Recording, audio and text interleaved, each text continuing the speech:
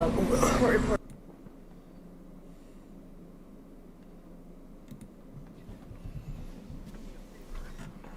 Jack,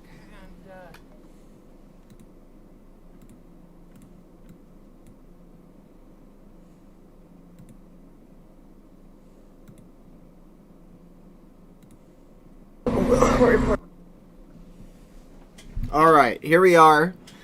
I'm a little behind just because when they go to the recess we can catch up. I'm starting this at the beginning for posterity's sake.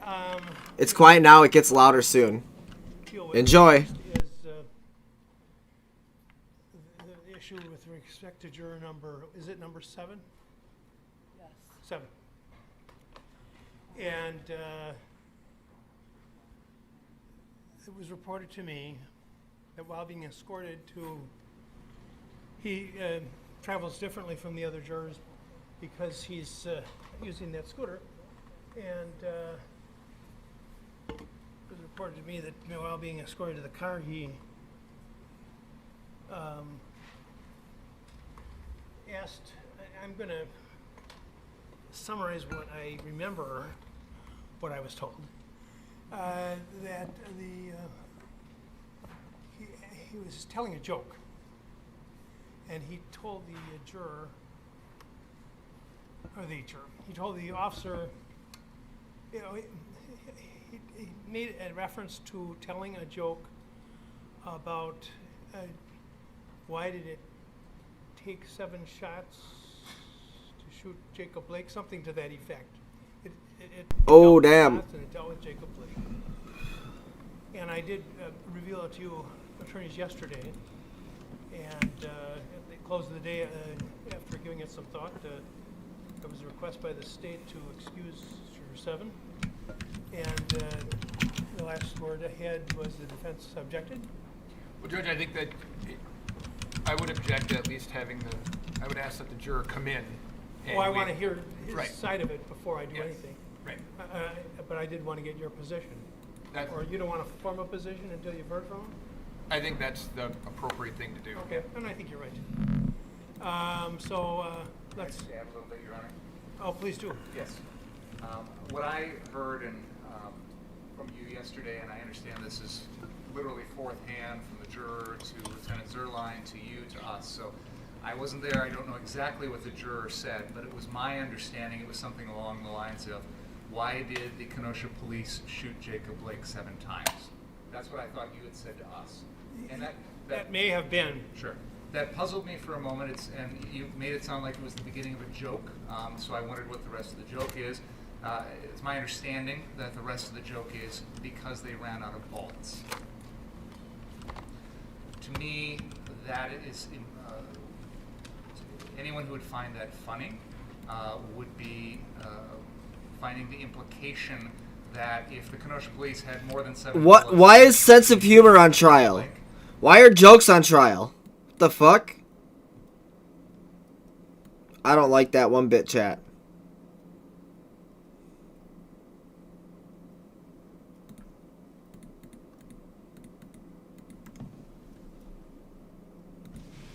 for a juror in Alright, it's coming right back. which I think comes into play in the subtext of this case. And beyond that, for a juror in the midst of a trial like this, Well, you know, which Don't worry, somebody- it gets louder soon, trust me. No, you can't. Because It I gets think nice and loud the real question soon. is to let the juror respond, and then I'll certainly want to hear what the rest of what you have to say. But I would think it would become better after he's had a chance to respond. Thank you. So, is he? I assume he's on this level. He's upstairs. Or would you ask him to come down, please? Yeah, get a deputy. Is there anybody in back? Is that on? Your Honor, the other matter that was pending was Mr. Binger's objection to my question. Yeah. I will withdraw that question. It's going to come in There it with the goes. Louder second now. or next witness, and that's fine. As you wish. Then the next thing is a note from a juror. We came this morning. Well, I've got 2 two of them. Oh, okay, oh. Yeah, the one from yesterday. This came at the end of the day yesterday. Well, I gave you. I think you've already been given copies. If you want to drop into the court open, Yes, please. Bring them over. Bring them over here. So I assume that's easier than him squeezing through here. It's been a challenge for him.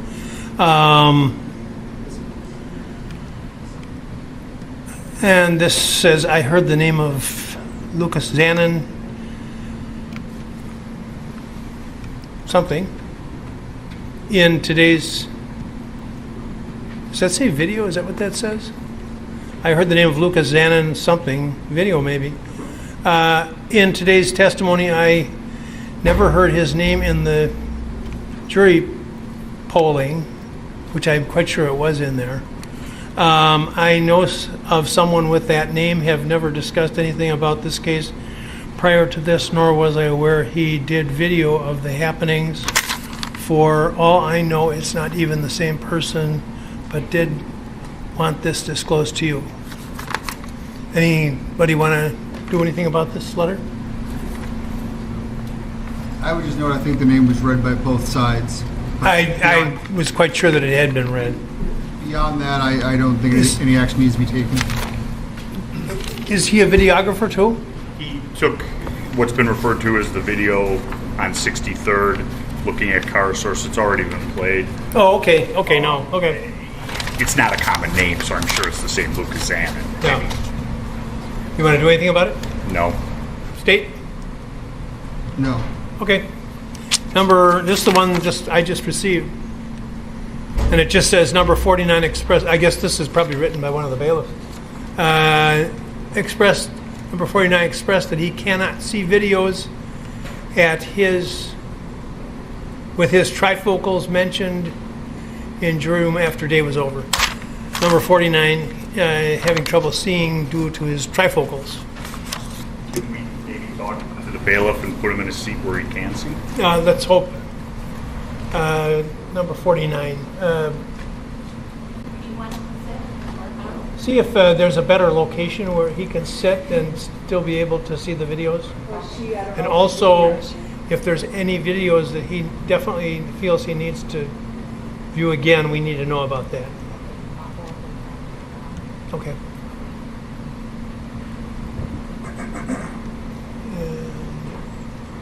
Then, one more thing.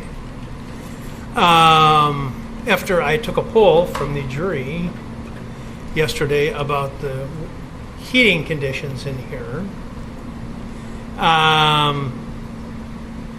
it came out about two to 1 in favor of saying that the temperature was okay. Not everyone agreed with that, and so I had it mildly adjusted because it had been turned down quite a bit the day before.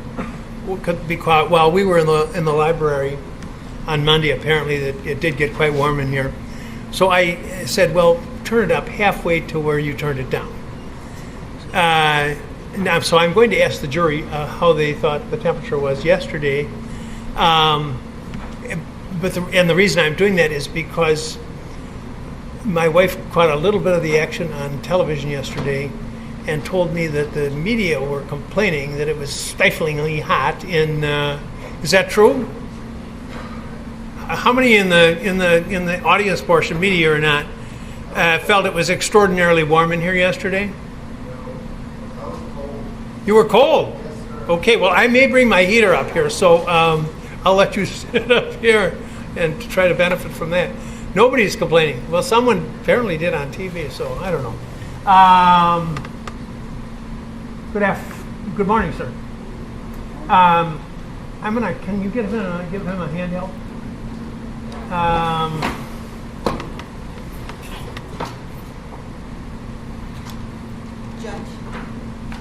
Hello. Yeah, thank you. The court reporter. Sure. Can you move over so the reporter can see you? Just about 10 feet over towards the back door, or the front door, rather. A little bit more. Right here? Right there is good? Okay. Okay, the reason I asked you to come down was there was I was told that while you were being escorted to the car the other day, that you began to tell a joke about the shooting of Jacob Blake, and I wanted to see if is that accurate or not. It is? Okay. Are you comfortable repeating what the joke was, or do you want to just leave it alone? I'm going to tell you that I spoke about. Well, I guess I'll hear from Mr. Did you want to finish what you were saying? I will tell you that I've talked quite a bit about. He tweeted Norm saying we won, buddy, or something public along those lines. I confidence feel like in the someone should outcome tell of the him Norm trial. died. Yeah. And regardless Norm of whether was my favorite comedian. Rest in peace, Norm. The issue is Love Norm. grave as you presented it in terms of Mike Ward, the inner Canadian feelings, comedian that made fun of the disabled kid, it is clear won that his the appearance case of bias in Canadian is Supreme present. Court. He tweeted And Norm it saying would long. seriously We undermine won, the, buddy. the, He outcome probably of knows the case. Norm died, and he probably said that So thinking that in that itself would people be would sufficient appreciate cause for that, discharge, but if you want to expand he on probably that, didn't you're realize how welcome to. tone deaf No, that no. is, considering Norm Do you died. want to say anything, defense? If number seven's unwilling to He probably was thinking repeat like Norm would love this. what it was, I think from the we're heavens. at a disadvantage, and I suppose his unwillingness could be taken in the worst light. So, based on the unwillingness at this point, I think it's probably the proper course. Okay. All right. I think the best thing under the circumstances, I'm going to dismiss you from the jury, sir. And we do thank you for taking the time to come down here. Thank you. My feelings is that it was nothing to do with the case. It wasn't anything to do with Kyle and his 7 charges. No, here, and I have not, I've not stated that you have, it's not, one of the things that I have to do when I have to make judgments, I try to confine my judgments to the things I have to judge and not forming opinions about other people other than that. So I don't want to get into that. The point I'm making is that the public needs to be confident that this is a fair trial, and I think even at the very most, it was bad judgment to tell a joke of that nature. Okay, so that's okay. Thank you very much, sir.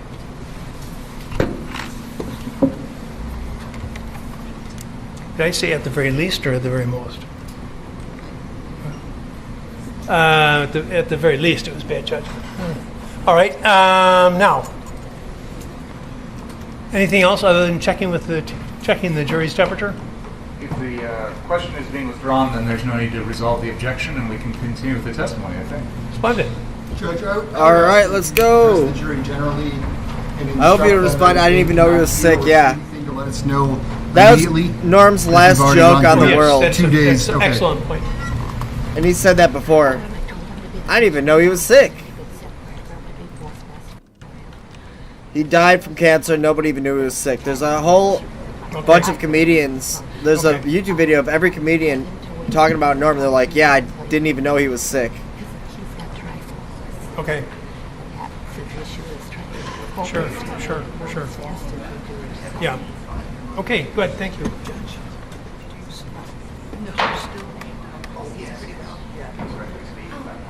I still need. No, he's free to go.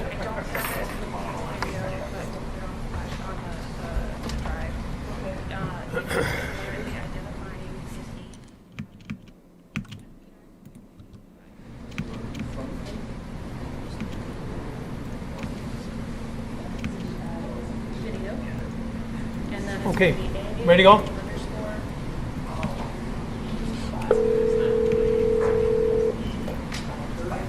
Hello. Would you come down, please? Yes. Thank you. 38. I'll put it on. Yeah. So, yeah, 85 is 38.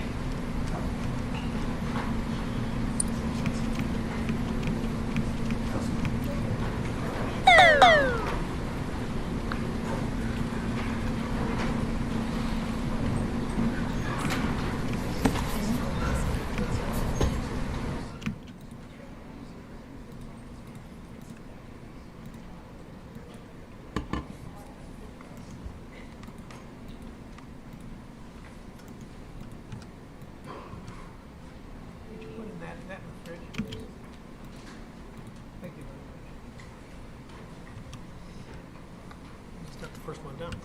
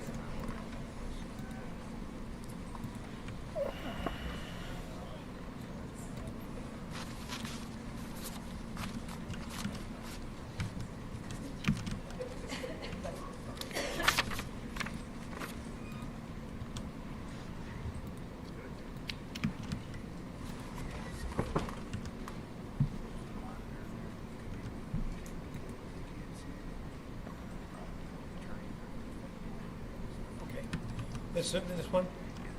Yeah, there's a request.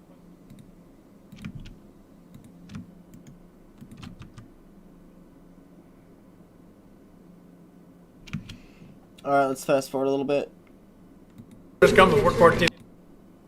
The jurors come before court TV, and I think This court is TV's been doing a live, wonderful but we're job, just a but few minutes behind can't since have I that started monitor the there. stream like 5 Pardon minutes me? late. Well, at least for right now. But Well, why of don't you course, call somebody there'll up be a from Court break, TV and see if there's and a we'll way just that'll get work 5 for everybody. minutes extra time to not wait for that break. They can't see Mr. Richards when he's looking. The TV is in front of Mr. Richards. Yeah, I think down might be a good start.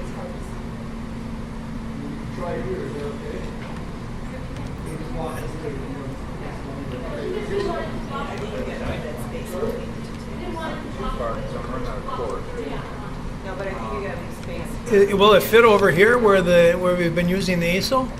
Maybe that's, we run into the same problem with that one. Port TV seems to be okay with that, so. Is okay with what? Moving it over by the bar. Okay.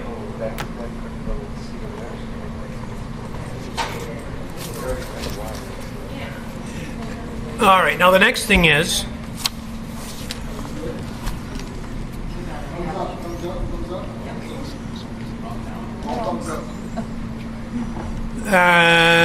yesterday, if you recall, I asked you about your comfort level in terms of temperature, and you took a vote, and it was about 2-1 in favor of that things had been just about right. I thought it was cold. And guess what? So I had him nudge it up a little bit. Now, I shouldn't have told you that. I should have just asked you how was the temperature yesterday. How many felt it was too warm in here yesterday? How many felt it was too cold? How many were just perfect? Look at that. Wonderful. What a wonderful jury to work with.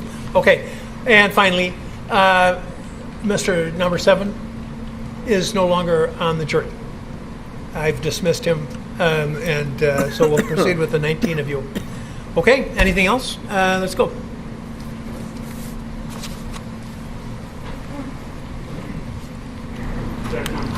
Show me what's been marked as Exhibit 37. Could you tell me what that is? This is a search warrant for Gage Grosskreuz's cell phone. And what is the date and time that's on the front page of that, at the lower left corner? September 23rd, 2020 at 8:12 p.m. Okay. And that was the day before the interview of Gage Grosskreuz. I believe so. Move Exhibit 37 into evidence. Is there objection? No. Detective, on August 26th of 2020, you were at the Antioch Police Department and informed Kyle Rittenhouse that he was being detained for the charge of first-degree murder at approximately 6:40 a.m., correct? That sounds about right.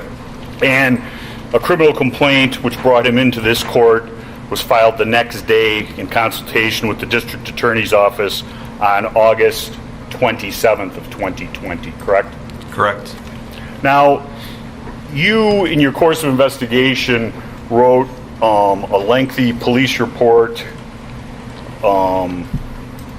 approximately 57 pages. Yes. And that summarizes, for lack of a better word, much of your involvement in this case, not all of it. Yes. Okay. I'm referring to page of your report, 55 of 57. You received a thumb drive from the FBI, correct? Detective Antaramian received that thumb drive. You viewed information from the videos of that thumb drive. Sorry, I was thinking about the drone footage, or the fixed wing aircraft footage that we saw here. That was obtained by Detective Antaramian, but I also received a thumb drive, yes, from the FBI. And specifically, I'm referring to FBI video AE5, if we could have that on the screen. And I'm going to read from your report and tell me if I'm reading correctly, and then we'll play the video. Okay. It's on. Page 55 of 57, second to last paragraph, stating in your words, at 41 seconds into the video, something appears to draw the attention of the videographer. The video quickly pans to the right, parent to the north, close parent, and directly to Kyle Rittenhouse and Joseph Rosenbaum. When the video reaches them, a male voice is heard yelling, "Gun, gun, gun. You won't do shit, motherfucker!" exclamation mark. Damn. This appears to be Joseph Rosenbaum yelling. Do you remember that? Yes. This is the video you're speaking of? Yes. Okay, please play the video. Started at 1. Duramax just got... that Duramax got fucking beat, yo. Damn, homies out here.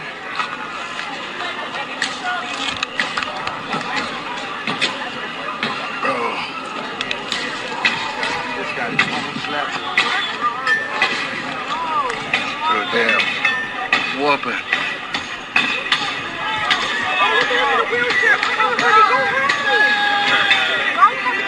Damn.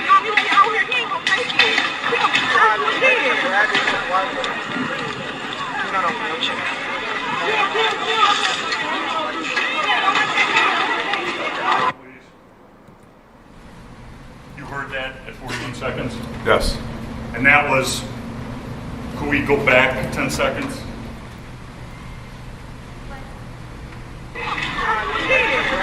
Back 10 seconds.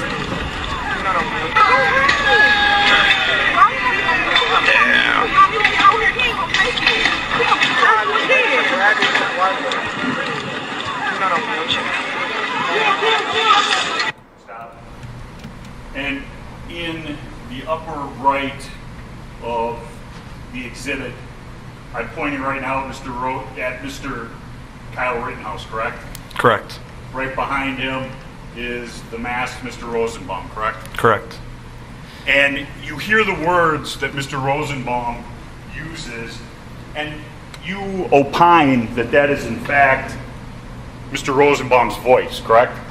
Yes. And that opinion is based upon you listening to other videos that have Mr. Rosenbaum's voice on them, correct? Yes, and also what is depicted in the video. Okay, and that's Kyle with a gun and Mr. Rosenbaum chasing him. Yes. I have nothing further.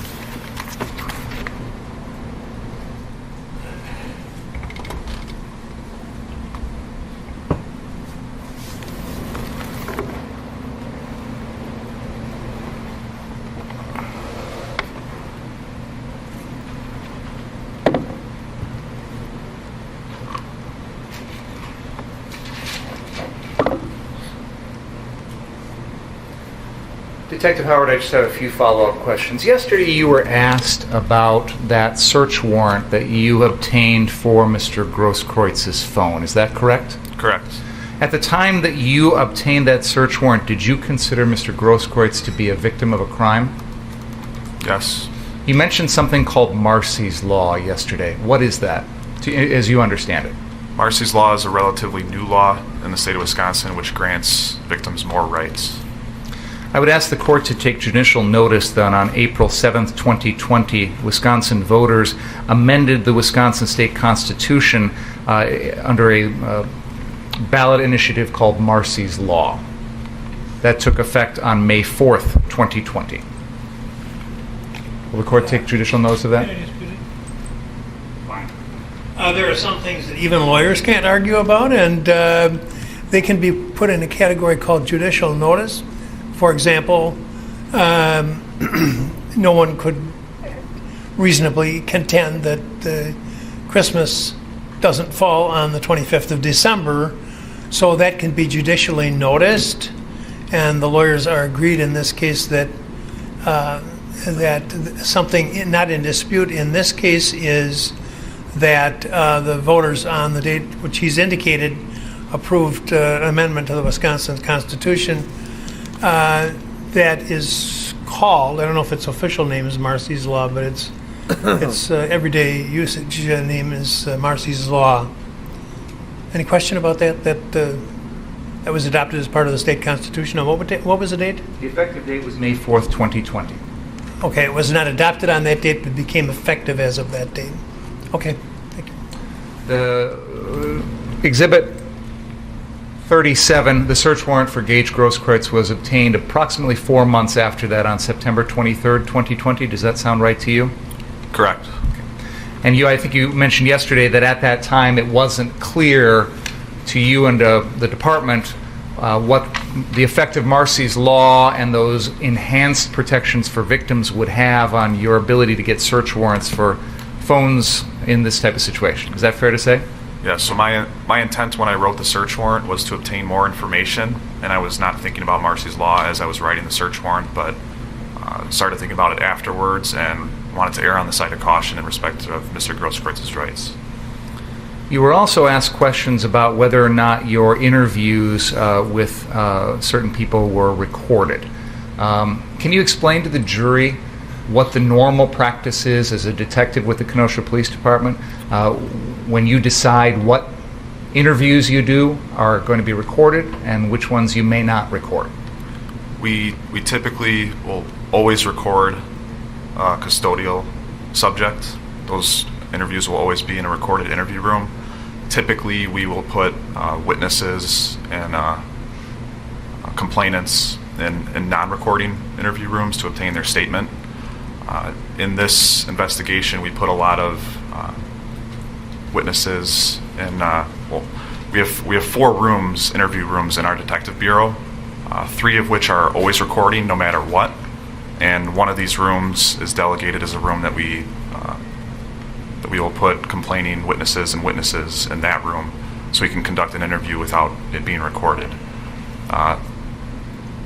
The interviews that we conducted throughout the course of this investigation, we didn't intend to interview or record all of them, but some of those interviews were taking place inside of interview rooms that are always recording. So when we were able to go back, we were able to, even though we didn't intend to record those, we were able to pull those.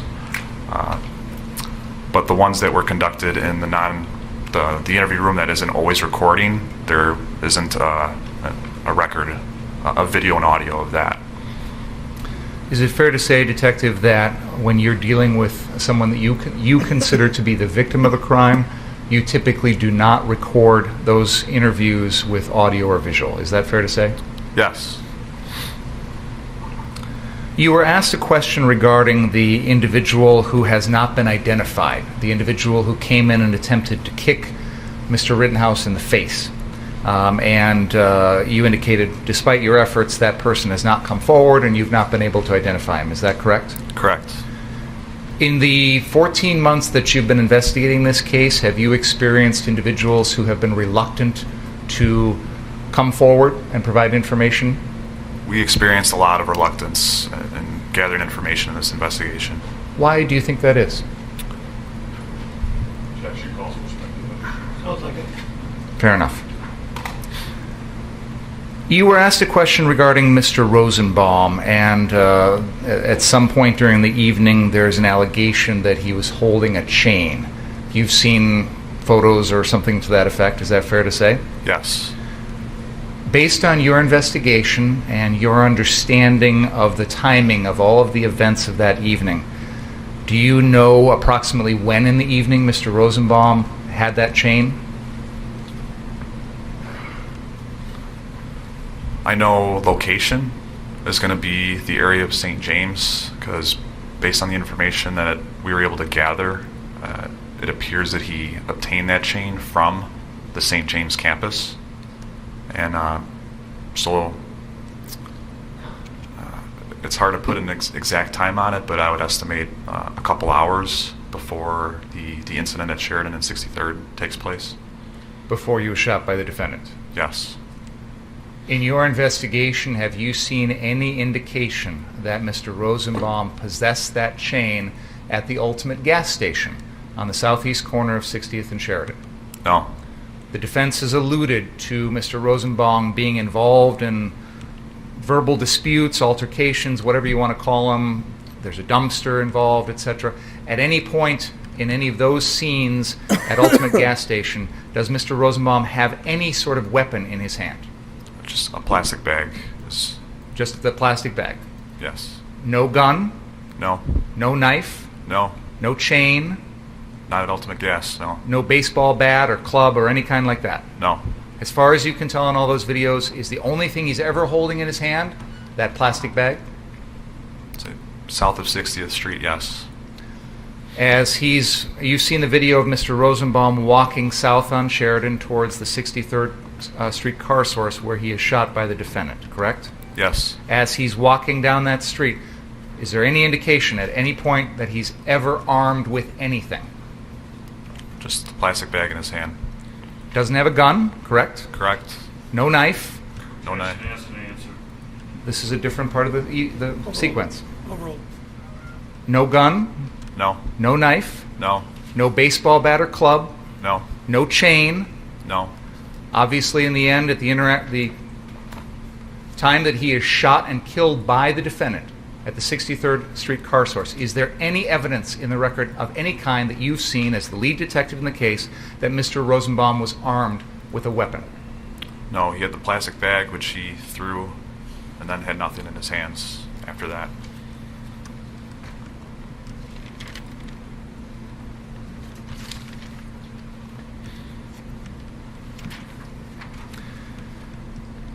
I want to talk about that incident at the 63rd car source where the defendant shoots and kills the defendant, or Mr. Rosenbaum. The defendant shoots and kills the defendant? Come on now, buddy. Can we please pull up exhibit number 19?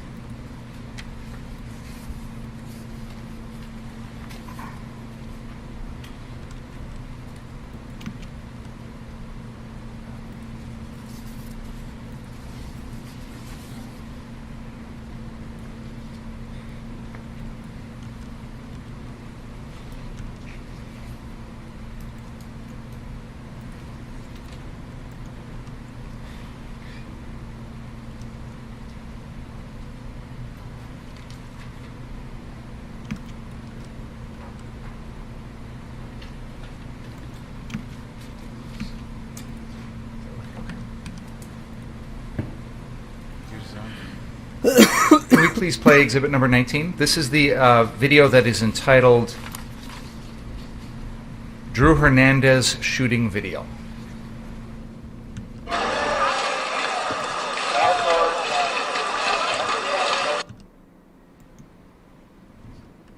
For the record, I'm just going to point out the parties as they're walking here. For the jury's benefit, we've heard testimony about this. This is a video that's taken as people are walking south on Sheridan towards the 63rd Car Street. This individual is Richie McGinnis, and this is the defendant in front of him. Agreed? Yes. Please continue.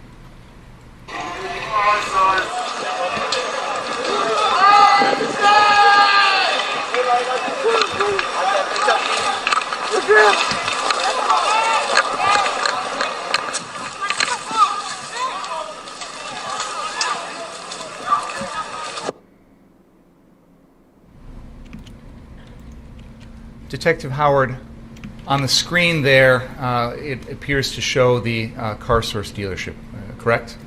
The car source at 63rd and Sheridan, yes. Okay. And would you help us to understand, maybe using the laser pointer on the map, approximately where this person would be standing when they're taking this video? Right. Drew Hernandez at this time is on the north end of the car source, so looks like he's standing in the grass if you look at the bottom of the screen. So I'd say he's right about here, and his video is pointing south into the parking lot. So I'd put him right about here in the grass. The property that you are pointing to there on the map, which is just to the north of the car source, what is located on that lot? That's one house. So this individual, Mr. Hernandez, is in the yard of that house. Is that fair to say? Yes, this house right here. Okay. And the grass right there. All right, please continue the video.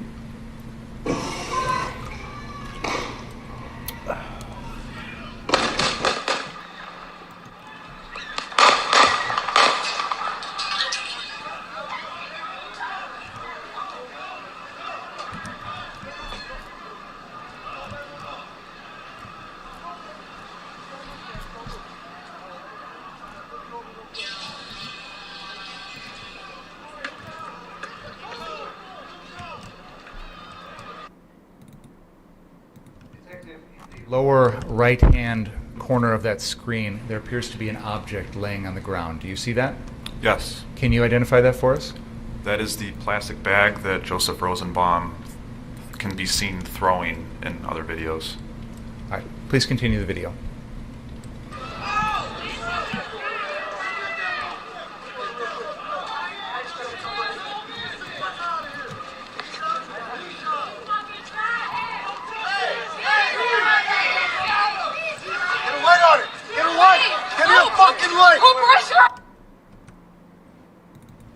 Can we now please go back and show the FBI, actually no, I'm sorry. I believe it is exhibit number 25. The FBI video with markings, please.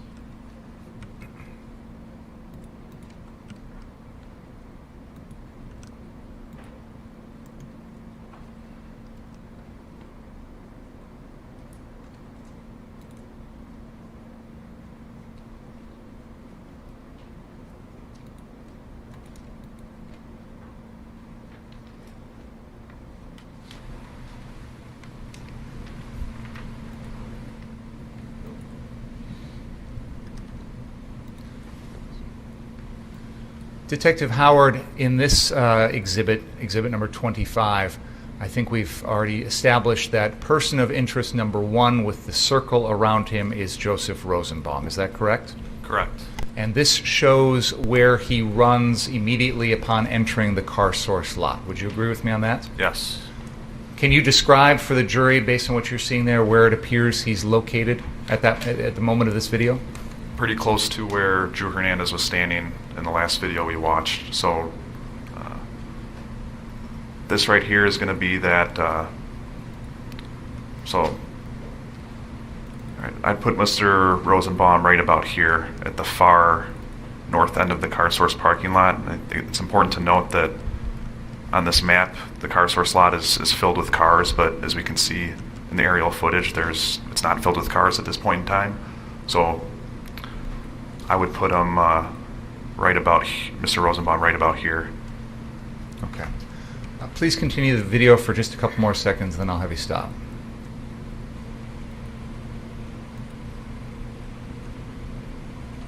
All right. Go ahead and stop that, please. Now, can we go back to the last video, which is exhibit number 19?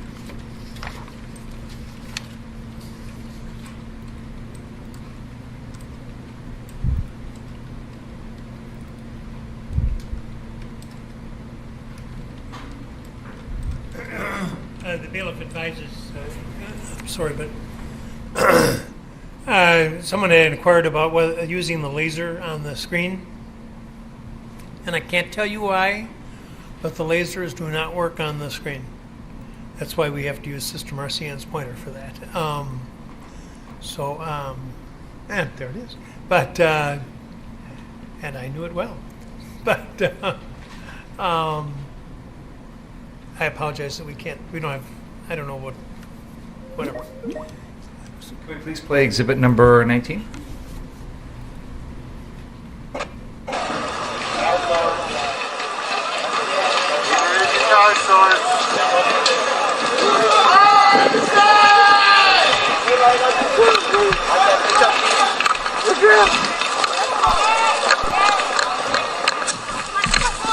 That's amazing.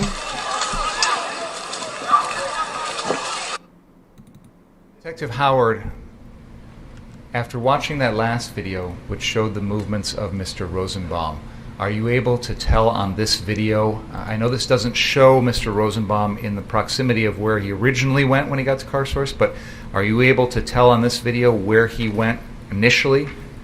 Does that make sense? I would put him at the approximately the front passenger tire of that white sedan, adjacent to where that gentleman is standing.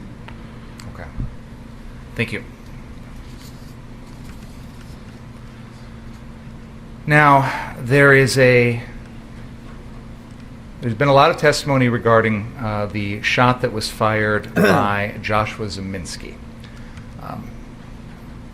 Did Joshua Zeminski fire that shot in the direction of any particular person?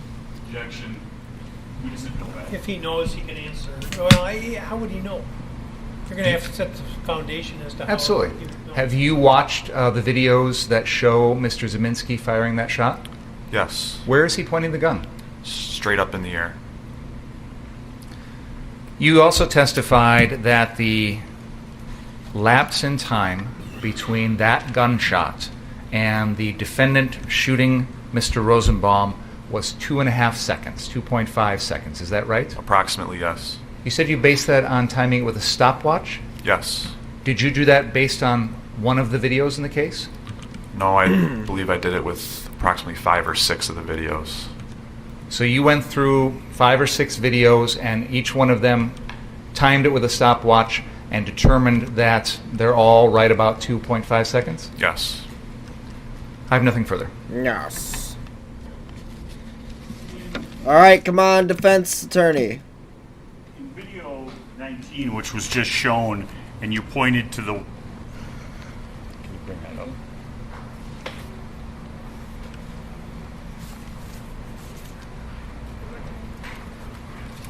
Where they're standing on the grass. Mr. Hernandez. Bring it up, please.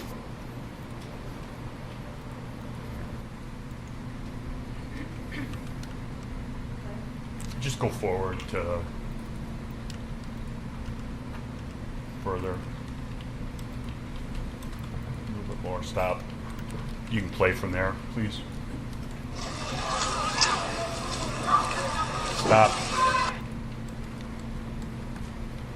When you talk about the white sedan, that's the one that's centered right in the middle of the frame now that's been frozen, correct? Correct. And it's your belief in syncing in your mind when looking at the aerial footage that he would have went up approximately to the driver's side passenger tire?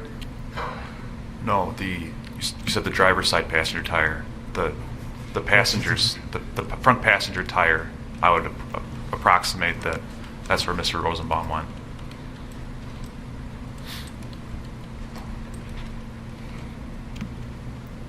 And that's what I'm trying to figure out. Are we talking here or between these two vehicles?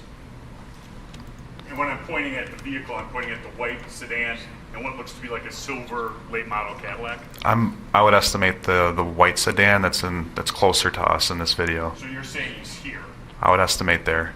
okay, and not between these two vehicles, correct? That's my estimation, Can yes. we have the video that was just shown to him, the aerial video, please?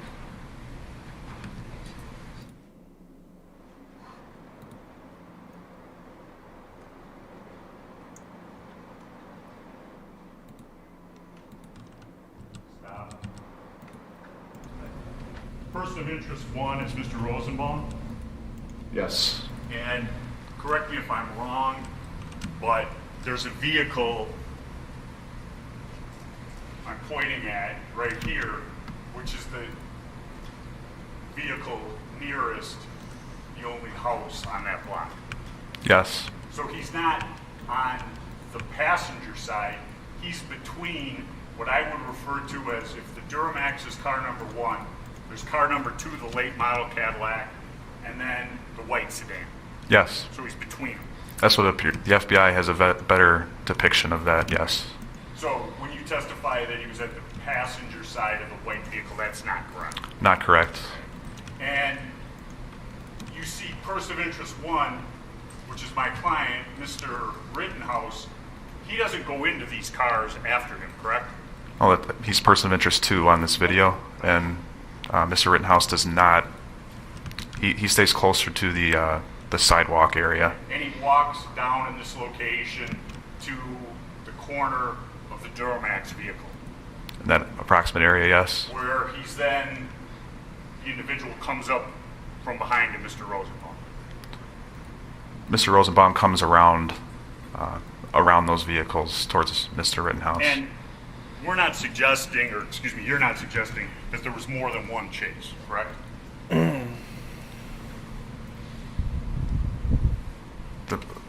At any point in the evening, or No, just car source. They just make 3 helicopters out of that scheme at so they don't night get hit by at lasers. approximately Lol. 11:50 p.m.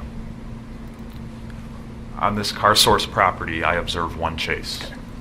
And you testified on redirect about Marcy's Law. You remember that? Yes. And you were told by someone, or Detective Antarami was told by somebody about Marcy's Law, and you couldn't go in the phone even though there was a signed search warrant, correct? It was erring on the side of caution. Okay. Correct me if I'm wrong, but your department went into Mr. Huber's phone without a search warrant. He's deceased. He's still a complaining witness, decedent, or victim, however you want to label him, correct? I think it's different if someone is deceased, then they don't even have the ability to give consent. Their estate, correct? What I'm getting at is, you went in the phone without a warrant for Mr. Huber, correct? We don't need search warrants if they're deceased. That's your opinion, correct? Yes. Okay, you went and you got a search warrant, which you drafted and were the affiant, meaning you swore to it, for Mr. Grosskitz's phone, correct? Correct. And then it was never executed, correct? No, because I did not feel comfortable with my knowledge of Marcy's Law, and I wanted to err on the side of caution with that. He's nodding at you right now, isn't he? He's what? I'm pointing at Mr. Binger as he's nodding at you, correct? I was not even looking at Mr. Binger, I was looking at you. Okay. Last night, during the break overnight, did you talk about this testimony? No. Nobody from, can I finish the question? You can finish. Nobody from the Racine Kenosha District Attorney's Office about this issue. Never talked about it. No. Okay. If you don't have a search warrant, you can get into the phone other ways, correct? Which phone are we talking about? Grosskitz's. I see you have consent on one side or a search warrant on the other side. Okay. And consent was asked for, correct? Correct. Was turned down, correct? Correct. Nothing further. Nothing further, I said. I'm sorry. You may step down, sir.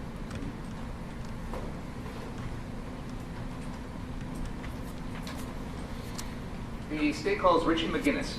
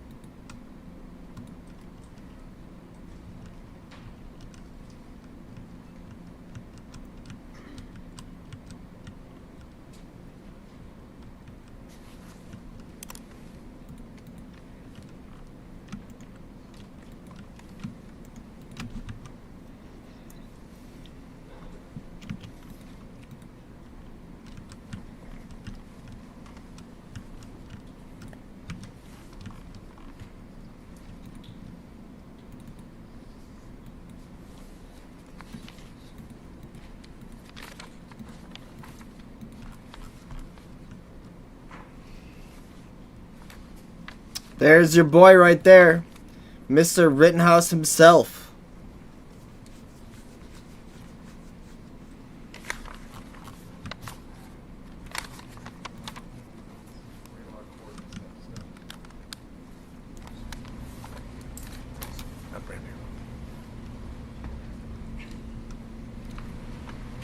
Stand, please. Raise your right hand. Do solemnly swear the testimony about to give this matter be the truth, the whole truth, and nothing but the truth, so help you God. I do. You may be seated. If you could please make sure to pull that microphone close and speak as loud as you can into it. Thank you. Could you state your name for the record and spell your last name? Richie McGinnis. Richie McGinnis. RICHIEMCGINNISS. How are you currently employed? I'm the video director for the Daily Caller. What is the Daily Caller? It's a news website. How long have you been working for the Daily Caller? Since May of 2017. When you say you are the video editor, you said? Technically chief video director. Chief video director. What are your responsibilities? I oversee all of the video content that goes up on the website and all of our video and social media platforms. Is it fair to say that the Daily Caller is an online news source as opposed to, say, a newspaper or a magazine? Yeah, there's no print. Okay. And what is your educational background? I have a bachelor's in Middle Eastern history and Arabic from Georgetown University. Arabic? Would you consider yourself a journalist? Interesting. I would consider myself somebody who works alongside journalists every day. When you say you work alongside them, what are the different roles that you have versus the journalists that you work alongside? So basically the journalists are the ones who actually post the articles. I'm the one who, for example, if a journalist is on a location, they record a video, I'm the person who helps them get that video onto whatever platform necessary, as well as packaging the video, distributing it, and just helping them with any technical issues associated with that. Who were the founders of the Daily Caller? Neil Patel and Tucker Carlson. Tucker Carlson is a Fox News personality, is that fair to say? Yeah. Okay. And did there come a time where you personally showed an interest in covering some of the protests that are going on around the country? Yes, absolutely. Can you tell us about what your focus was in that regard? Well, at the time that the protests erupted in Memorial Day of 2020, it was very clear from the onset that actually two of our reporters, Jorge and Shelby, who were with me in Kenosha, they were in Washington, D.C. I was actually with my family in New York at the time. But that first weekend, there were violent riots in Washington, D.C. And after that weekend, it was very evident to me that Shelby and Jorge, being young and brave folks, were able to capture aspects of what was going on that I didn't see elsewhere in the media. And that's when it became clear to me that we could show the public a side of what was happening that the corporate press wasn't keen to show. You mentioned that these began around Memorial Day of 2020. Was that in part because of what happened to George Floyd in Correct. Minneapolis? Yes, correct. As far as you personally, you talked about some events in Washington, D.C. Mm-hmm. Were you one of the folks that was covering any of that? I returned back to Washington. I was in New York with my family. I returned back to Washington on actually Memorial Day, that Monday. And starting on that day, I was on the ground with our reporters. Other than Washington, D.C., over the summer of 2020, did you go around to other locations to cover these types of events? Yes, I did. Can you tell us a little bit about that? We went to Seattle, we went to Portland, we were in Washington, D.C., obviously New York, Kenosha, and basically it was very clear to us that while for example, cable news correspondents would go in and say what was going on, and then they'd leave and go back to their hotels. We just hung out in these places for hours and hours on end, and we just used our phones to show the public what was happening. At these events that you covered in Seattle, Portland, etc., were you ever personally exposed to violence or rioting or arson or anything along those lines? Yes. Tell us about some of the experiences that you had at those locations. Well, Portland, for example, there was a lot of clashing with law enforcement. There was a lot of, I saw incendiary devices thrown at police. And Seattle was a situation where we did see some violent clashes between protesters and counter-protesters, and the same in New York as well. Police breaking up the occupied protests, people clashing with the police, and in fact, in New York, for example, if you're one of these people in there, we're dressed up to look just like everybody else. But if you film one of those violent interactions, then it's only a matter of time if somebody sees you that the crowd will turn on you, and that did happen in New York to Shelby and I.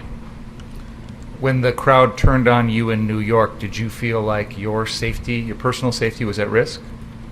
Yes. Did you actually suffer any sort of injuries as a result of that? I bear hugged Shelby and I dragged her out, and no, I did not. Okay. I have suffered injuries in these zones, but not in that instance. Okay. I want to move forward to Kenosha. Everybody here is familiar with the shooting of Jacob Blake on Sunday night, August 23rd, 2020. After that, was there a time in which you became interested in coming to Kenosha to cover what was going on here? Yeah, Shelby and Jorge, who are two of our reporters who I traveled with extensively, implored me to book the trip, and we had lengthy discussions with our editor-in-chief regarding whether or not we should go. Eventually the decision was made to come here, is that Correct. fair to say? Yes. Do you remember when it was that you first arrived in Kenosha to begin covering these events? Yes, it was that Monday. Do you remember approximately what time of day? It was the afternoon. I'm not sure. It was before it was dark. There's been a lot of testimony about the events of that night, some of the things that happened around town. Did you personally witness any of that? Yes. Can you tell us what you personally witnessed? Witnessed many cars being burned. I actually, Shelby recorded an interview with some of the individuals in front of, so there was the big car lot that was burned, but then there was the lot actually where the armed individuals were on the night of the shooting. We actually were in front of that business the night before, and Shelby recorded an interview where those individuals were, there were people who, I guess the owner of the business had asked people to go out and try to put out the fires. So she recorded an interview with individuals who were using a power washer, and there were other people using like buckets to try to put out fires with the cars. Mr. McGinnis, we have a map on the wall behind you there. I don't think there's going to be dispute that we've established that on Monday night, the car source location, which is at the northeast corner of 59th and Sheridan Road, had a large number of cars that were destroyed by fire that night. Did you personally witness that? Yes. Now, you said you spoke to the owner of the business. That would be the car source business? I didn't speak to the owner. I spoke to individuals who were out there trying to put out fires, and I believe in Shelby's interview they mentioned that the owner had asked them to come out to put out the fires. Now, you also mentioned there was a second location, and that would be this car source, which is sort of kitty corner to the southwest. I know you mentioned there were armed individuals there on Tuesday night, right? Yes, and that's the same business that we saw people with power washers at the night before. At this location that I'm highlighting here, which is at the southwest corner of 59th and Sheridan, on Monday night, did you see any armed individuals there? I did not know.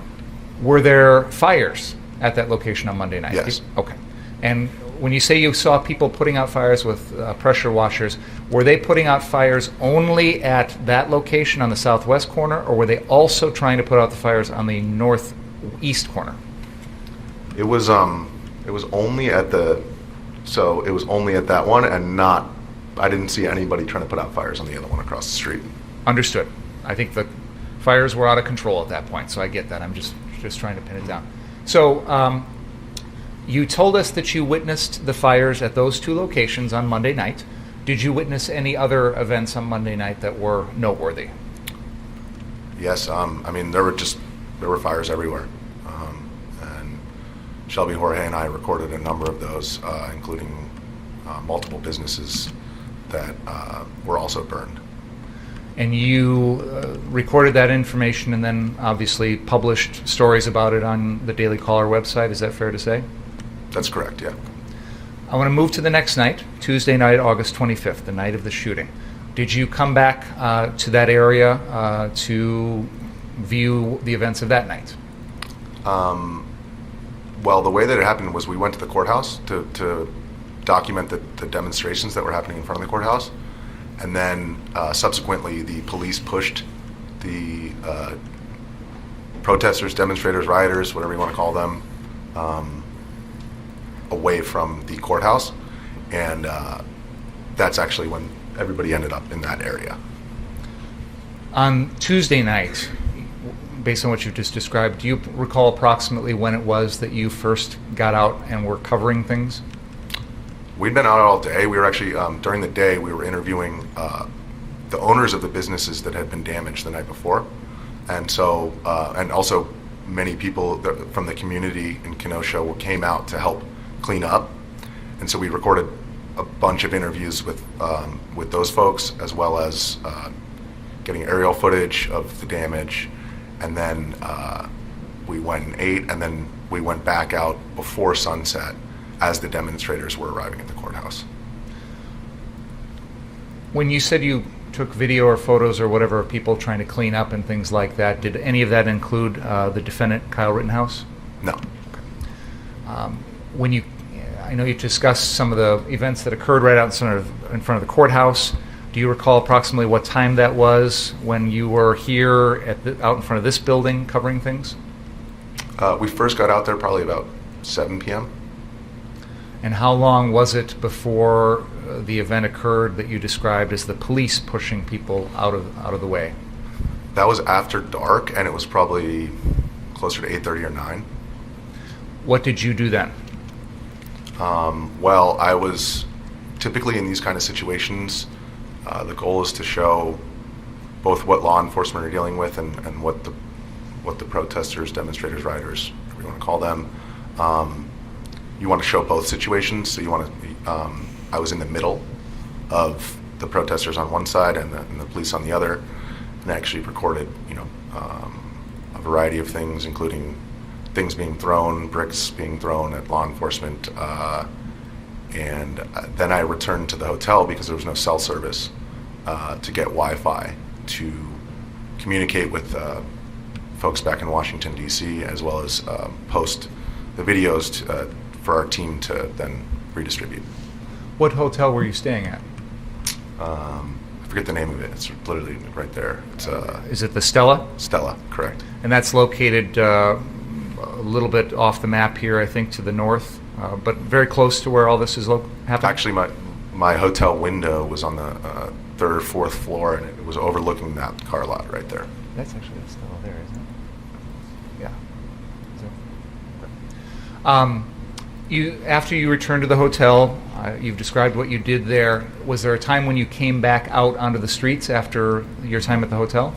Yeah, I actually didn't. I didn't even post anything because when I returned to the hotel and got on the internet, I saw armed individuals in front of the same business that we had recorded people trying to put out fires the night prior, and in my mind, that was a continuation of that story. And so I actually dropped what I was doing. I also had Shelby and Jorge who were out there, and once I saw people who were armed, the situation was clearly escalated in my mind in terms of the level of danger, and part of my role was also to, make sure that none of us were harmed. And so I went outside, back outside, and actually I couldn't see that business from the window, but I could see the car lot across the street from it. Basically, I just ran down the stairs and went right out there and started communicating with Shelby and Jorge to find out where they were. The business where you saw the armed people out on front of, was that the Car Source location at the southwest corner of 59th and Sheridan? Yes. You mentioned that after seeing them, you felt like the situation was escalating. Why did you feel that way? Anytime that there are guns, that elevates the level of danger in my mind. Just given that, I've been to, like I said, across the country, many protests in places where people have guns and there's a lot of people in a confined space. These are the kind of situations where everybody's very passionate about why they're out there. So in my mind, that the presence of weapons meant that, I should be on the ground and Shelby, Jorge, and I should be as close to each other as possible to ensure that, we're all safe. So did you feel that the presence of guns at that location, did it make you concerned about the safety of your reporters? Yes. So you said you ran down the stairs of the hotel, and did you go then, after you left the hotel, did you go directly to that location, that Car Source at 59th and Sheridan? Mm-hmm. Is that a yes? Yes, sorry. Yeah. Now, you've referred to guns. Are you familiar with guns yourself? I'd say familiar. One of the guns that we've talked about already in this case is, it's technically a Smith & Wesson M&P 15, but it is an AR-15 type rifle. Yep. Are you familiar with that type of rifle? I've shot it. Okay. And when you got to that 59th Street Car Source location, did you see individuals who were armed with that type of rifle? Yes, multiple. Tell us what you did once you left the Stella and went to that location. I went down and proceeded straight from the hotel to the Car Source, and basically as I walked up, I saw, I guess there were about 3 on the ground, and I couldn't quite tell how many people were on the roof, but there were like approximately 5 or 6 armed individuals in front of the business. And typically in these situations, especially with armed individuals, I'm just trying to look as unassuming as possible. And so I put my hands up and I said, hey, are any of you guys willing to do an interview about why you're here? Yeah. Now you've given interviews to various media outlets about your experiences that night, correct? Yes. And at one point you described the appearance of these armed individuals at the 59th Street Car Source as menacing. Do you recall that? I don't recall that. What interview was that? Sure. I wouldn't say that that's. I would say menacing is not a bad word to describe it. I would say actually, like I said, the presence of weapons, just in my mind, elevates the level of risk. You did an interview shortly after this August 25th incident with someone by the name of Kyle Hooten. Do you know who that is? Yes, I do. And in that interview, at one point, you indicated that the group that was armed at 59th Street Car Source appeared menacing. Okay. Would you agree with that? We can yeah, play it. I would agree. I would say that. I mean, I don't know the exact definition of the word menacing. I guess I was using it in a live interview, but I would say that the level of risk was elevated. Okay. Is what I would say. One moment.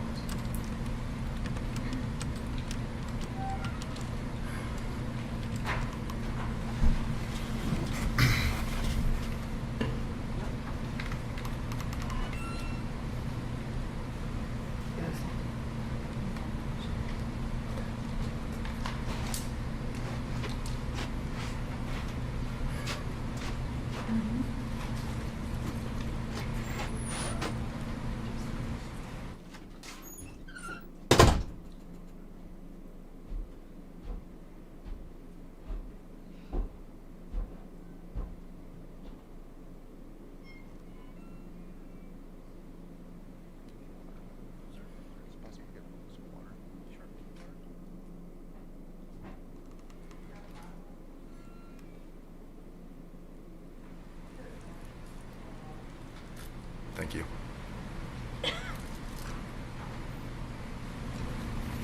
TVs.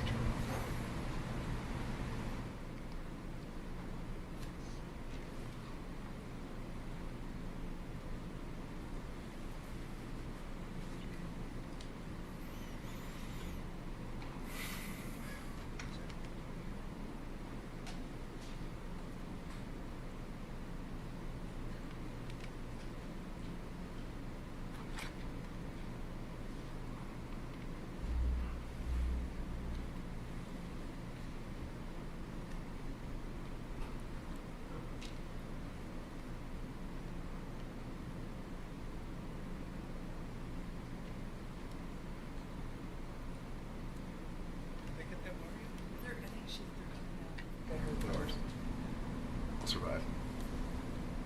She went upstairs to get a cold.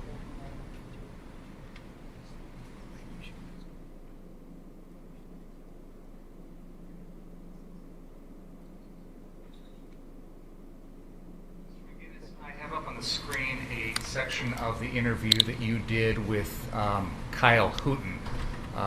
Do you recognize yourself on the screen? Yeah. And do you remember giving this interview to Mr. Hooten? Yes. Okay. Can we play the excerpt from 7:12 to 7:47, please? I basically just walked up to them and said, is anybody willing to do an interview? And Kyle was just the most willing. And obviously that's the kind of situation where you have 5, 6 guys armed with some heavy weaponry. Most of them looked like they had AR-15 style rifles, and a couple of them were standing up on the rooftop in the darkness. So it was a menacing situation. So my goal was just to get my interview and be as non-threatening as possible and get out of there. So when Kyle volunteered himself, I just wanted to, go with the path of least resistance. And he actually... Thanks. Okay. Does that help refresh your recollection? Yeah. And this was something that you said within a week or two after the incident? I was in Kenosha when I recorded that interview. That's in the basement of the hotel. Oh, okay. Good. That Thank was you. like maybe a day or two after. Now, when you, I think you said in that interview, when you approached the group, you wanted to interview someone from the group. Is that fair to say? Yes. How many members of that group did you interview? One. Who is that? Well, I guess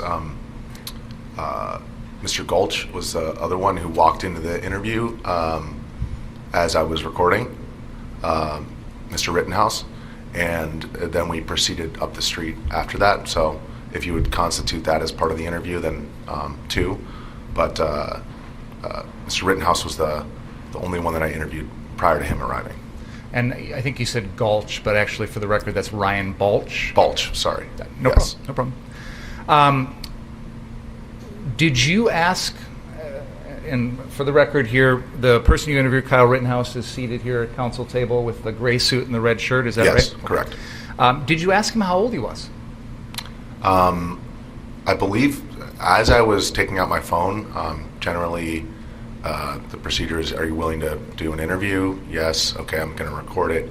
Yes. And I believe that I said something along the lines of, how old are you? And I believe the response was something along the lines of, I'm an adult. I actually don't recall because I was doing 2 things at once. But I just remember the answer being satisfactory enough for me to proceed with the interview. If the defendant had been honest with you and told you that he was 17, would you have recorded an interview with him? I would, in those instances, I can record an interview if somebody's a minor, but I need permission from the parents. Based on what the defendant said to you, whatever the wording was, you had no indication from him that he was 17. Is that fair to say? I actually told the police the night of that I believe that he was in his mid-20s, but I believe I said exactly that he had a baby face. We've got the interview that you recorded,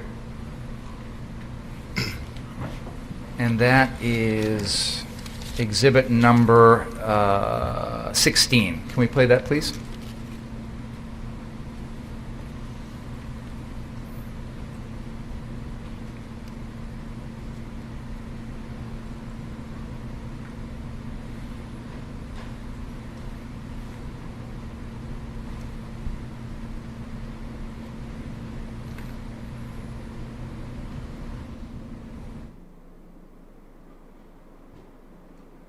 are you doing out here? Obviously, you're armed and you're in front of this business we saw burning last night. So what's up? So people are getting injured, and our job is to protect this business, and part of my job is to also help people. If there's somebody hurt, I'm running into harm's way.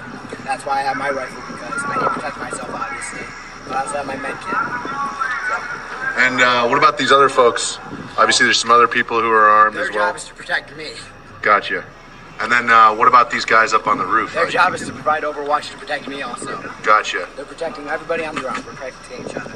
Understood. And We're running medical, and we're going in and we're getting people. and what about, are you from the area? I am from the area. What brought you out here tonight? You just wanted to provide medical attention? Provide medical attention to the people that need it. If somebody's injured, like you get hurt, I'm grabbing you. I'm getting hit with plenty of pepper balls, but Your eyes good? you know, as long as it's just bruises. Yeah, I got my mask. I'm good. And have you encountered any issues yet thus far with law enforcement or anything like that? We had a group earlier try to come and set a fire at the church. So we went to the church and we de-escalated the situation, telling them they need to leave or they will be detained and then later arrested. This church right over here? That church right there. And we stomped the fire out all the way down at the school. Wow.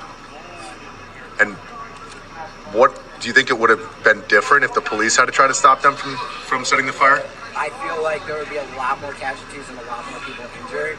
So I think the police are fine where they're at and that let us run the medical because EMS is not coming in. This is considered a red zone to the EMS fire. They are not coming in. Yeah. So us citizens, we need to help each other. Me and him are out here running and seeing if people need medical attention. But speaking of which, we need to go check to see if somebody got hurt again. All right. Understood. If you want to follow us, you're fine. Yes, sir. Absolutely. Good night, Ann. This might be another one of theirs.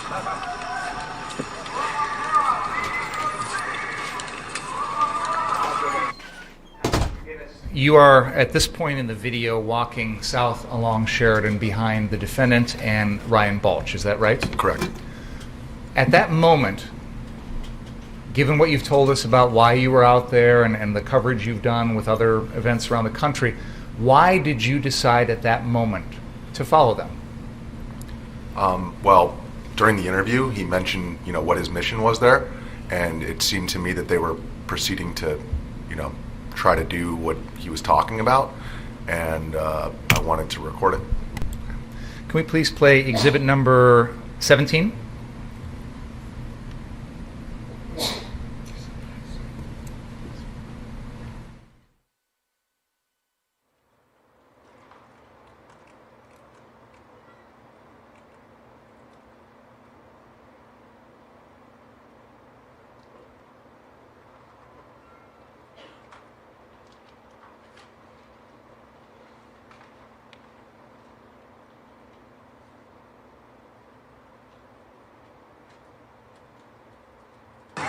Anybody need medical?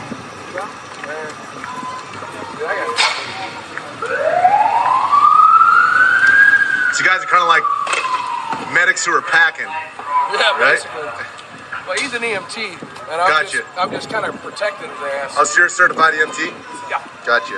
And do you work as an EMT normally? Trace things fucking the sandwich up a little bit. I'm a lifeguard normally. I got my ALS and I got my Gotcha. The defendant tells you that he is an EMT. Is that right? Yes. Did he say anything else to you? It's a little hard to hear in the video as to what his qualifications were. I believe he mentioned something about lifeguard certification. In your experience at the various events that you've covered, similar to what was going on in Kenosha, Seattle, Portland, etc., have you seen other individuals who proclaim themselves to be medics or EMTs who are armed with AR-15s? I don't recall any people who... I saw a lot of people who were medics, some of whom were armed, but not with an AR-15 that I recall. When you saw these other medics who were armed, what sort of things had they armed themselves with? I just recall specifically in Seattle, a medic armed with a handgun. Other than that one medic with a handgun, do you recall seeing any other medics in any of the other events that you covered who armed themselves with a gun? No.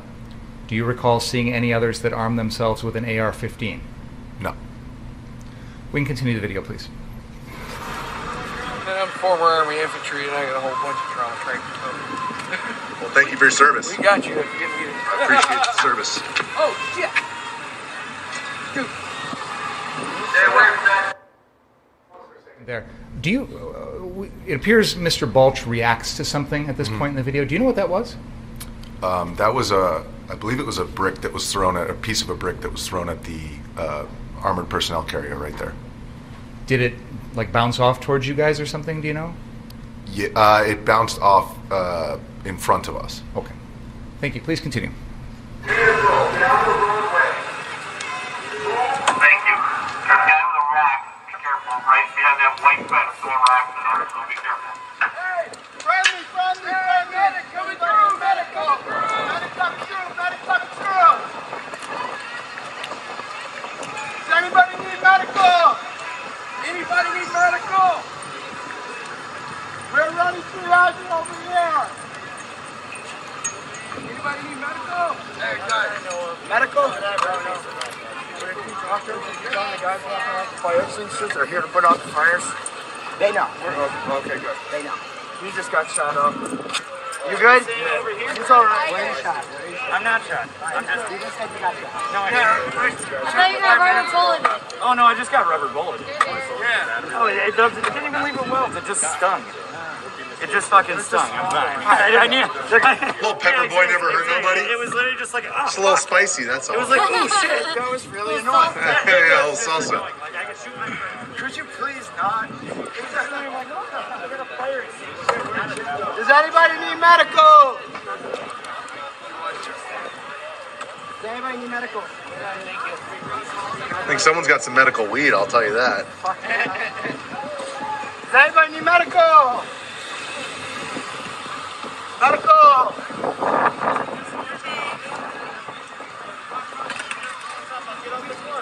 Does anybody need medical? You were just the one to get off the car, trying to help you off the car. Now you trying to do medical? I remember you. You said get off the car. Fuck you talking about medical? Yeah. Your ass is. Does anybody need medical? Medical! What, yesterday or today? Today. Dude, he just had up the gun talking about get off the car. Now he's talking about medical. What car over in the dealership? Car Sorry, down I don't feel.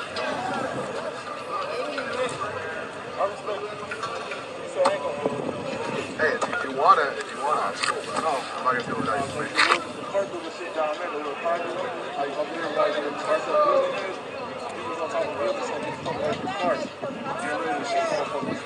If I had it, the crowd wouldn't be right here right now. I wouldn't fucking take that fucking car though. Walking around with a gun, that's all we need a medical. First of all, Mr. McGinnis, the video we just watched was. Let's take a break at this point. Please don't talk about the case. Read, watch, or listen to any account of the trial. 15 minutes.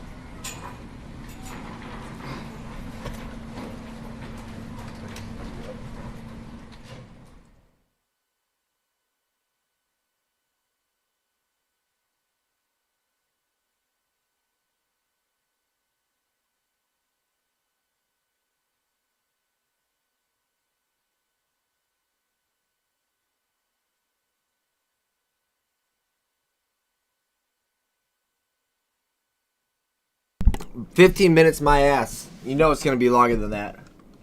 Boo, break. Don't worry. I just fast forward all the way up. So now it's gonna be way less than 15 minutes. It's gonna be very quick. So if anyone has to go smoke, drink, grab some bud, go hit your blunts, any of that shit, go do it. Have fun with it too.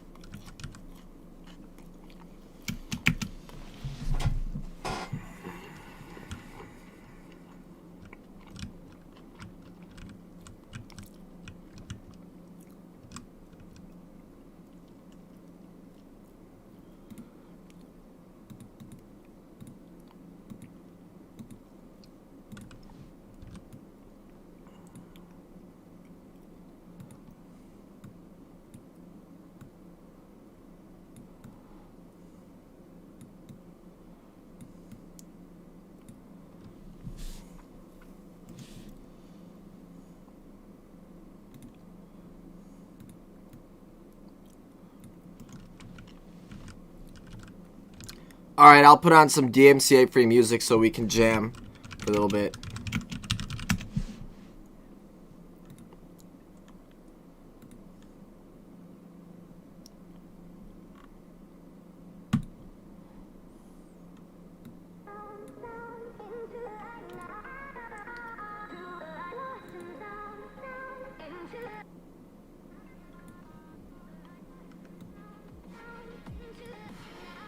Alright, chat. Of course, on YouTube, this is just chill. I'm just chilling. 45. It says Ed Myron. You think 45 minutes? You said 15, but I did fast forward by like 5 minutes because of how we started 5 minutes late. So now we only have to supposedly wait 5 more minutes, but who knows how that's going to turn out, you know?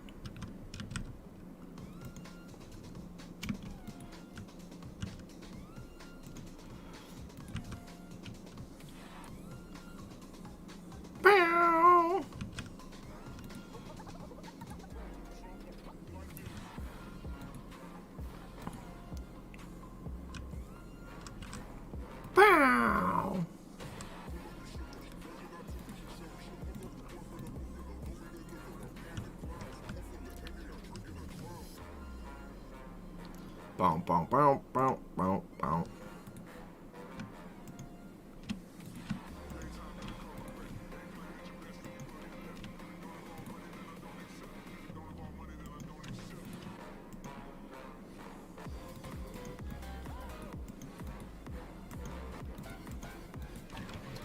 Dump, dump, dump, dump, dump. We're just waiting for their break to end, chat.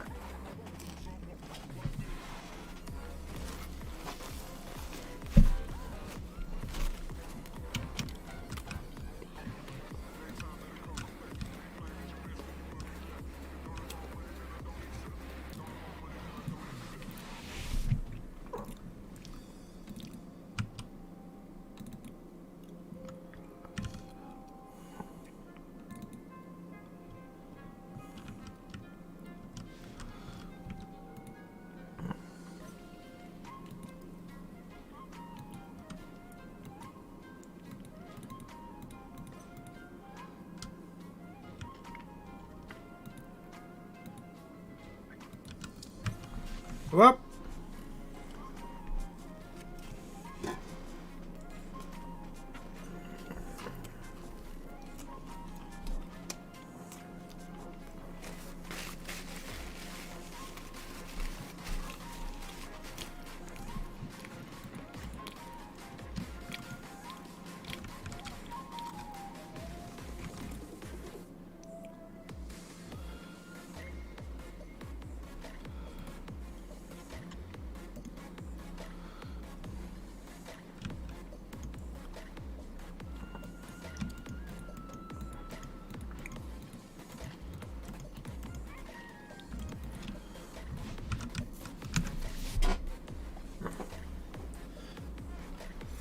Alright, I'm about to eat some of the Steve-O's Butthole Destroyer sauce.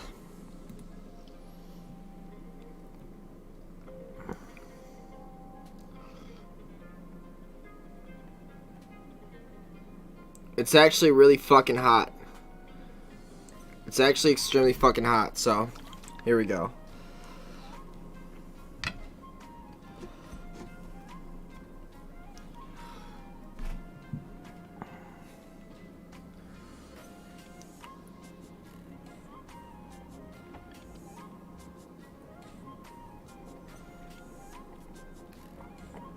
Alright.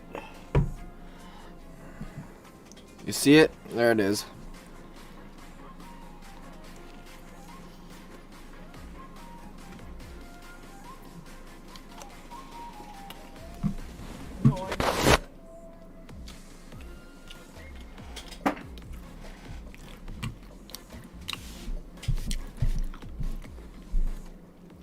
Judgy boy's coming back.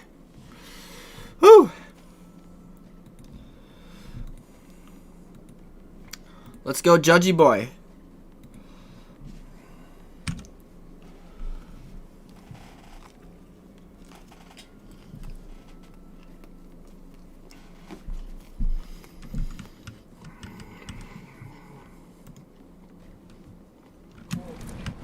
Are you cold?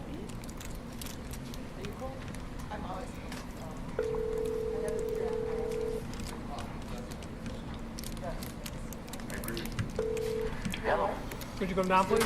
Okay, thank you.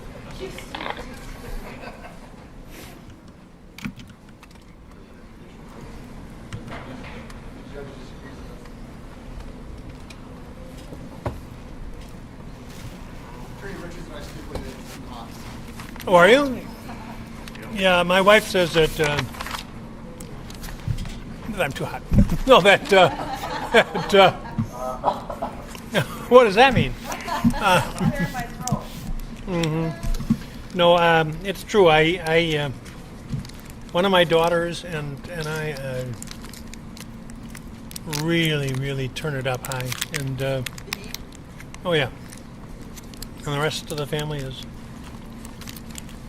must be the chocolate I eat. I said it must be the chocolate that I eat. And it's got sea salt in it. It's dark chocolate with sea salt.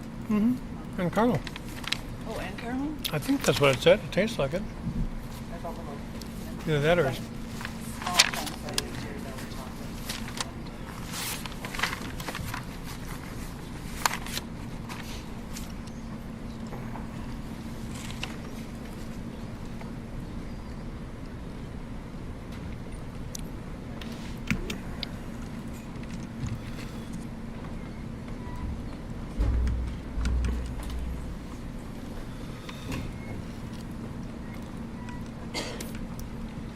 If it's always been titled in his wife's name.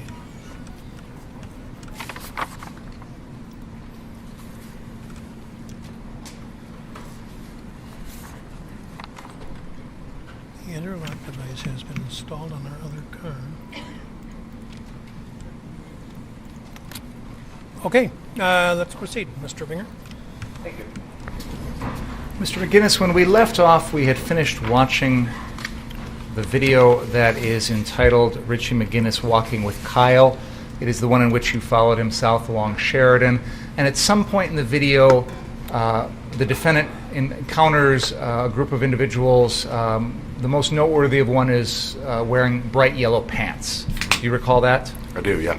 and there's some interaction between the defendant and that individual, and then the defendant walks across Sheridan Road, but you stayed. Yes. Why was that? Well, Kyle had told me my goal going into these protest zones is to tell the full picture, or our goal.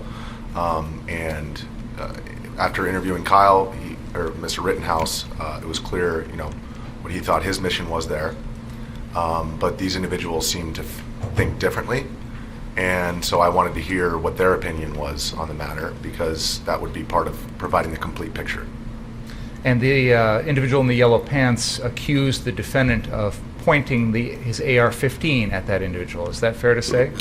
I believe he said, yes, something along the lines of, you were waving the gun, you think you're in a movie. When you approached those individuals to speak with them, you took your, was it your phone that you were recording? Yes. You took your phone and you stopped recording. You pointed it to the ground, and then after a while it stopped. Yeah. We've established you're a video director for your website. Capturing video is one of the things you do. Why did you stop recording that interaction? There were 4 individuals there, and you can see in the video one of them had large rocks in his hands. And, it's a public street, so generally speaking, but just from the perspective of an ethical perspective as a journalist or somebody providing content, you generally want to get the permission of people if you want to conduct a proper interview. When I walked up to them, one of the individuals who had these bricks in his hands stepped out on me like he was going to, smash my head. So I put my phone down and I told them, I'm not going to record. I just want to know why you guys are mad. Did you ever ask any of them for permission to record them? I did. So based on this guy's actions, they didn't want to be recorded. So I actually I was more concerned with why they were mad than actually getting it on video, just from the perspective of gathering information. As someone who works in journalism and takes video, gathering information without having a record of it doesn't do much good, though, does it? It can, because it does do good, because you can, from that information, then ascertain other individuals to talk to, and also I think there's an aspect of gaining somebody's trust before you conduct an interview. So a lot of times it's helpful to speak with people about why you're there, why you want to interview them, and then maybe try to restart and say, hey, now that we're on the same level, can I do this interview? So the question I asked you right before that last one was, did you ask any of those individuals for permission to record them? And I don't believe you answered that question, but I'm assuming the answer is no, based on what you've told us. I actually mentioned that I was going to stop I stopped my phone and I said, listen guys, I'm not recording this. I just want to know what the deal is. Why are you guys mad? So it was clear to me that there was no permission to be granted because the guy had bricks in his hands and he wanted to. And again, I don't mean to be overly formal, Mr. McGinnis, but the question is, did you ask them for permission? I did not. Understood. And obviously, they never verbally gave you permission, correct? They never said anything like, hey, go ahead, you can record us. Nothing like that. No, they did not. You took their reaction to you, this physical movement, as a sign that you shouldn't be recording them. Is that fair to say? That is fair to say, yes. Okay. You mentioned that one of the individuals had some things in his hand. I think at one point you said rocks, and another one I think you said bricks. Well, it was like I guess bricks wouldn't be the right word either, because they're like gray. So I guess generally a brick would be like red. There were like pieces of gray stones that you would use to build a building. How many of these individuals did you speak with that are all in a row there? Do you remember? I talked to all of them. But how many were there total? There were 4. Okay. And one you said had a couple of rocks or stone in his hand? Yeah, one had like one in each hand, and then another one had like a stone in one hand, and then it was like a strap, leather strap, something like that. That seemed to be, I couldn't tell if it was attached because it was in his hand. And I believe, yeah, those are the only guys who had rocks in their hands. There were two of them. Okay. Other than what you've just described, did you see any other weapons of any kind on any of those 4 people? At the time, I did not, but in hindsight, I believe that one of them was armed with a handgun. With a handgun? Yes. Okay. The person who was wearing yellow pants did not have any sort of weapon, correct? No. Okay. Not that I could see. So just so we're clear, at that moment when you were dealing with those 4 individuals, you perceived 2 of them to have rocks in their hands. And that was the extent of any sort of weapon that any of them had that you saw at that time. That I saw, yes. But in these kind of situations, it's never really clear who's armed and who's not. I was still unsure of my safety in that situation. Were you armed? No. Can you help us understand what it was about these 4 individuals who, by the way, all 4 of them are black, correct? Mm-hmm. Correct. What was it about these 4 individuals, 2 of whom had rocks in their hands, that made you concerned about your safety? Well, the way that the one stepped out on me, it was like he was presenting the rocks as if he was ready to smash my head. And he stepped out in my direction, at which point I kind of took one step back. And in those kind of situations, I was trying to keep my distance to ensure that, if he's going to advance closer, then I'm going to take that many steps backwards to keep our distance. Do you have any idea why this individual stepped forward towards you in such an aggressive manner? It was because of my phone. Because I believe that it was because he perceived me to be recording him, and he didn't want to be recorded. Once you stopped recording, did his demeanor change? I put my phone down, and then I told him I'm not recording, I just want to know what happened, and his demeanor did not change. And he still had the rocks in his hands, as if he was ready to hit me. And so then I said, hey guys, let's take a step back here for a second. Does anyone want to, I generally carry like cigarettes and White Claws to diffuse these kind of situations. It's like a tactic, people are always really angry in these areas, and that's a good way to, I guess, break the ice. So in your experience in these types of crowds, you have experienced anger, threatening behavior, that sort of thing before. Is that fair to say? Yes. Definitely. And one of the ways you've learned to diffuse the situation is to offer individuals something like cigarettes. Anything, or cigarette or White Claw. That's generally White Claw, White Claws, baby. Beverage in a yes. can. And actually, let's go. I had 2 in my gas White mask Claw, bag, baby. and I just said, does anyone want a White Claw? And it's like, people generally think it's kind of funny, and oftentimes take me up. And it's a good tactic. The goal here is to elicit their truth, what they think is the reality in this situation.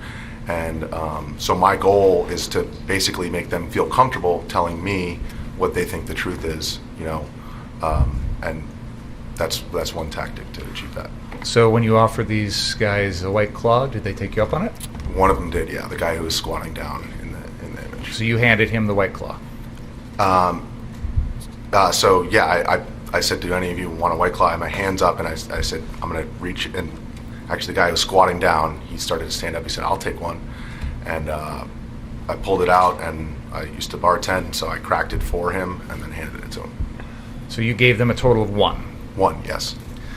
This individual you described with the rocks who stepped forward to you, can you demonstrate for us the manner in which he was holding those rocks? Because you made it sound like he was about to hit you with them or something. Yeah, it was. I mean, he was like holding it, as if like he was ready to fight, but with rocks. So he was kind of in an athletic position, and he stepped out in front of the other guys towards me, like that. And how close did he get to you?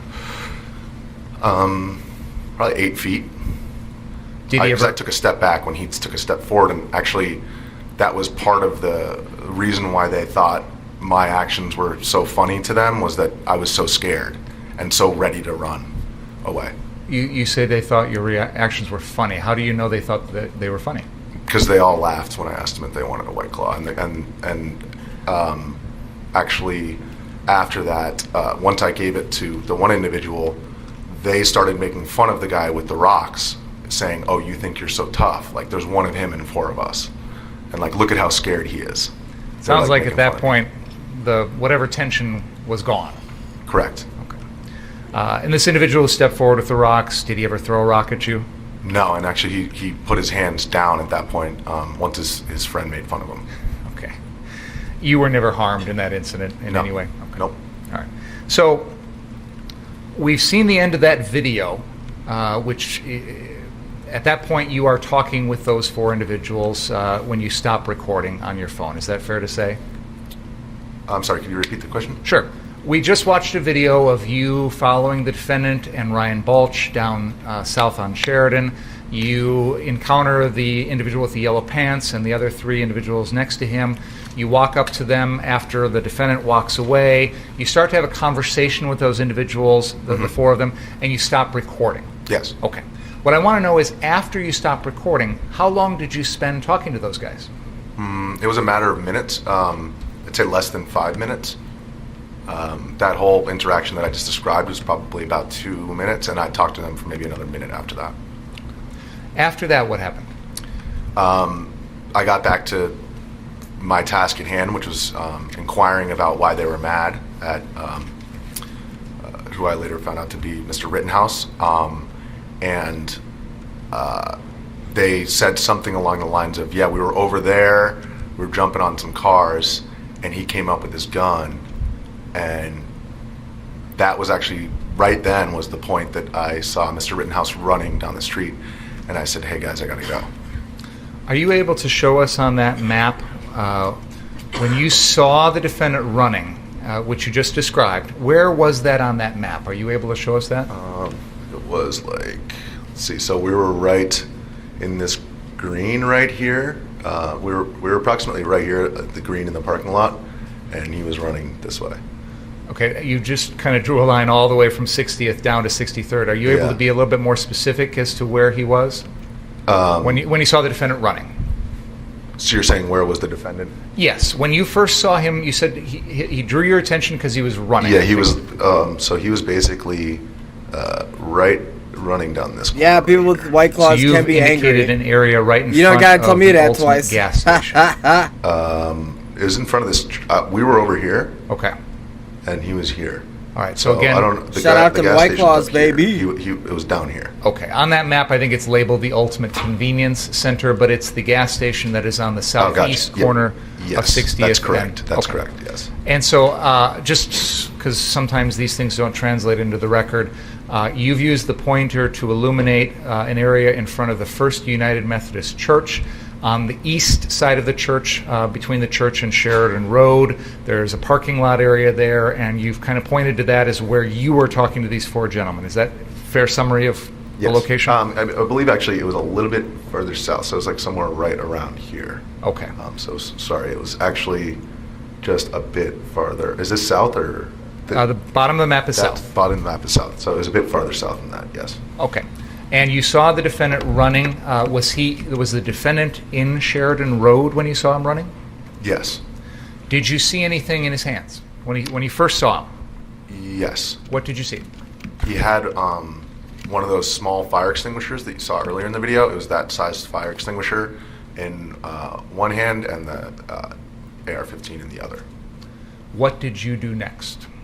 I told the guys that I had to go, and I proceeded after Mr. Rittenhouse. Why? Because, he had a fire extinguisher in his hand. So, I perceived that as he was running to some kind of event that was taking place that would be newsworthy. What did you do after that? I started jogging after him, and he was quite far in front of me, and I called my coworker Shelby to inquire where she was, because seeing the way that he was running and the fact that he had a fire extinguisher in his hand, I said something along the lines of I won't use the expletive language that I was using, but something's about to go down. Where are you? We should make sure we're close to each other. You said you made a phone call to Shelby? Yes. where were you physically when you made that phone call? So I was in the process of, I was actually jogging, right around here. You're pointing to an area on Sheridan Road, just to the north of 61st Street. Yeah, I was probably right around this corner by that point that I called her. Actually, right around here, because I had opened my gas mask bag for the White Claw, and then I ran off without clipping it back. My gas mask actually fell out of the bag. So what happened was the gas mask fell out. I picked it up. I put it back in the bag.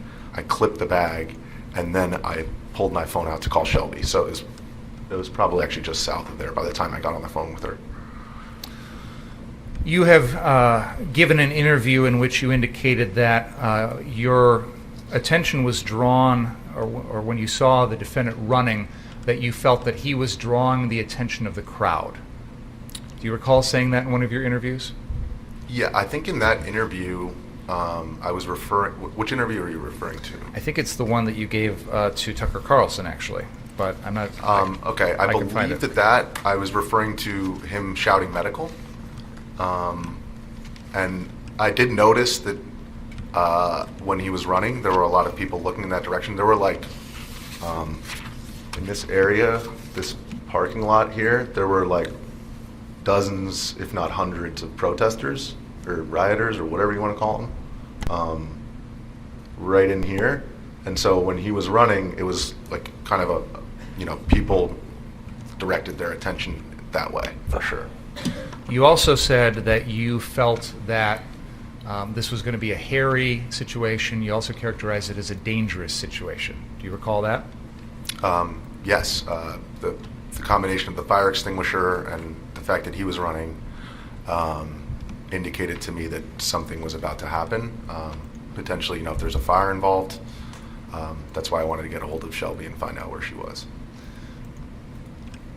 Did you also feel that the defendant running with an AR-15 through this type of crowd could cause a problem? In my mind, in that moment, I couldn't think of a situation that would necessitate somebody running through a public street with one of their hands occupied by a fire extinguisher and the other one occupied by a weapon, kind of serving dual roles there. It seemed to me, it's not the way that I was taught to handle a weapon in a public place. Did it seem a contradiction to you to have a weapon in one hand and a fire extinguisher in the other? I wouldn't say contradiction. I would say that, all these, like in these protest zones, there's like, everybody's kind of serving a role. So, there were like those punk rockers that we saw, the skateboarder dudes.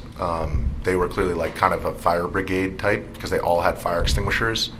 And you have like people who are medics. You have all kinds of different roles. So I wouldn't say necessarily contradictory because generally speaking, I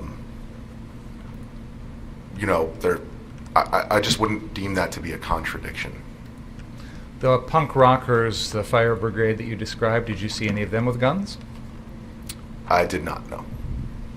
Did you feel that carrying around an AR-15 was incompatible with the role of a medic or the fire brigade? I wouldn't use the word incompatible. Certainly doesn't match up, though. I don't know exactly what you're getting at, but I wouldn't say, I don't know what matching means here in this instance, if you could clarify that. So you indicated that when you saw the defendant running, you left those four individuals and followed.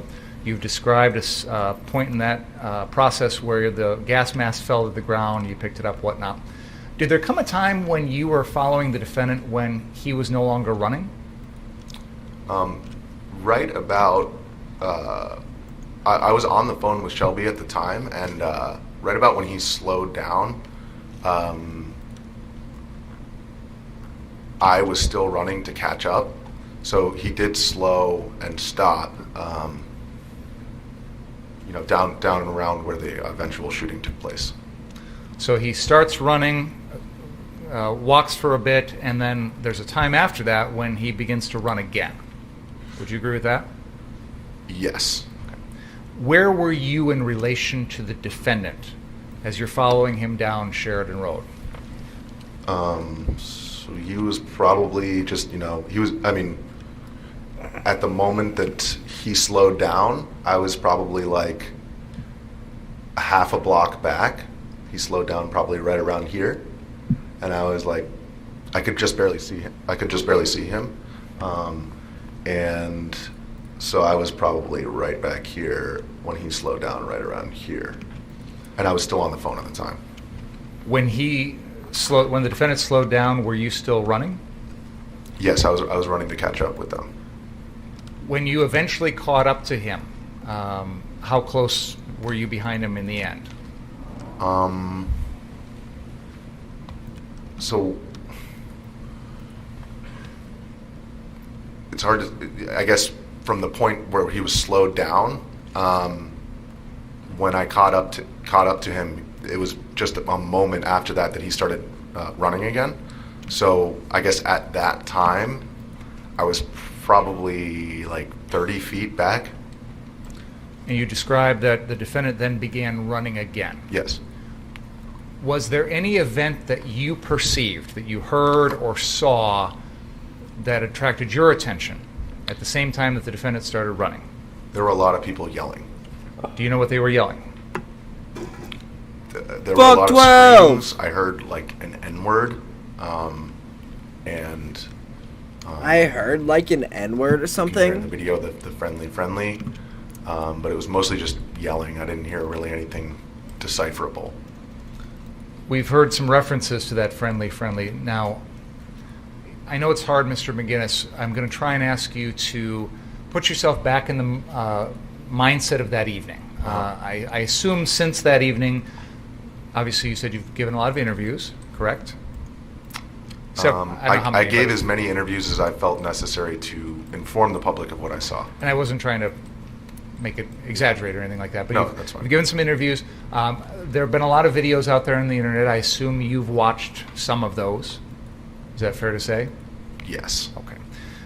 If we can try our best to put aside what we've learned since then and try and go back to that moment, and I'd like you to tell the jury what you were thinking and observing in that moment without the benefit of hindsight or other videos or things like that. Is that yes. fair? Okay. Yes. You mentioned friendly. At that time, that moment, in that evening, do you recall hearing that? I do not. I recall I was on the phone as well, so I was talking to Shelby, and I recall hearing the yelling while I was still on the phone, and I said something along the lines of, "Oh, expletive, I gotta go," and I hung up on Shelby, at which point that's when the running had started. Like I was already basically running with Mr. Rittenhouse and later Mr. Rosenbaum at that moment. So let's continue at where you just left off. Please tell us what happened next. It was hard for me to see because, like I said, I was like 30 feet back at the time, but I could see a lot of yelling. I could hear a lot of yelling, and I could see there was a crowd of people in the street, and one individual, Mr. Rosenbaum, advancing towards Mr. Rittenhouse, as well as a couple of other individuals who were moving very quickly in the area. But it was hard for me to see because I was a little bit back, and it was dark. What happened then? Mr. Rosenbaum advanced towards Mr. Rittenhouse. Mr. Rittenhouse gave I think he maybe saw him coming and gave like kind of I said on the night of to police that it was like a juke, but it was more like just a pivot and a run. Please continue. What happened after that, as far as you recall? And then he pivoted and he ran towards this parking lot right here. So he was like right on the side of the street, and he ran towards this lot, and Mr. Rosenbaum ran after him, and I was behind both of them. So the sequence of the folks that were involved in this running, as we've seen in many other videos, is Mr. Rittenhouse is in front, Mr. Rosenbaum is running after him, and you are behind Mr. Rosenbaum. Is that fair to say? Yes. How far back from Mr. Rosenbaum were you as the pursuit went through the car source parking lot? Well, it's hard to say because I kind of caught up to them. I was running a bit faster, and so at the time initially I was probably 30 feet back when everybody first started running, but then by the time I arrived in the lot, I was 15 feet. And you continued to be behind Mr. Rosenbaum at the time that the defendant shot and killed him, correct? I did alter my trajectory a little bit when I saw Mr. Rittenhouse turn around and saw Mr. Rosenbaum lunging for the front portion of the rifle. Okay. Let me stop you there for a second. First of all, we know now that that individual who was shot and killed by the defendant was Joseph Rosenbaum. Mm-hmm. At the moment this was all going on that night, did you have any idea who that person was? No clue. Had you ever heard the name Joseph Rosenbaum before? I'd never even seen that individual. Up until these events, you had not seen that individual at any time? No, I had not. Okay. I saw videos after the fact of where he was, but I actually wasn't at that location, that gas station at that time. And again, I want to hear what you saw and what you know and not Gotcha. Other stuff. In the videos of this incident, you appear to be holding up your cell phone. Yes. Is that fair to say? Correct. Tell us about that. So I got off the phone with Shelby, and I wasn't sure what was going to happen, so I attempted to record on my phone, and I thought that I was recording at the time. It turns out that I actually just took a live photo of the ground. I assume at the time that I pressed what was the photo button instead of the record button, the video button. So as you're running, you're holding up the phone thinking you're recording video, but in fact you're not. Is that fair to say? Yes, the video did not start until, and I've turned all of this over, I'm sure you've reviewed it. Sure. But it did not start White Claw's until not going up, it's free just as I was advertising. arriving Bro, on Mr. White Claw Rosenbaum should pay after me. he'd been shot. So I don't know what happened in that period of time. I wasn't even looking at my phone. I should get usually paid by White when I'm Claw. recording, I'm constantly looking at what the video is recording to make sure that everything's in the frame and whatever. But at that time, obviously, I was fixated on the situation in front of me rather than my phone, so I didn't realize that it wasn't recording. And I don't know what happened or why it started later. What was it about the situation in front of you? You said you were fixated on it. What was it about the situation in front of you that focused your attention? Well, there were we were running very quickly, number one, so I was just by virtue of the fact that I was running, I was focused on that. But also, I knew, having seen Mr. Rittenhouse earlier and just using my eyes at that time, that he was armed. And also, there was a bag that was thrown by Mr. Rosenbaum, and so clearly there was something about to happen, so I was paying attention to that. Did you ever see a weapon on Mr. Rosenbaum? I did not. Never saw a gun on Mr. Rosenbaum? I did not. Never saw him have a knife? Nope. Never saw him have a club or a bat or a chain or anything like that? I just saw the bag that was thrown, that was it. As the chase is occurring in the car source parking lot, did you hear, and again, I want you to go back to that moment. Yes. We've seen other videos, we've heard other videos, so we have hindsight.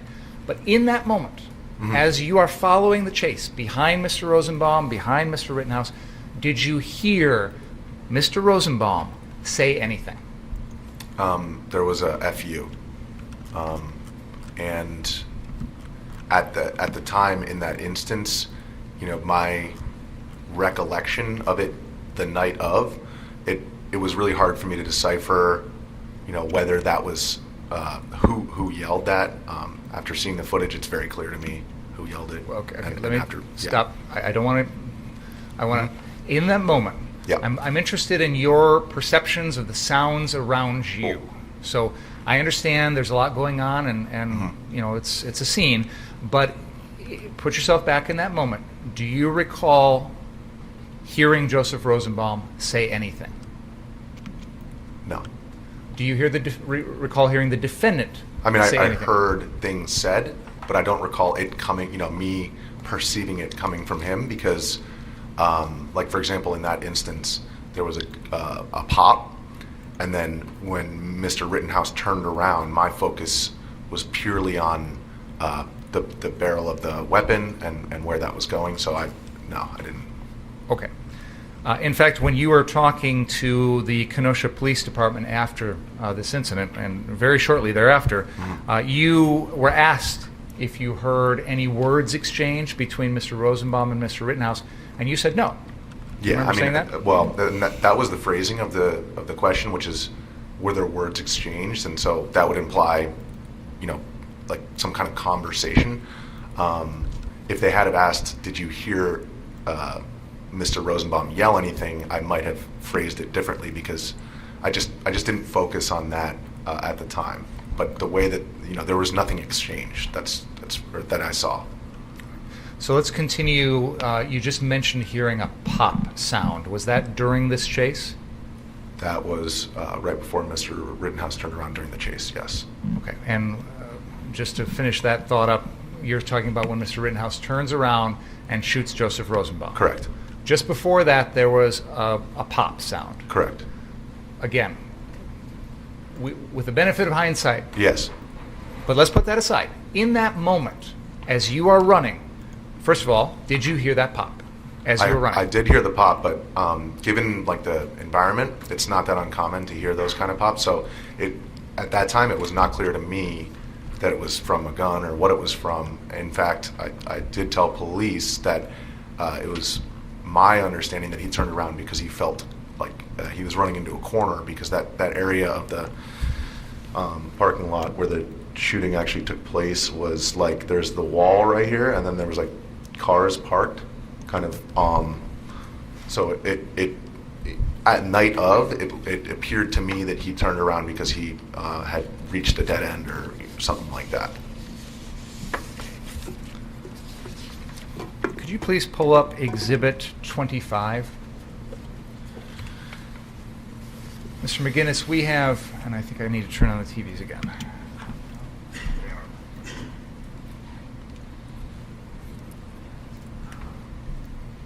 Never saw him before. He said, did you see him with a gun?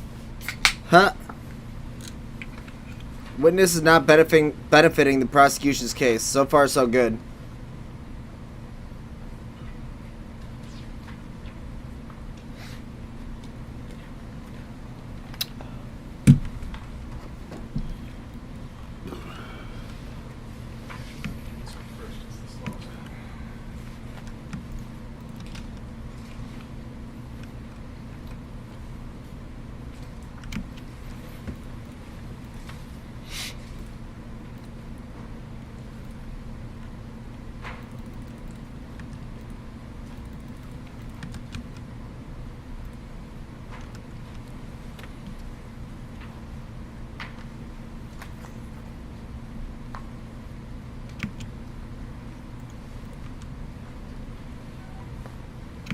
Mr. McGinnis, there is a video on the screen which has already been introduced into evidence, and we've heard some testimony about it. Have you ever seen this before?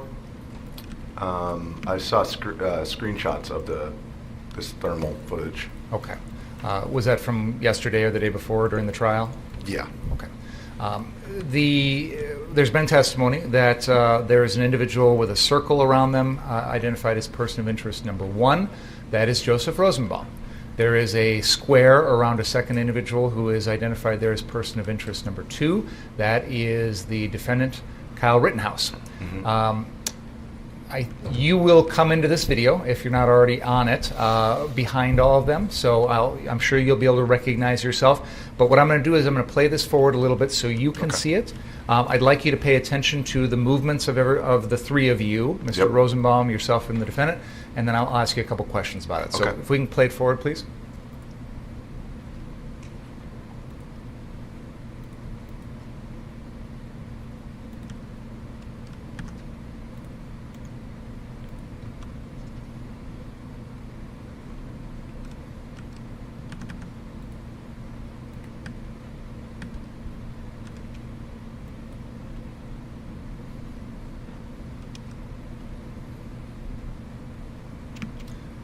Let's pause it there, please. Were you able to see yourself on that video? Yes. And it shows you, can we back up about 10 seconds, please? Go back a little bit further, please. 10 more seconds. Okay, continue there. Go forward, please. Or play it, rather. Thank you.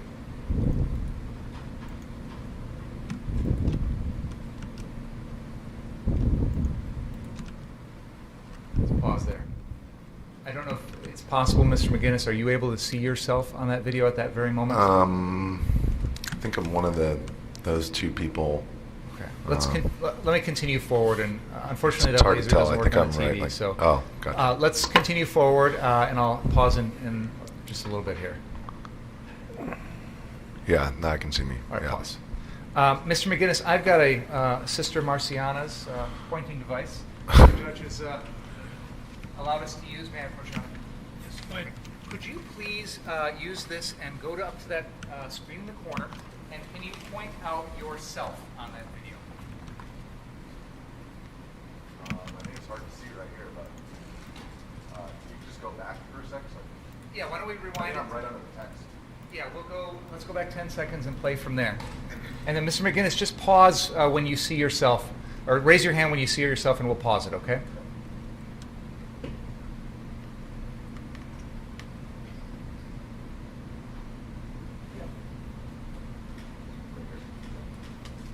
Okay, can you hold it up there one more second, please? I didn't quite see. Okay, so just for the record, if you are pointing to an area that is on the screen to the left of a vehicle that has, right or wrong, been referred to as a Duramax? Duramax. Is that a thing, a Duramax? Vehicle. Is it? Yeah. A Duramax vehicle. I know from other videos that this vehicle is parked in a way that the hood of the vehicle is to the lower left, or sorry, lower right of this TV screen facing Sheridan Road. So if you'll accept that representation, then you're pointing to an area that is near the right, or the rear passenger corner of that Duramax. Would that be fair to say? Yeah, a little bit farther out here, right? Okay. All right, let's continue the video forward, please.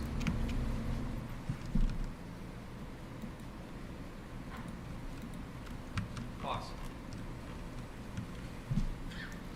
Can you use your Miss Sister Marciana's pointer to show us where you are? Okay, and you just can you hold it up there for a second longer so we can make sure we all see it? Okay. That is you.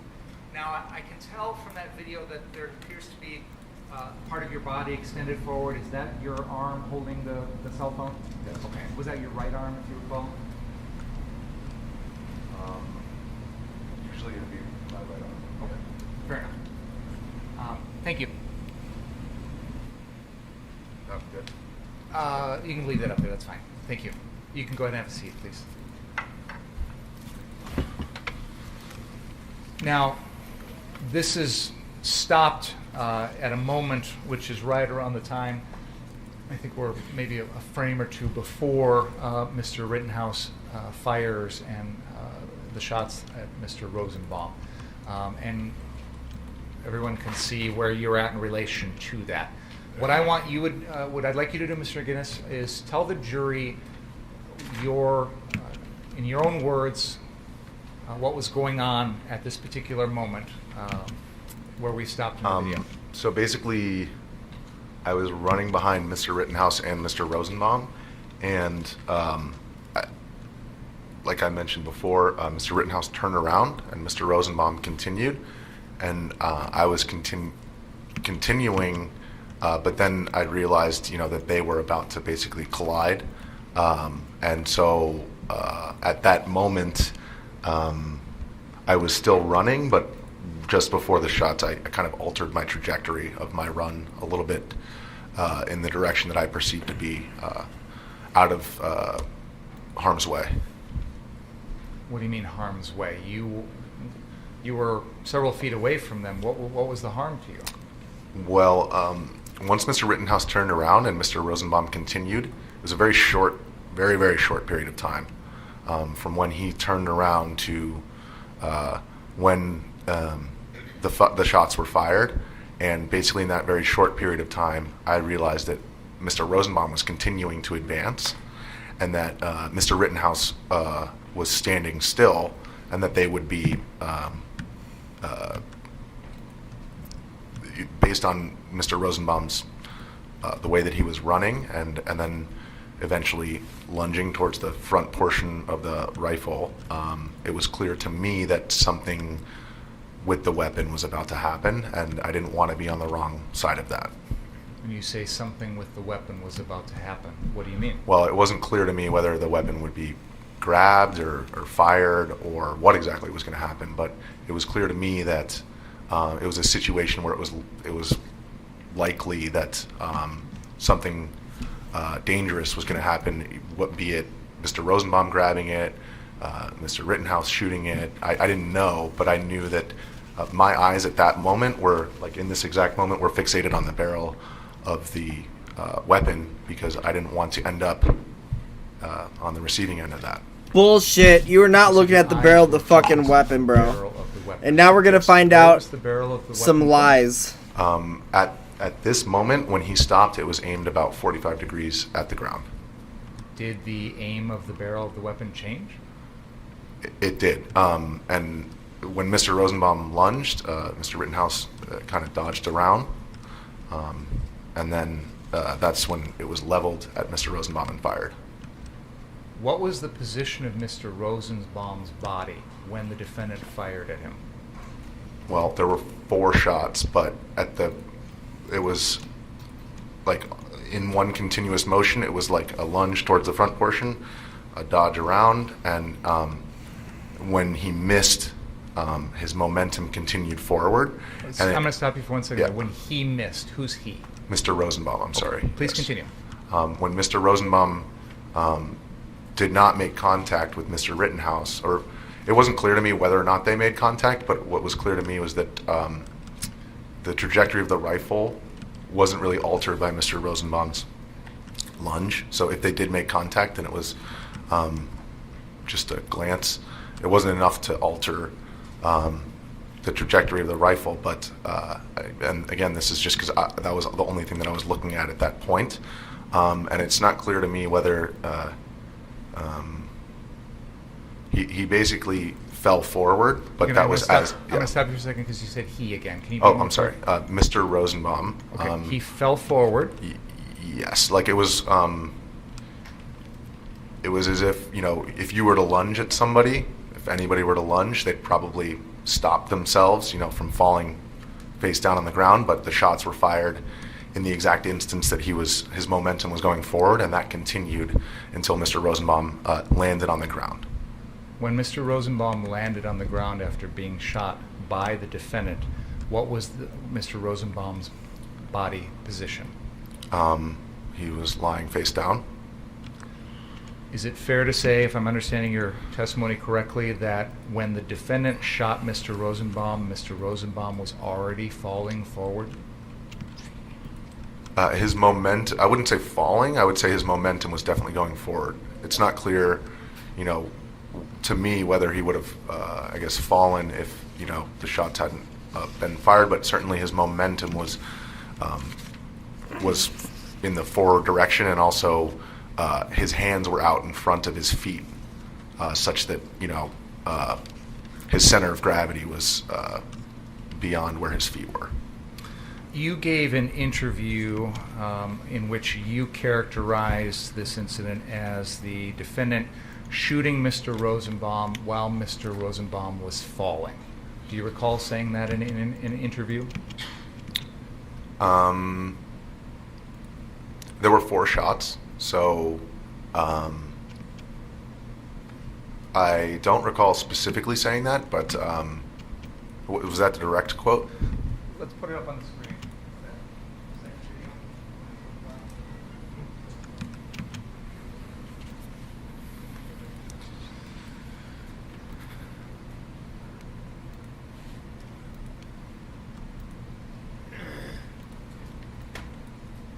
I'm told that Ed Staley is here early, so I'll give you a few more minutes. Do you want to continue? Could we just finish this little piece up, and then I'll break? Can we play this starting at the 52-second mark, please? Tucker, I was just about 10 or 12 feet behind them as they ran into the parking lot.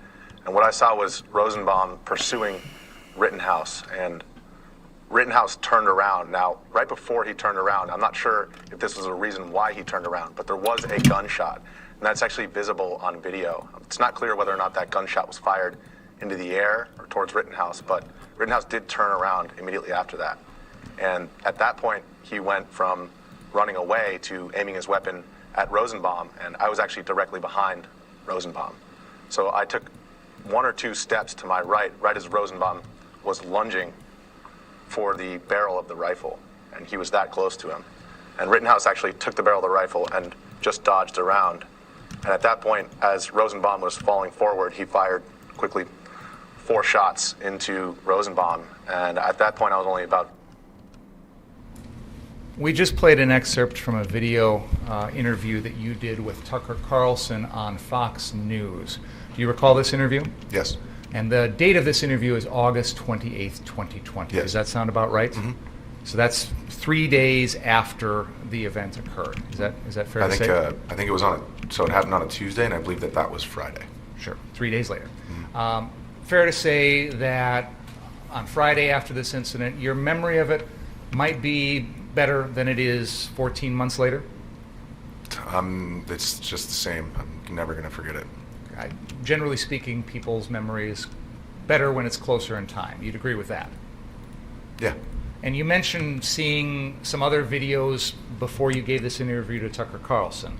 So you had watched some things in those 3 days, correct? That is correct, yes. Okay.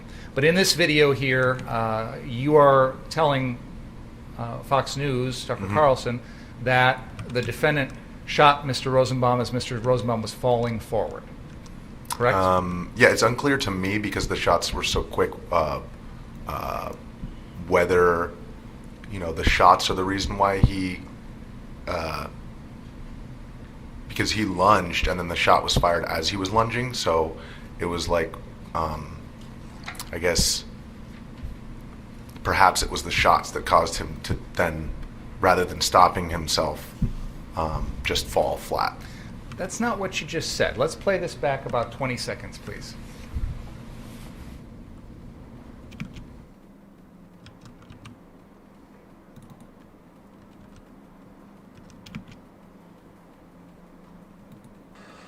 For the barrel of the rifle, and he was that close to him. And Rittenhouse actually took the barrel of the rifle and just dodged around. And at that point, as Rosenbaum was falling forward, he fired quickly 4 shots into Rosenbaum. Your interview 3 days after this incident says that Mr. Rosenbaum was already falling forward when the defendant used the gun and discharged the shots. I don't see why that's inconsistent with what I'm saying right now. He was lunging, falling. I would use those as synonymous terms in this situation because basically, he threw his momentum towards the weapon, and when the weapon wasn't there, his momentum was continuing, and Why that's don't the they point ask at which he us? fired. A lot of us saw it live. Use the word falling or lunging. I don't know. It was his momentum was going forward, and that's the point at which he fired the shots. That's exactly what I'm getting at. A few seconds ago, you were saying that you weren't sure if Mr. Rosenbaum started falling because he was shot. But in your interview here, the falling is occurring before the defendant even shoots Mr. Rosenbaum. That's not what I said. According to your interview, let correct? me clarify. I said that I wasn't sure if he didn't catch himself because he was shot. Because you can lunge forward and then put your foot out and stop yourself from falling. So it wasn't clear to me, for example, if the shots had not been fired, it's not clear to me whether he would have fallen or whether he would have caught himself. That's what I meant when I said that. At any rate, your statement in this interview and what you're telling us here today in person is that Mr. Rosenbaum was already falling forward when the defendant shot him. Is that accurate? His momentum was going forward. I don't know, this term falling, I just wouldn't use that. So I'm not going to say that because that's not what I said. You actually have said that. I'm using your I'm words. not going to say that right now because I'm clarifying. It's correct. It was a live interview. No. You can ask questions, but don't comment on the witness's testimony. Fair enough. At any rate, whether it's the momentum, falling, however you want to put it, Mr. Rosenbaum was in that motion. Yes. Before the defendant shot him. Yes. Okay. We can take a break now, Your Honor. All right, let's take a break. Folks, please don't talk about the case during the break. Read, watch, or listen to any account of the trial. Any questions, anybody? Okay, thank you. I didn't even tell them that. I usually keep it a secret, and then they eat faster. But I was going to say about 12:30. But if you have somewhere, it's something you have to do or something. No. Okay. Let's aim for 12:30, and hope that I can get my haircut. All right, guys. If y'all have to go smoke some more weed, grab a drink or some shit. Did he say 12:30? That's in literally 50 minutes from now. 50 minutes. So we got quite a while of me sitting here not talking, and you guys just enjoying your life while having this on in the background.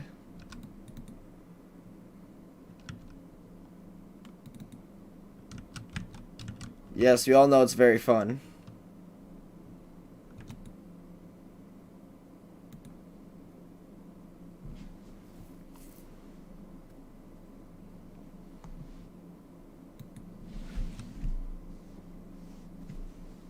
I'm gonna go outside and go for a smoke break in a little bit.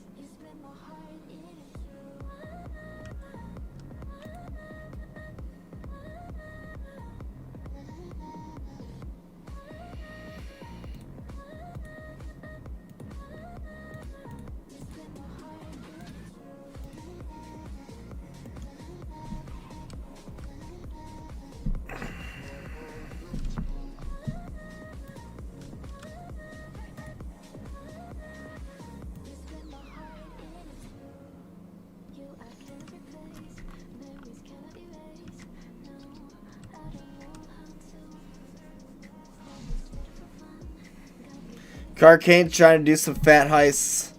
Yeah, sorry, buddy. Actually, you know what? I think let me go to my Streamlabs. You might be able to do heists. You actually might be able to on... I just have to switch a setting here.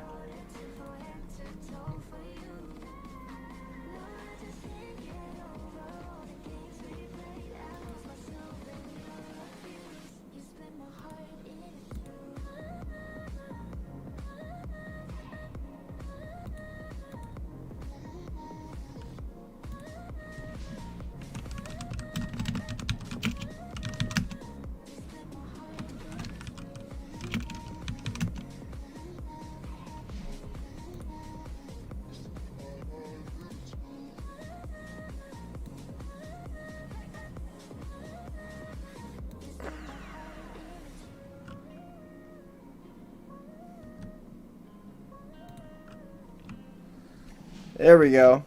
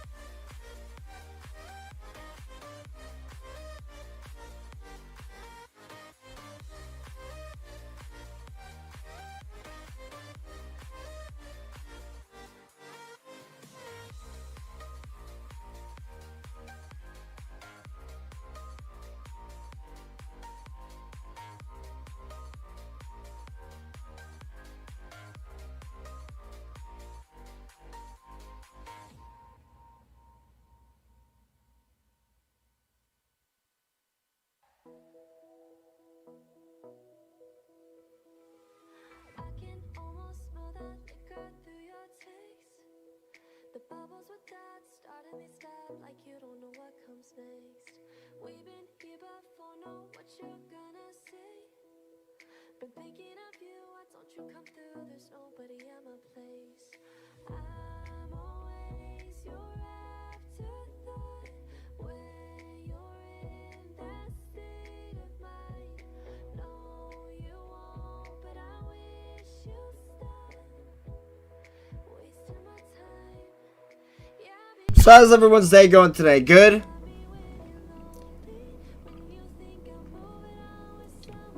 Everyone's on board the USS Captain Shizbang. We ain't going down. Not at least until for another 5 or so hours.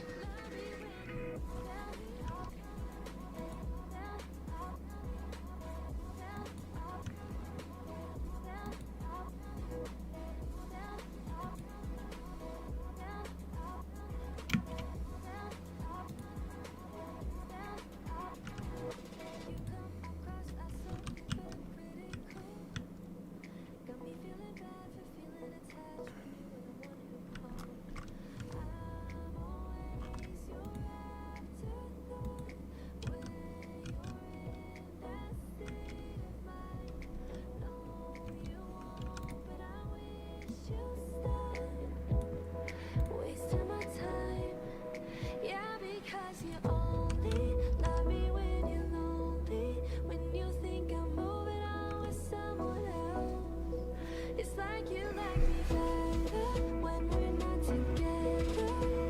We both know Rube. Marbles is not configured for YouTube, it's only configured for Twitch, unfortunately. If I could play Marbles right now, I probably would with you since you requested it. But the truth is, I really can't.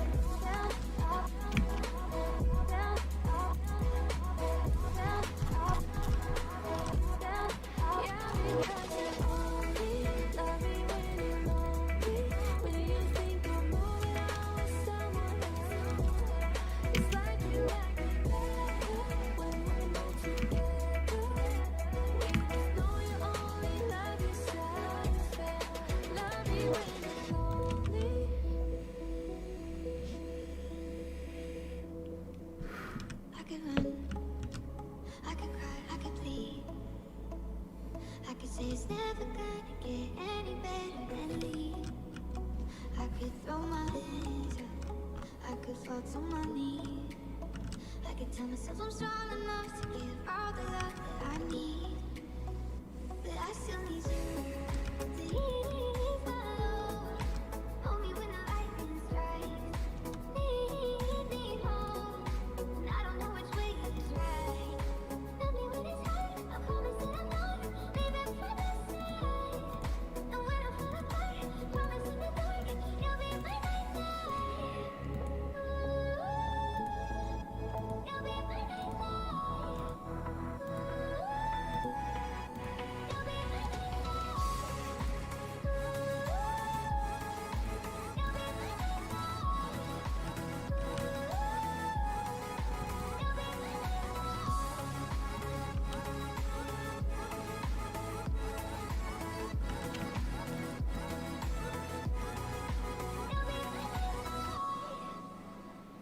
I could count every time that I fall. Even when I'm in so deep, it gets hard to see you're still on it. I've been lost by myself in the darkness. Know that I can find my way even on the days when it's hard. But I still need you. Please, my Lord, hold me when the lightning strikes. Lead me home, and I don't know which way is right. Love me when it's hard, I promise that I'm not leaving by my side. And when I fall apart, promise in the dark, you'll be by my side. You'll be by my side. You like this, Not Two-Face? I like it too. It's also DMCA free, which means I'm not gonna get a strike for it.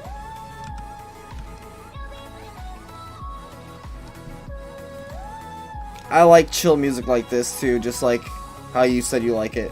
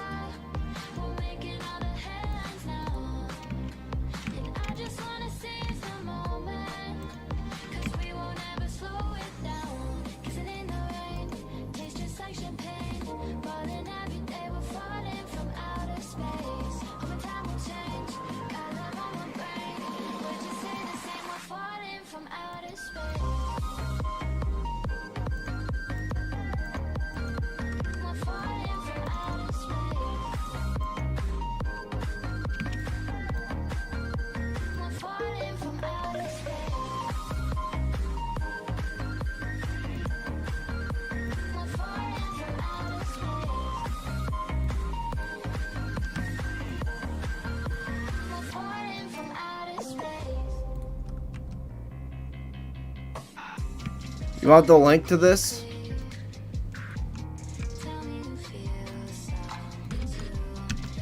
Boom. Link sent. I'm not sure exactly what song this is though.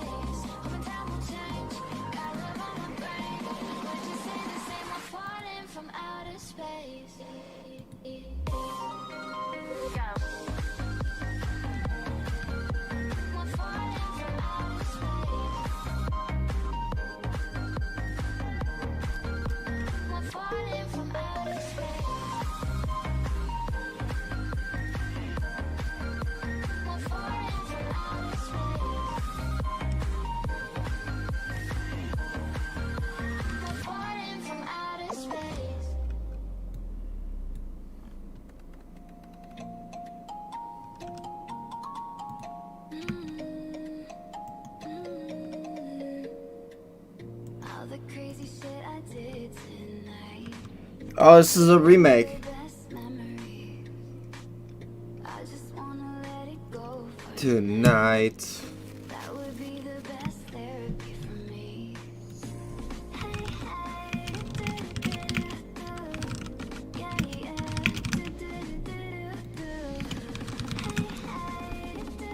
Kid Cudi and David Guetta memories.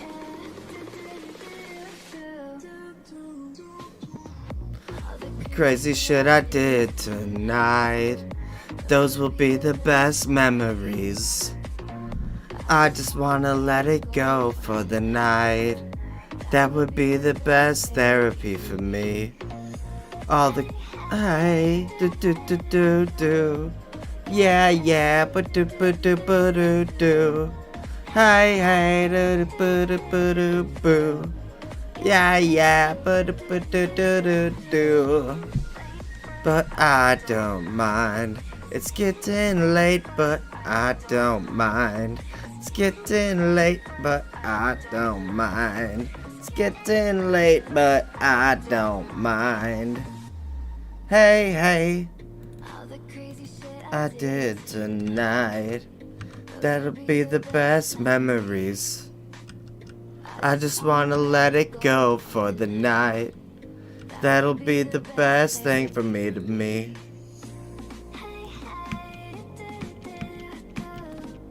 Yeah. Hey. Yeah. Do.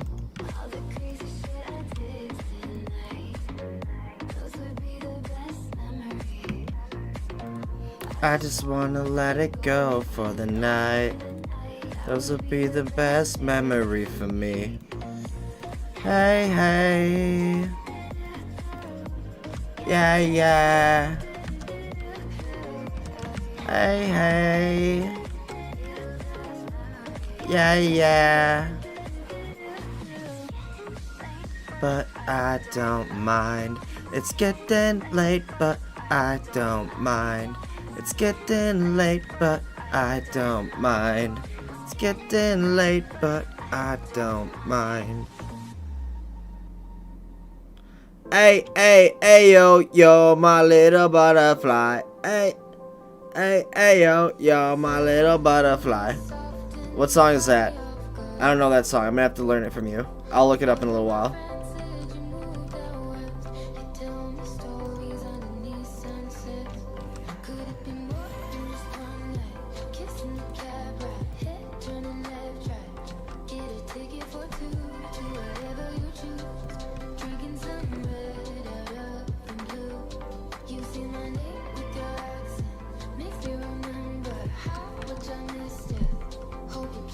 Alright, I'm gonna go smoke now. Since it's break time, we're taking a little bit of a break. Stay here, chat. Don't move a muscle.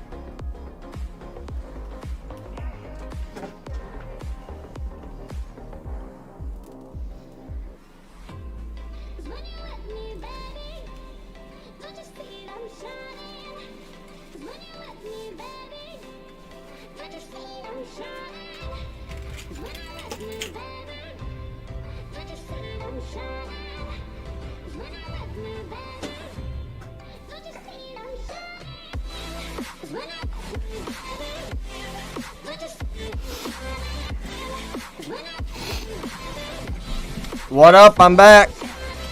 What's up, bitches? Hey! They're still on break. What else is new though, am I right? Hey.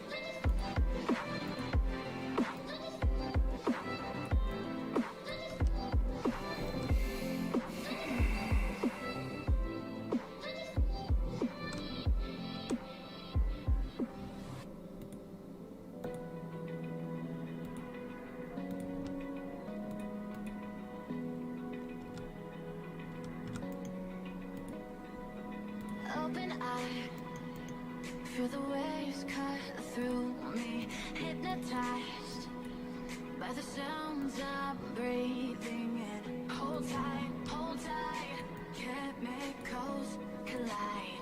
Hold tight, hold tight. Dripping lights paint the skies, all because of you. Dripping lights paint the skies, only you can make me move. You can make me move. Can make me move. You Make me move.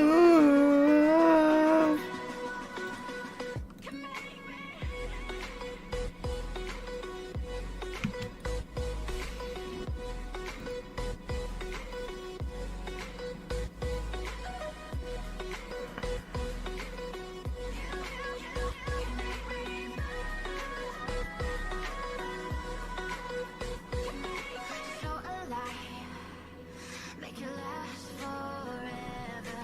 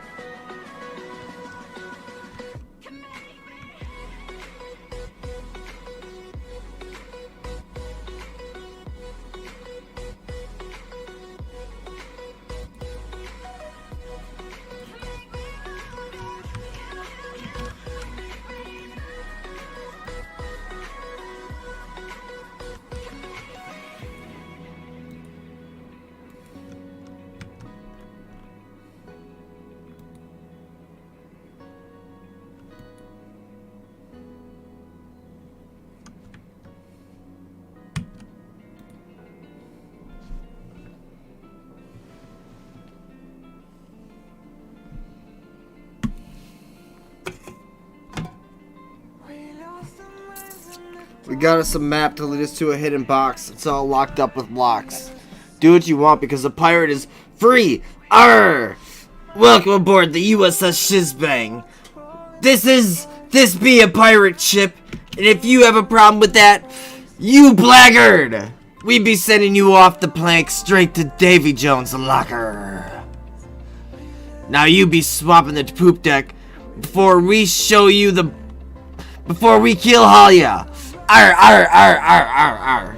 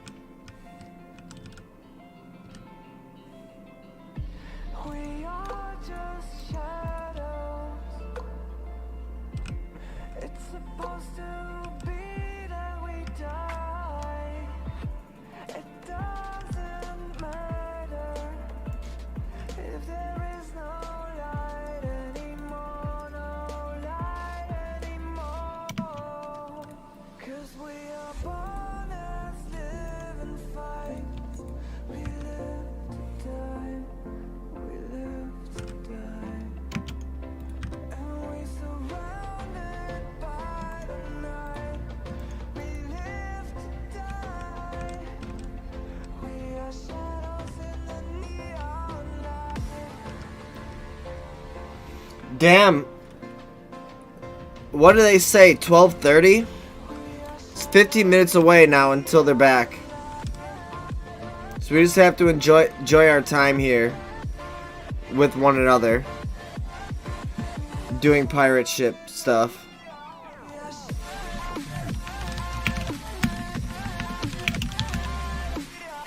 I'm an observer like you. I'm not an entertainer today for these trials. I'm just observing like you. I'm just providing a platform for which I'm providing a platform to watch the shit while I watch it along with you. I'll be more entertaining on Twitch, but I'm just chilling. I don't have a lot to say. I don't have a lot to do. I can't play any songs here because I don't want to dance. I mean, sorry, I do want to dance, but I can't play the songs that I want to dance to. So on and so forth.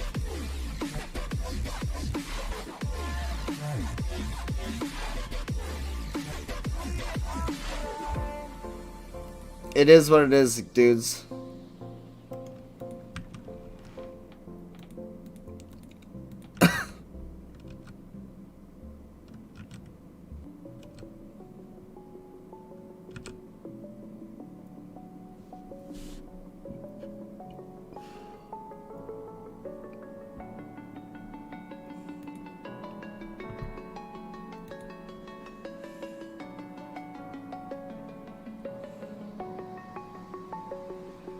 I'm alone, I'm a broken home. I gave you all the bricks that I own and know. I'm letting go, I'm breaking these walls down, breaking these walls down. If you want adventure, then fly to home. But if you wanna travel, then go alone. Yeah, what's the point in us if I never know? Yeah, if you're gonna leave, I'ma let you go.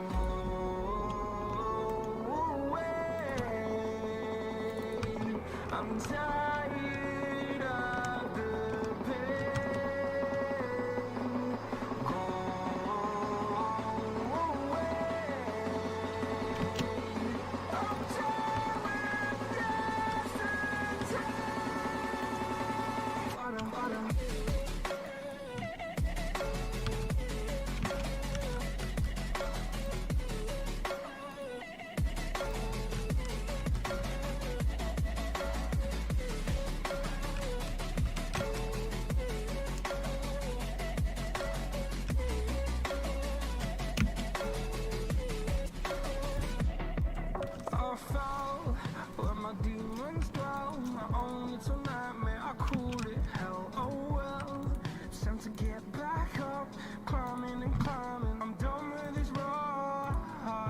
what I tell myself, so I could feel something else.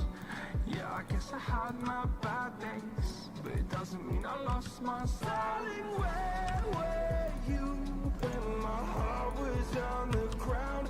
I thought time would prove that you would stick around. I guess time stops down, a king without his crown. Now I'm breaking and you're faking, girl. You never made a sound.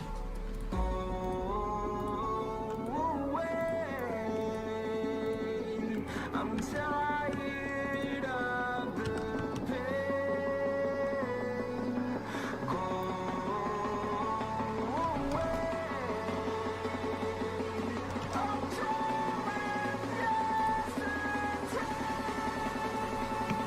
of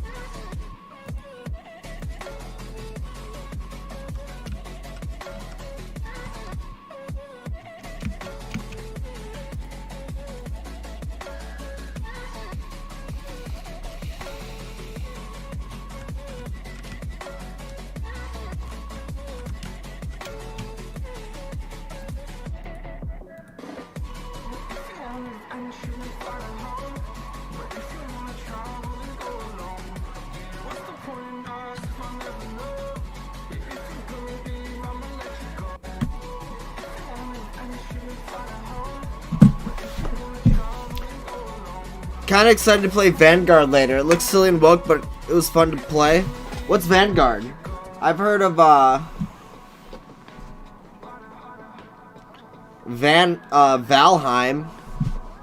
He was number 1, Mr. Krabs. It is what it is. From Ed Myron. It's true. Like my little 18-year-old cousin loves to say, when you write, you write. He says it like 100 times. Hey, when you write, you write. So he lets me know I'm right a lot. And you know what? He gives me an ego boost and confirms that everything I say is right. I love my little cousin. It's my little cousin, not nephew. He's not little anymore. He's 18. But he's got this great quote. When you write, you write.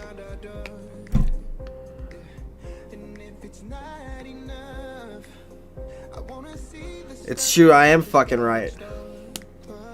I am correcto. Call of Duty Vanguard, okay. Play, bro. Do whatever you want. You know what? In life, if you want to do something, just fucking go for it. 100%.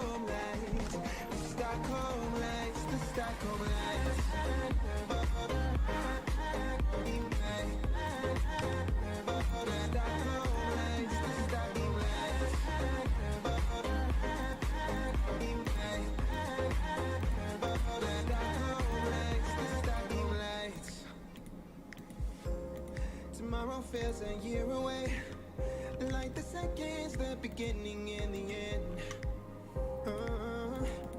But if in time it's yesterday, your picture's gonna bring it home to me again. The world is waiting up, the world is waiting half a step beyond our door. And if it's not enough, I wanna see the stuff the world has got in store. I wanna take it on. Insta.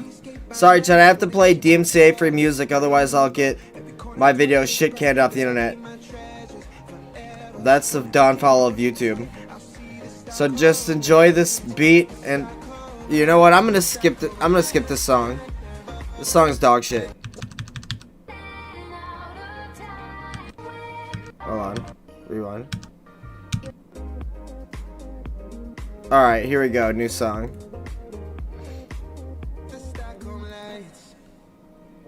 Bro, are they really still not back from their fucking break? Holy shit. They supposedly will be back in 5 minutes, though. According to what they said before, that they'll be back in 5 minutes, but who knows if they're telling the truth or not.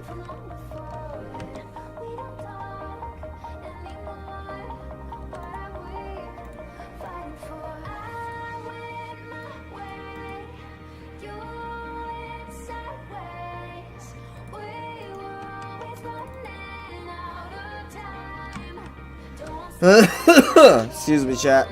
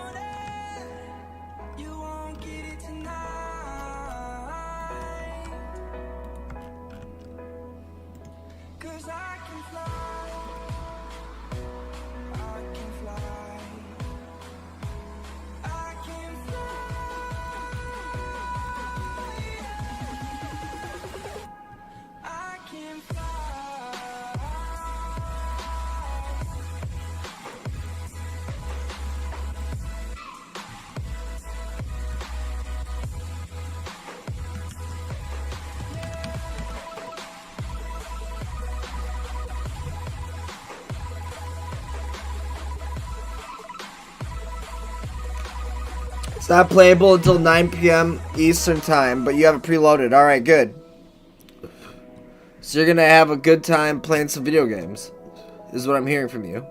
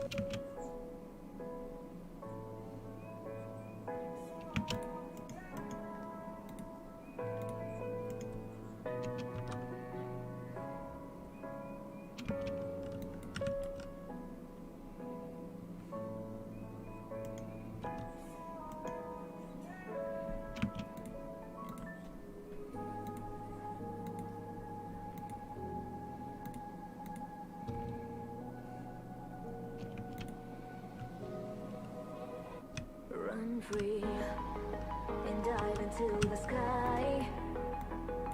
Hear the wind crying out its prayer while we so ashamed to be alive. Break the chains and our freedom's ours to take.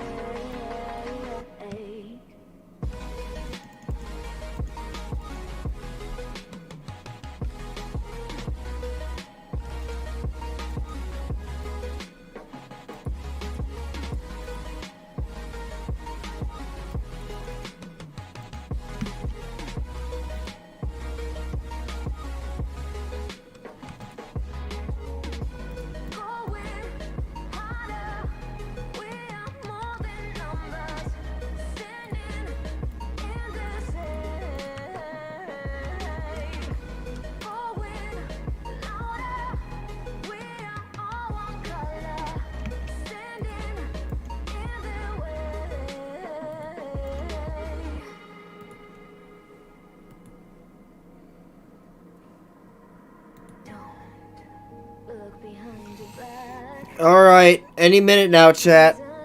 Any freaking minute now.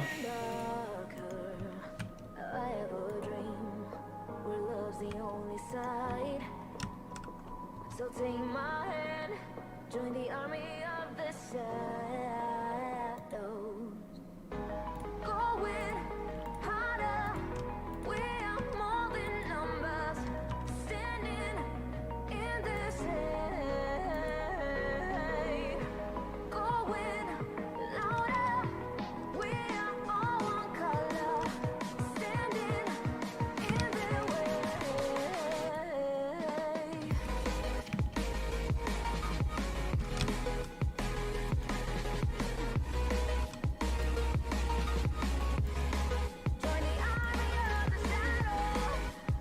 Army of the Shadow.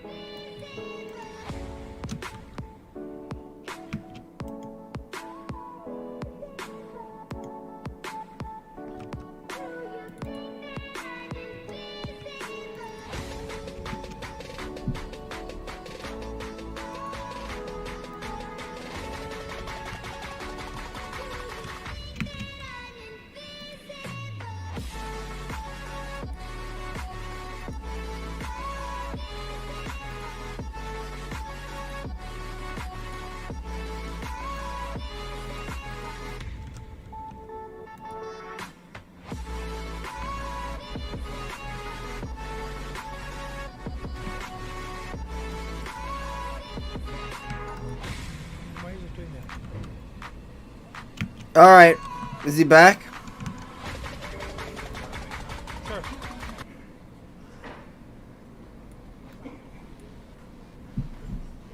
All right, we're back. We're back from outer space, chat. Let's go.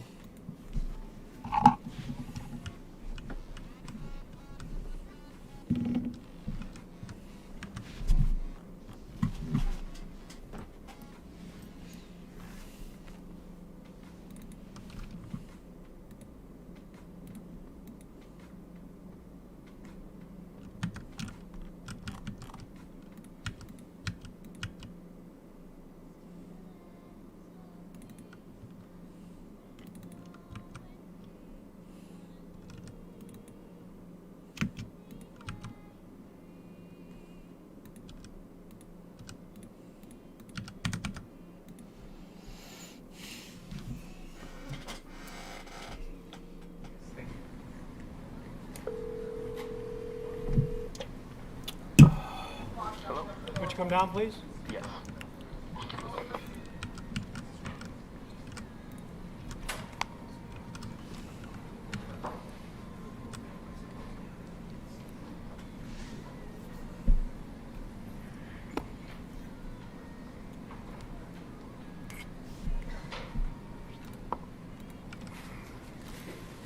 You need some more water? Oh, that's right. Oh.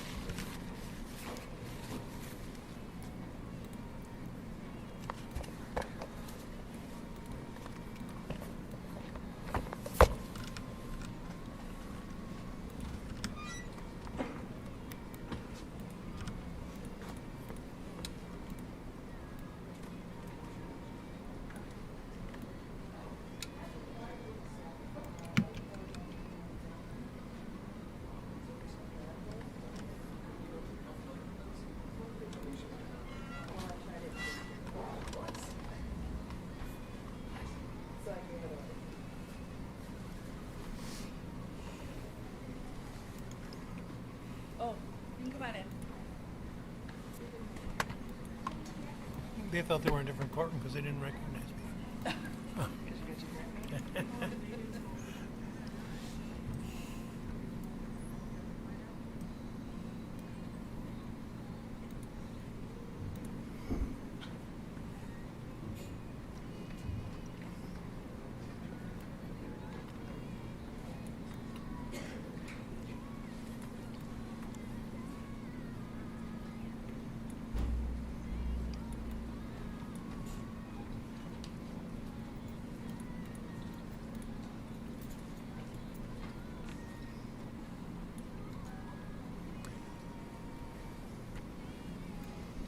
All right, good afternoon, everyone. And the answer to your question is yes. And it's a number one buzz is what it's called.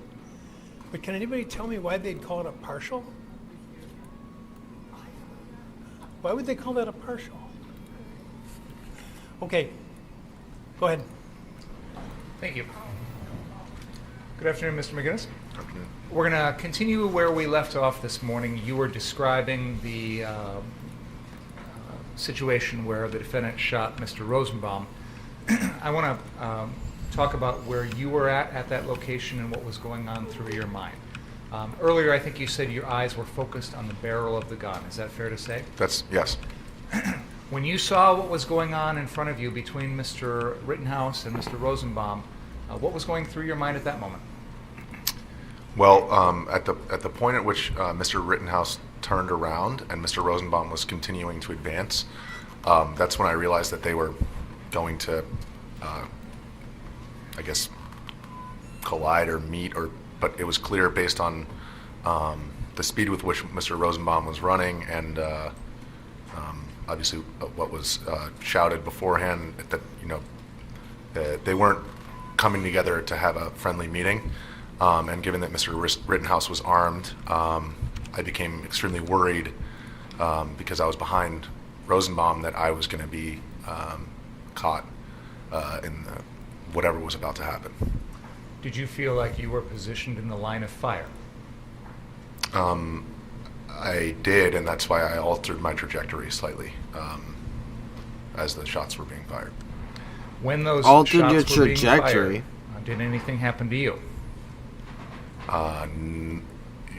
What exactly do you mean by that?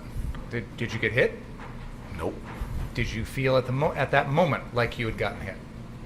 Well, I told the police the night of because they were asking me, where my eyes were. So as Rosenbaum was lunging forward, my eyes were on the gun. But as the shots, when the shots were fired, I did actually change my.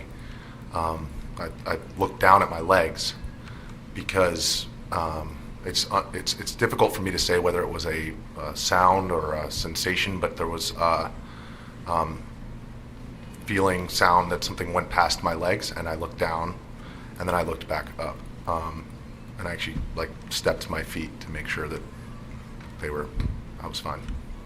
You told the detective that you felt something on your leg, and your first thought was that you had been shot, correct? I was worried of that, absolutely. I'm not sure whether it was something that actually,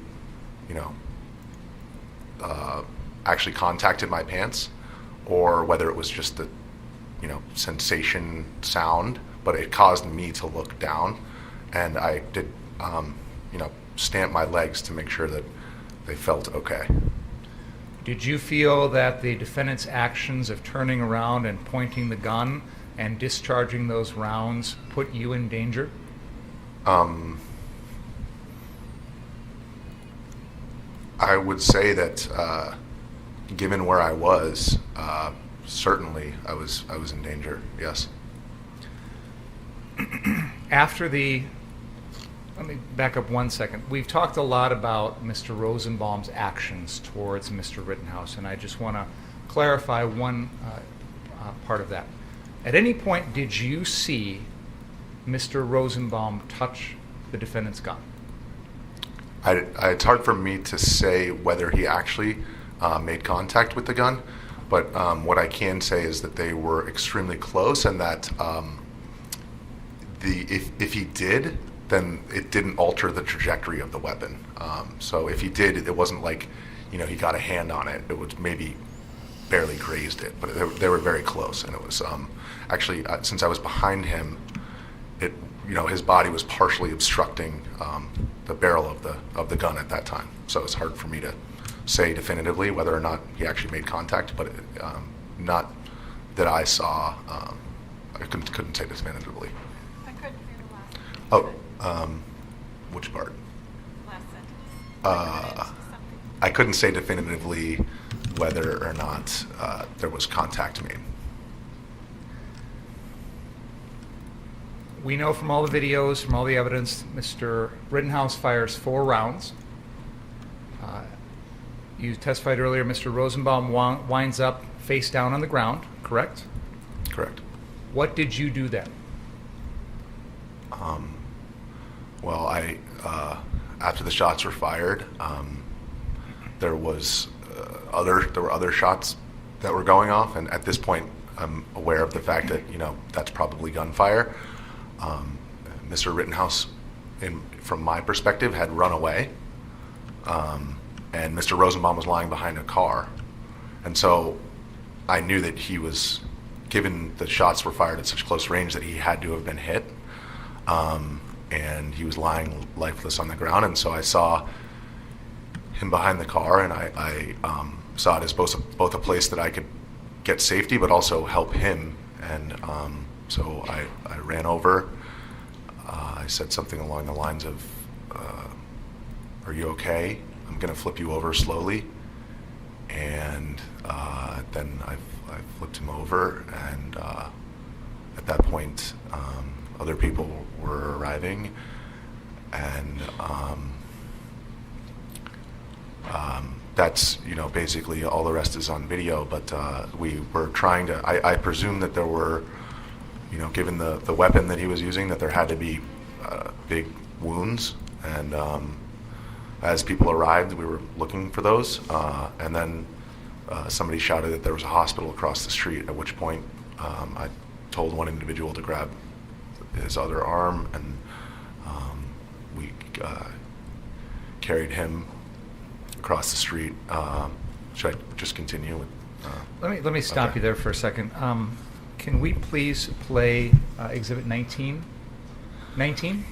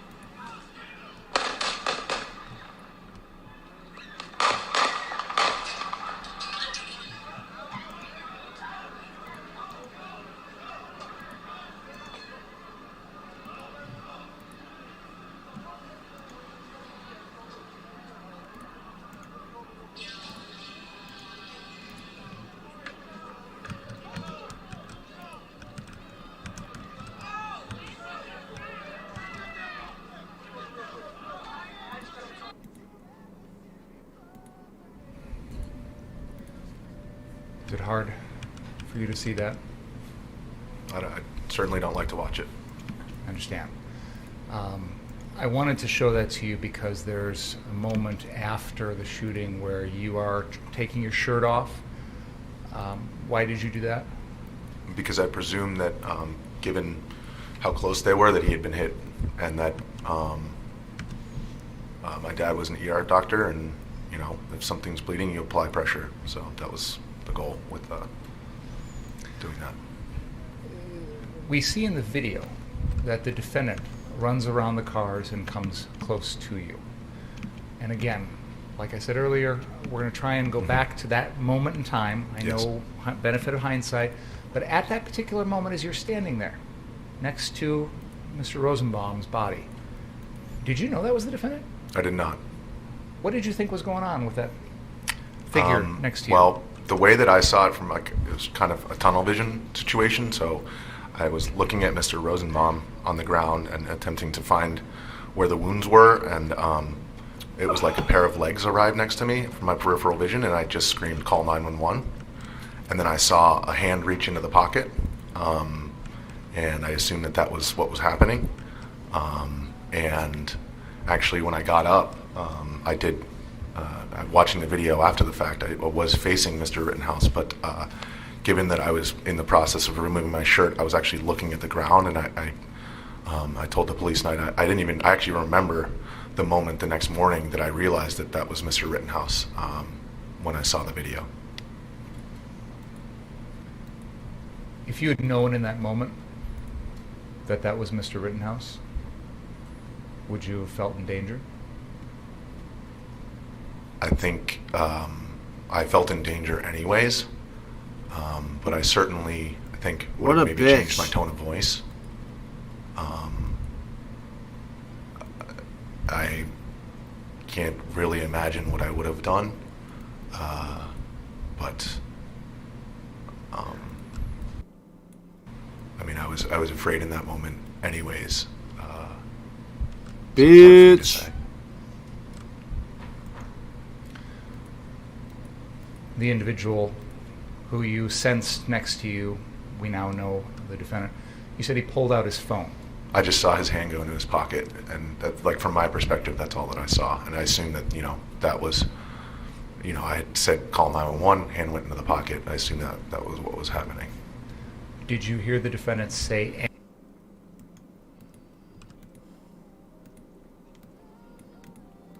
Hold on. that? I certainly don't like to watch it. I understand. I wanted to show that to you because there's a moment after the shooting where you are taking your shirt off. Why did you do that? We're good. We're good. Because I presume that we're back. Given how close they were, that he had been hit, and that my dad was an ER doctor, and if something's bleeding, you apply pressure. So that was the goal with doing that. We see in the video that the defendant runs around the cars and comes close to you. And again, like I said earlier, we're going to try and go back to that moment in time. I know, benefit of hindsight, but at that particular moment as you're standing there next to Mr. Rosenbaum's body, did you know that was the defendant? I did not. What did you think was going on with that figure next to you? Well, the way that I saw it from it was kind of a tunnel vision situation. So I was looking at Mr. Rosenbaum on the ground and attempting to find where the wounds were, and it was like a pair of legs arrived next to me from my peripheral vision, and I just screamed, "Call 911!" And then I saw a hand reach in the pocket. 911, no. And I assumed that was what was happening. And actually, when I got up, I did. Watching the video after the fact, I was facing Mr. Rittenhouse, but given that I was in the process of removing my shirt, I was actually looking at the ground, and I told the police, and I actually remember the moment the next morning that I realized that was Mr. Rittenhouse when I saw the video.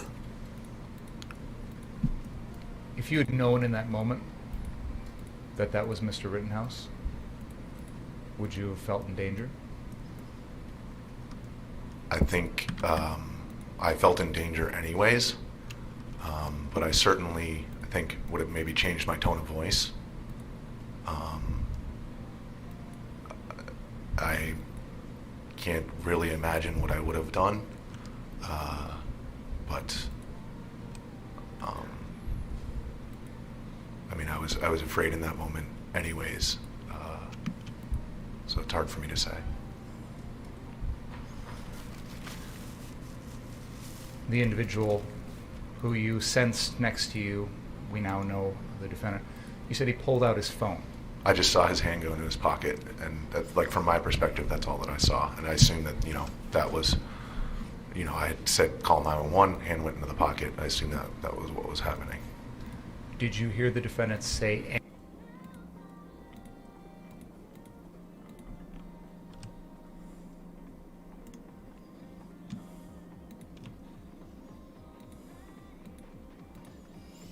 Really?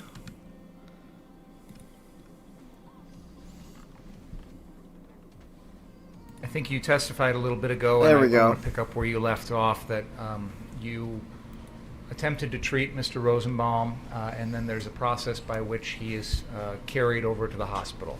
Is that right? That's correct, yes. Can you tell us about your involvement in that process? Well, my hand was on his head, and I was under his right shoulder. There was another individual under his left shoulder, and then there were maybe one or two people carrying his legs. And we ran across the street, and there was somebody who told us that he worked at the hospital and that we should put him in the car to get him there quicker, at which point he opened the tailgate.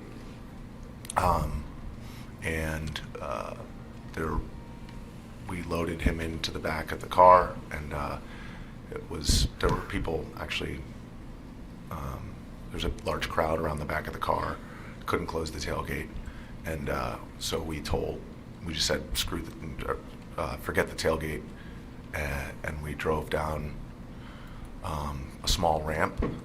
And at that point, I was alone in the back with Mr. Rosenbaum. And I was just telling him that we're going to have a beer together afterwards, and it was all going to be okay. And well, I guess that didn't turn out for you, did it?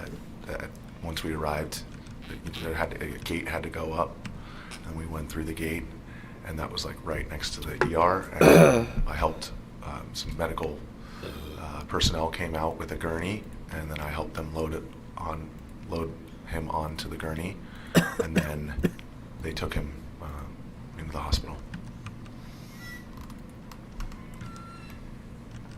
We've seen the video that you recorded at Mr. Rosenbaum's body. There's another video that we were watching before that of someone else approaching the scene. It appears to me in the videos that, at least at the beginning, Mr. Rosenbaum has his eyes open. Was he ever responsive to you? I believe that when I was talking to him in the vehicle, I like to think that he could hear me. It seemed that his eye was looking at me. His eye? Or eyes? It was kind of rolling back, and then. So it wasn't looking at you. It was rolling back. It rolled back, kind of towards. Yikers! Me, and I was looking at him. So I'm not sure if he heard me, but. It's a mega yikes, bud. I think perhaps he did. Did he say anything? No. He was having difficulty even breathing. Just so we're clear, from the moment you came upon his body after the shooting until the end, did you ever hear Mr. Rosenbaum say anything at all? No. After you helped the hospital personnel get him on a gurney, did you stay at the hospital for a while after that? Yes. I was, number one, covered in blood. And number two, I didn't have a shirt. And the police actually locked down the hospital. My coworkers, Shelby and Jorge, came to the hospital, and actually Shelby literally offered me the shirt off her back so that I could, not be conspicuous if I tried to leave. But then the police said, you're going to, can you come to the station? You got to go. It was more of a, you're coming to the station, but I had already talked with my mom and my CEO, and I was resolute and cooperating fully with the police. So I said, whatever you guys need me to do. And I stayed at the hospital for maybe an hour or 40 minutes before a squad car came and got me. And there was actually a detective or a uniformed police officer who asked me some questions while I was at the hospital, and I gave him my phone. While you were at the hospital, did you see any other folks that had been shot or injured that night? I did. I saw Mr. Grusowitz. Grosowitz. Where did you see him at? So, right after I loaded Mr. Rosenbaum onto the gurney, before I could even grasp what was happening, he came in to there were like, the doors that we came in were on one side of the hospital, but then there were like the emergency room sliding doors, like the public access, and he came in through there with an officer, and he was holding his arm, and I saw his arm. Can you describe what you saw? It was his bicep was effectively gone, and there was just a lot of blood. Can you tell us in your own words how you were feeling at that moment?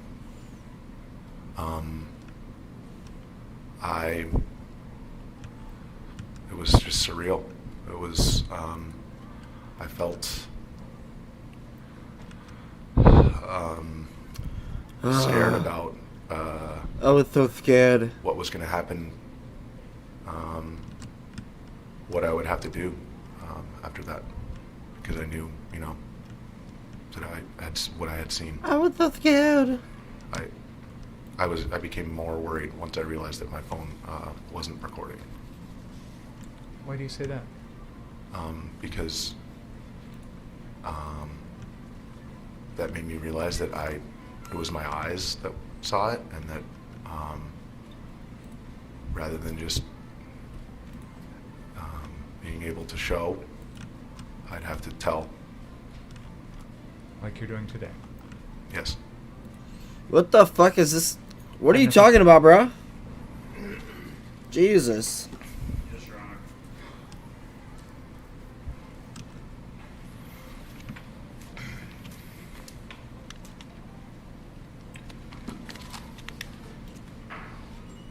After you left the hospital, you went to the Kenosha Police Department, correct?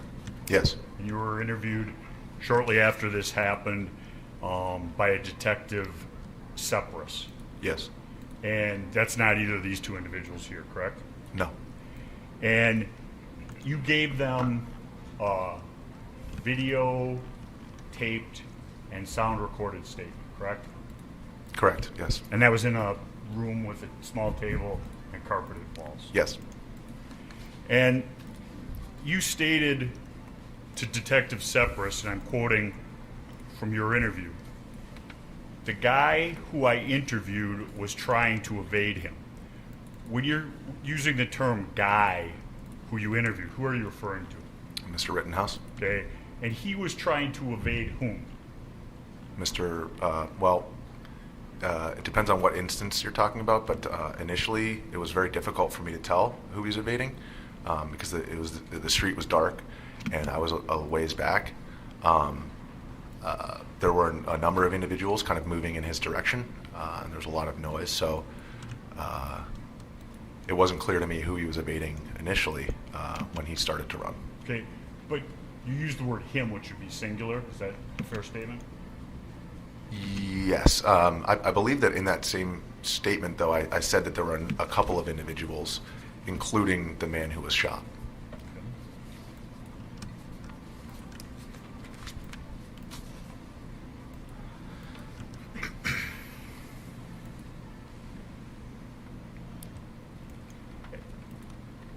I'll read from your statement at page 20. And there were other people who were moving very quickly, and I noticed two guys who were moving quickly. One of the ones was the guy who ended up, I guess, getting shot and dying, and they were moving towards him. So he was, according to what I saw, trying to evade these individuals. Yes. Okay, so one of the individuals is the guy who gets shot, Mr. Rosenbaum. Correct. And the other one is somebody who, to this day, you would not know who it is. No, yeah, it was dark and it was very difficult to identify. I don't think I could, no. And you had interviewed Kyle before this shooting, maybe 15 minutes? It was like 14. Okay. Yeah. I'm off of my- I had the metadata Okay. in my phone, so Okay. according to the metadata on the phone, it was about 14 minutes. Okay. And when you met Kyle and you interviewed him, Data. he was not menacing. In Wisconsin, we don't say data, we say data. So this dude's not from here, is he? Weapon, no. Okay. So what was menacing was the weapon. Do you know Hugh when I said, Dickhard? Yeah. menacing, That's in the that dude from the context, trial it was a yesterday. situation that was Hugh menacing. It was Dickhard. A number of armed individuals. Dickhard. And specifically, in that instance, I was most nervous about the individuals on the roof because I couldn't see them. So it was just more concerning to me because at least, the folks on the ground, I could see them. Okay. And Kyle was one of the ones on the ground. Yes. And the interview, which Mr. Binger took from and referred to the menacing word, was you being interviewed by a Kyle Horton, and that interview was 26 minutes long, correct? Mm-hmm. And you used the word menacing once. I guess so. You went through it, so I'll take your word for it, but I don't recall saying it another time. Okay.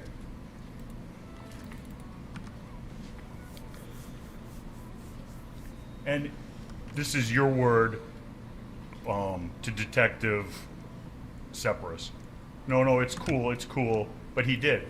I mean, the interview, he was very cordial. Detective, yeah, you, very nice and almost seemed like innocent. Almost seemed like too much for his own good. Do you remember that statement? Yes, I do. And you're referring to him being too innocent for his own good, correct? I was alluding to the fact that it seemed to me that a lot of the people, protesters, rioters, whatever you want to call them, were casting negative looks in his direction, and he wasn't. He didn't seem to be aware of that.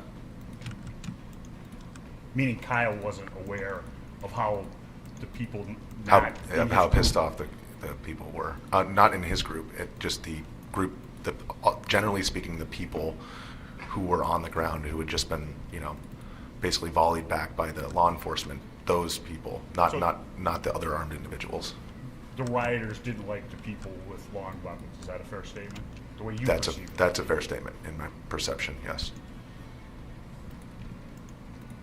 I think it was also additionally that I was referring to the fact that he was shouting medical, and that people were looking at him negatively, kind of like angry when they heard, him, and then saw his, I guess, presume his weapon or whatever it was that made them mad. I didn't mean to cut you off. I apologize. That's where you talked about the duality, a medic having a gun, correct? Correct. Okay. And he might not have perceived the problem with that dual role, based upon your conversations with him. Yeah, he might not have perceived how other people perceived him in that situation. Okay. Reading from a statement from you, I don't know if it was the fire extinguisher or if it was a piece of metal or something, kick something. I have no idea.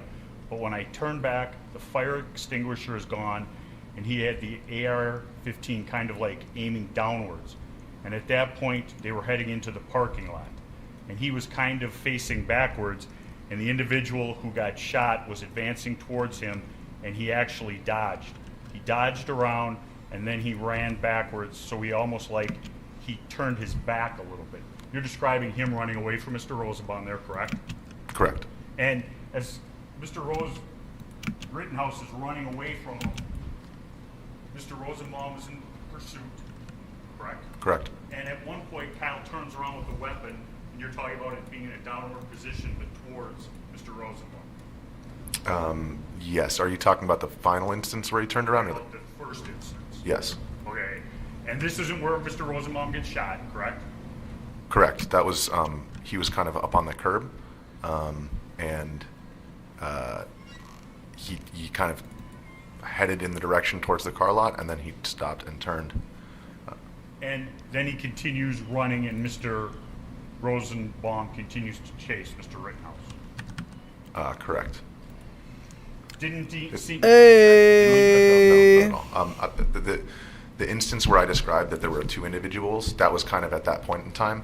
So I didn't zero in on Mr. Rosenbaum being kind of the one person pursuing him until after that first kind of juke and run. Okay. And do you remember Mr. Rittenhouse turning around in the parking lot when Mr. Rosenbaum is chasing him, just Mr. Rosenbaum chasing him? Yes. Okay. And this is before the final confrontation. When he turned around initially, he was kind of on the sidewalk before they got into the lot, and that was when it wasn't clear that Mr. Rosenbaum was the sole, because it was very dark. So perhaps I'm assuming that was him, but also like I was fumbling with my phone at that juncture, and I was hanging up with Shelby. That was kind of all happening in that simultaneous moment. So it's hard. I didn't identify Mr. Rosenbaum until we kind of entered the lot where it was very well lit. And when he enters the lot, Mr. Rosenbaum, it's Kyle and Mr. Rosenbaum really in that area where the shooting occurred. There's nobody else. Yes, correct. And he runs, according to your vantage point, basically as far as he can. Yeah, I did state to the police the night of that it appeared that when he stopped, he entered an area where there was like a car parked and a wall. I mean, it would have been conceivable that you could have.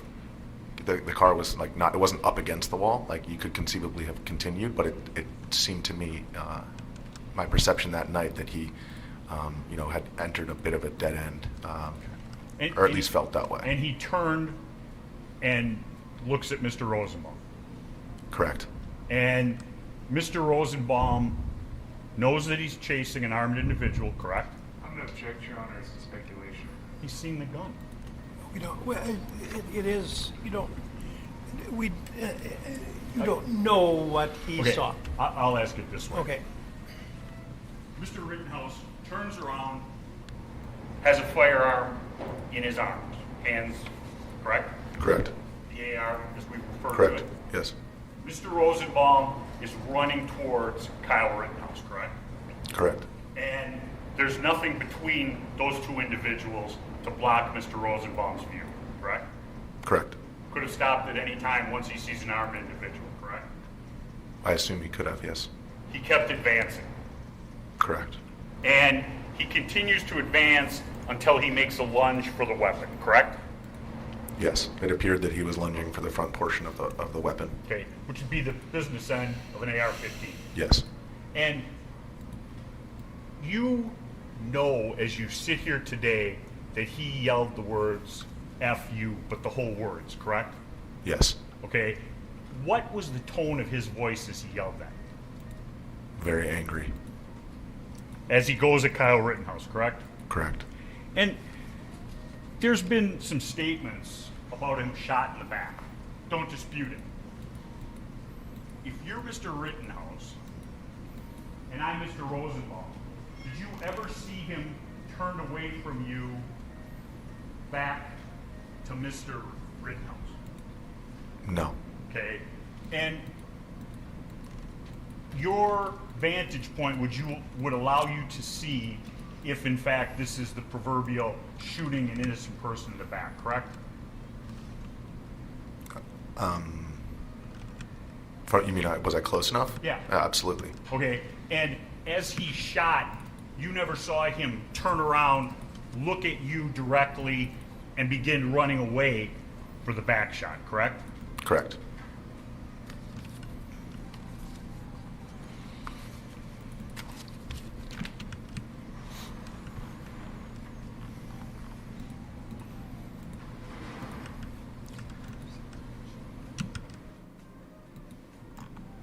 You to the detective that evening describing the confrontation between Rosenbaum and Kyle Rittenhouse. In my best estimation, I think this individual and possibly other individuals decided they were going to get his gun from him, correct? I'm going to object to that. It calls for speculation. It's his belief.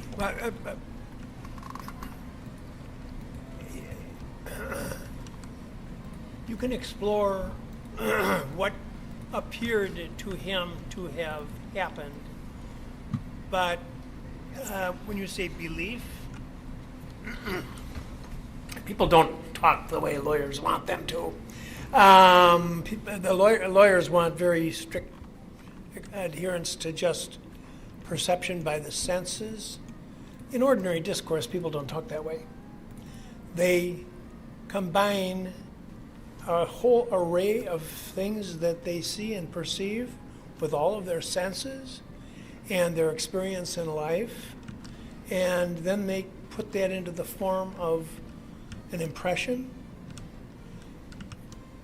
And now the lawyers, and I'm not singling out one lawyer or another, lawyers typically, they want, well, just the, as was referred to earlier, just the facts. I'm going to let the witness testify as one would ordinarily discourse with others, but keep in mind there's a huge component of things other than what he perceived with his senses, and then I'll let the state redirect on those issues, but he can answer the question. I'll read the statement to you, and then I'll ask you why you believed it or why you thought that, okay? Yep. But in my best estimation, I think that the individual and possibly other individuals decided that they were going to get his gun from him. Do you remember telling Detective Sepperson? I do, yes. What was that statement based upon? It was based upon the way that they were advancing towards him. It seemed that they were trying to move quickly, such that they could catch him. Okay. And from your vantage point, remembering back to that evening, did you see that Kyle Rittenhouse was with anyone that was friendly to him that night? That night? At that time? At that moment, no. Mr. Bulch was with him when I was walking behind them, and then after I saw Yellow Pants guy, that was the last I saw Mr. Bulch. So he was alone after that. Statement from you to the detective. And it is very clear from the moment I focused on that situation between those two that the unarmed guy got shot was trying to get his gun. And you remember making that statement? Yes, I do. Okay. And what is that statement based on? That was based on the motion of him running and reaching for the front portion of the rifle. Okay. And that evening, you told the detective he paused, so it looked like he was very close. You used the word very close. What does that mean to you? Well, I was behind Mr. Rosenbaum, and Mr. Rittenhouse was on the other side of me and Rosenbaum, and so it was clear that as he lunged forward, they almost made contact. It wasn't clear if they did or not, but very close, just meaning like close enough to just reach out and touch someone. And your perception was that evening, as you watched it, he was going for the barrel of the gun. Correct. And the detective followed up on that to pin that down, and you stated, but he was certainly trying to grab the barrel of the gun. You were certain of that night. Your Honor, I'm going to raise my objection again. This is speculation. And I'll repeat my same statement that I made to the jury. There certainly is an element of conclusion in the witness's answer, but that's the way people talk in ordinary discourse and convey information one to another. So they have to weigh it in terms of its reliability, knowing that it's not like a series of photographic images. So overruled. I think it was very clear to me that he was reaching specifically for the weapon, and because that's where his hands went. Okay. And your statement to the detective. Yeah, so it was like the guy he shot was like this, and then he was and he leaned in, so he was like this. And so at that time he was shot, he was kind of leaning forward. You were describing to the detective what you observed Mr. Rosenbaum doing, correct? Correct. Could you describe that or show us? It's probably easier to show, to Please. be honest. Just like he was in a low position.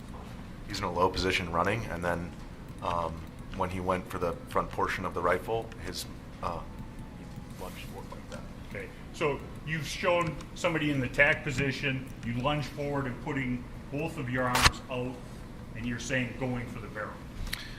I would say he was more like kind of in an athletic position, like you would if you were, like running as fast as you could.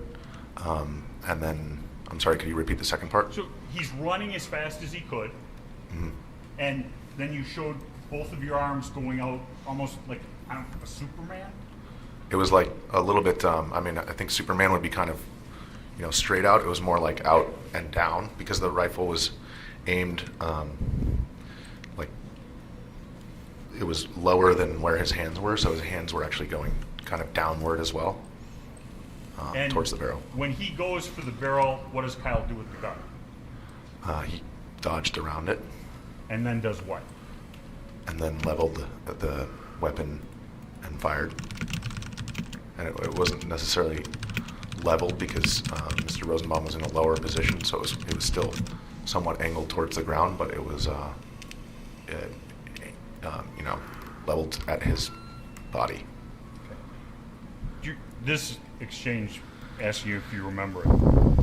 That's the only reason why I say that there were more people involved. Detective, okay? In trying to corner this guy or whatever. Detective, because I just heard a lot of yelling and a lot of really fast movement. That's more talking about what you observed at the beginning, correct? Correct, yes. But you thought this was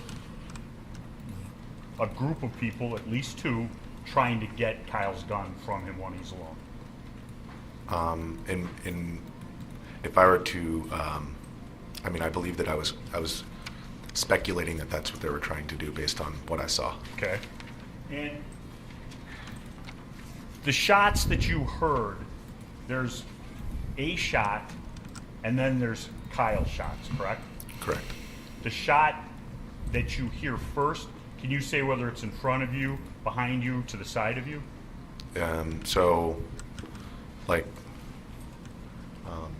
there's like the building, that's the actual building in that lot. That's to my right as I'm running. And Mr. Rosenbaum and Mr. Rittenhouse are in front of me. And it was like to my left. Okay. So, as you're advancing, it would be from the area of the sidewalk. Correct. And you've looked at numerous videos now, not that day, but since, and you actually see the flash of gunfire. Correct.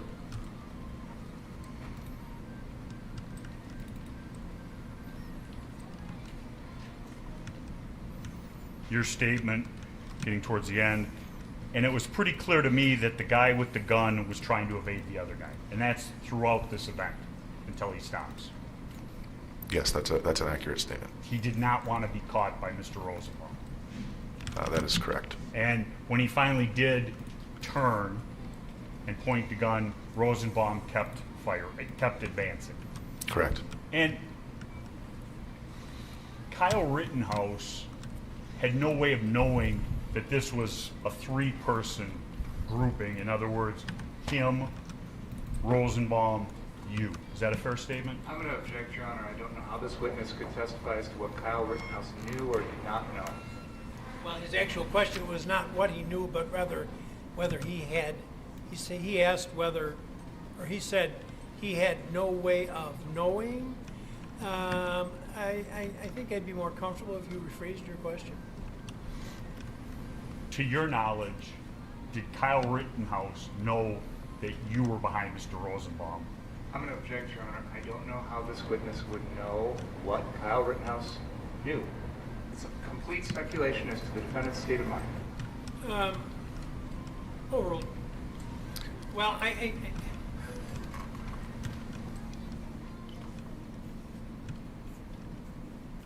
think it would need to be phrased in terms of, did the physical circumstances suggest that Mr. Rittenhouse would have been in a position to know? Sir, would Mr. Kyle Rittenhouse been in a position to know that you were behind Mr. Rosenbaum? He was certainly close enough, but I wasn't looking at where he was looking. I was looking, like I said, at that point at the front portion of the weapon. It was quite light in that area, so it's very possible that if he had have been looking in my direction, he certainly would have seen me. But he's running away from where you are until he turns, and he has this guy coming at him, correct? Correct. And if Mr. Rosenbaum had stopped 5 or 7 feet away from him, would he have been shot? I'm going to object, Your Honor.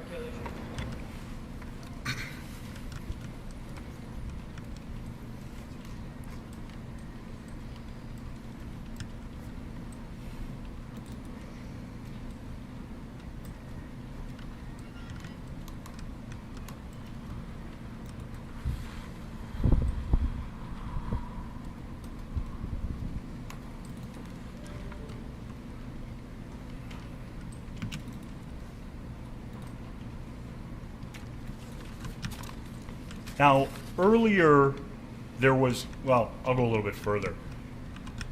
You're giving aid to Mr. Rosenbaum after he's been shot 4 times. Were those shots slow, bang, bang, bang, or were they in quick succession? It was extremely quick. The night of, I said it was 3 or 4 because it was so quick that it was hard for me to count. And now everyone agrees it's 4, and you do too? Yes. Okay. And after he's shot, you pick him up and you try to carry him to the hospital, but you stop at a vehicle, correct? Correct. What's happening to you as you're stopping or trying to get him to this vehicle? What's happening to you? Well, there was a very large crowd around us. Everyone was yelling. I was getting bumped, and I thought that I was just being bumped by the crowd, but then, I got bumped a little bit harder, and then I felt a fist hit my face as I was loading him into the back of the vehicle. Okay, sir, I felt what in my face? A fist. So there's a large group of people surrounding you and the other individual carrying Mr. Roosevelt into the car. Yes. And people in that crowd were striking at you?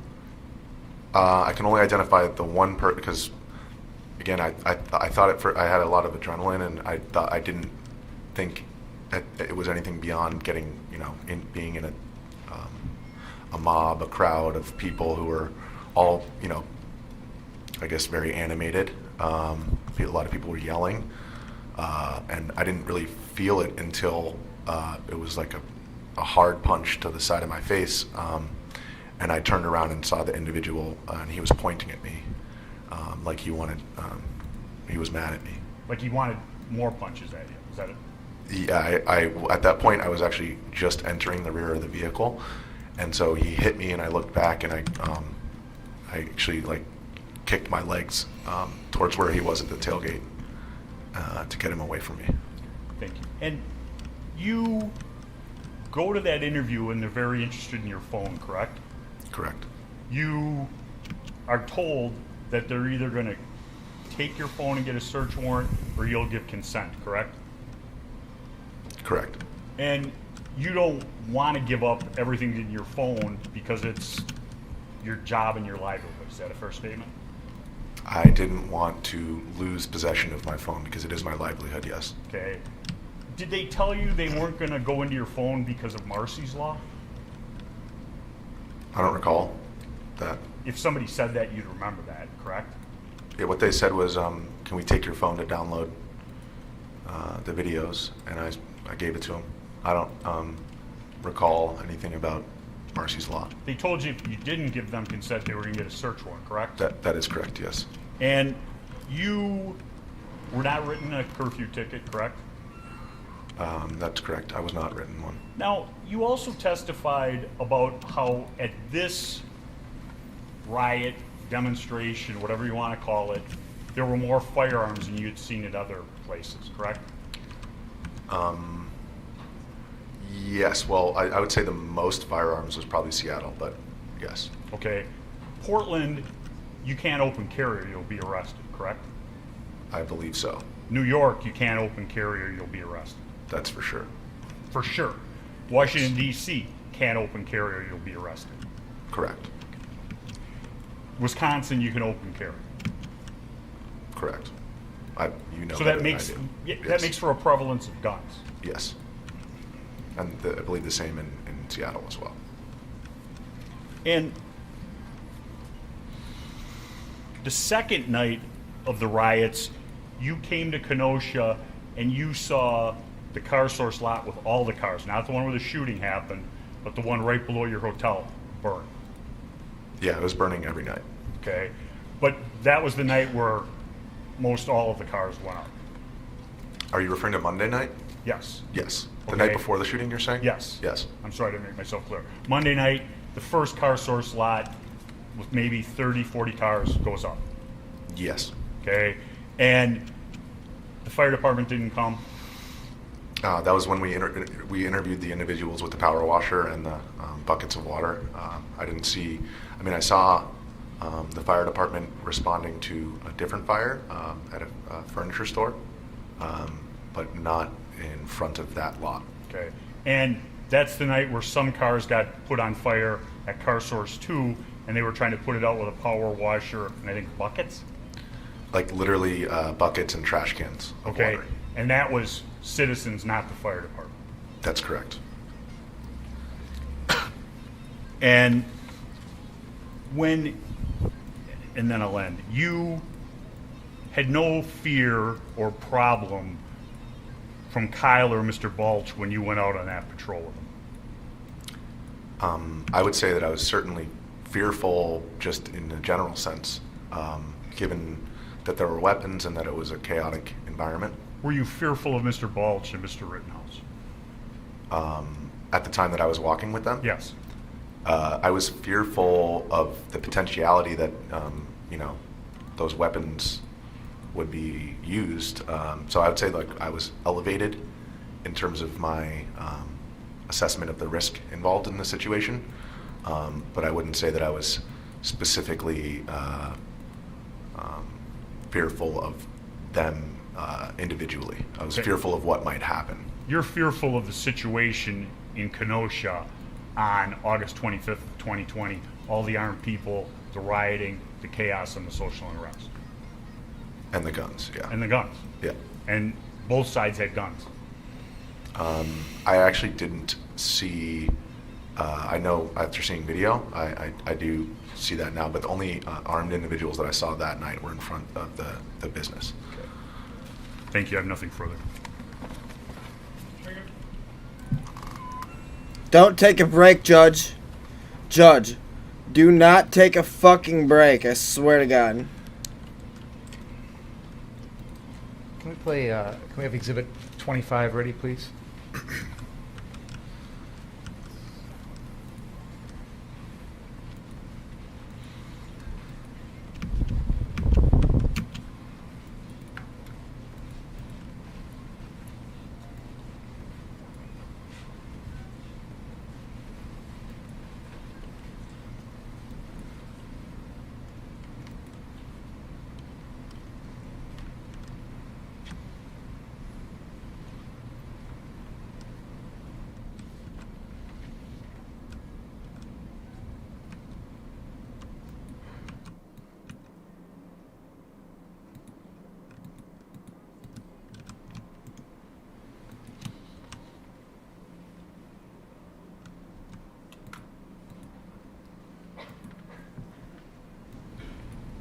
Mr. McGinnis, I have an exhibit up on the screen, which is the Exhibit 25. We've shown this to you before. I've heard you testify that you were, well, let me ask you this. Is it fair to say that at the moment this video is paused at, as we see on that screen, you are not yet on the screen? Is that fair to say? I think that sounds right. I think I was just off the screen to the right, up the street. And you've talked about your perception of person of interest number 2, which is the one with the square around them, that is the defendant, and what you believe was going on when he arrived at the car source lot. And you've talked about one or more individuals that are after him, he's having to evade them, things like that. There's been some testimony about that, correct? Correct. You've already acknowledged that you were further back, it was dark, it was hard for you to see exactly. Is that fair to say? That's fair, yes. Okay. What I'd like to do now, Mr. McGinnis, is I'm going to have this video played, and I would like you to pay attention to that area. And we have person of interest number 1 identified, that is Joseph Rosenbaum. Other than him, I would like it if you would point out for us the other individual or individuals that you saw chasing the defendant or trying to corner him or somehow running after him or however you want to describe it. The other individuals that were involved that you believe you saw. Do you understand what I'm getting at? Yeah, I would say, I wouldn't say chasing, I would say it was like they were directing their attention in his direction and moving towards him. Okay. But it wasn't, it wasn't like a dead sprint chase or anything like that. However you want to put it, I'm not quibbling, but whatever those people are, if you could please, that little wooden pointer in front of you, let us know. Reg was too when they used this video, but he wasn't called. They're not calling CJ, yeah. Okay. So it's just like if you see a CCTV camera footage at some restaurant, record a video murder in the restaurant, what are you going to do? Call the CCTV camera to the stand? So basically it's just footage. You don't need to... In the middle of the street? You don't need to bring footage. Do you want us to go back? You don't need to bring the dude who shot the footage to the stand. All you need to use is the actual footage itself. You don't need to there was a crowd in the middle of the call street that guy to the stand unless he was... Basically on the side of the sidewalk. Unless it's important to the church. to the trial of the Please case. point at it for us. Okay, so you're circling a group of people that are near the sidewalk in front of Car Source. Are you able to count how many people there are there? It's hard to say. 8, 10. And do you want us to go back any further, or is this far enough for you to show us what you're referring to? I mean, it was just this group right here.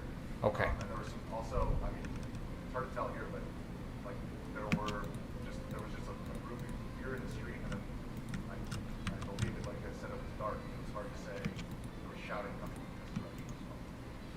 Can we please play the video forward a little bit?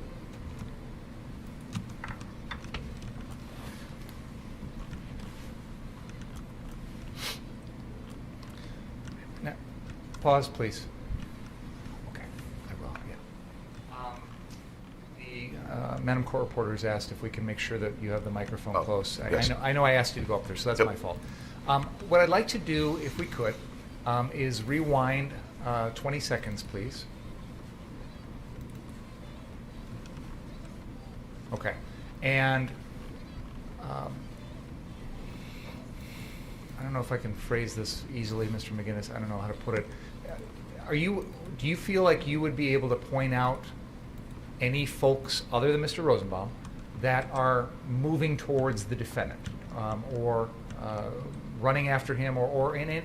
I know you said their attention, and that can mean many things. So I guess I'm interested in physical movements. Are you able to point out any individuals that moved physically towards the defendant other than Mr. Rosenbaum? Do you want to play it again? Yeah, let's play it again. And I'd like you to keep an eye, well, before we start playing, I'm going to ask you, Mr. McGinnis, if you could please try and keep an eye on that for us and let us know if you see any of those folks. Maybe you can point them out for us. I'm interested in physical movements towards the defendant. Does that make sense? Yes. Okay, let's go ahead and play it.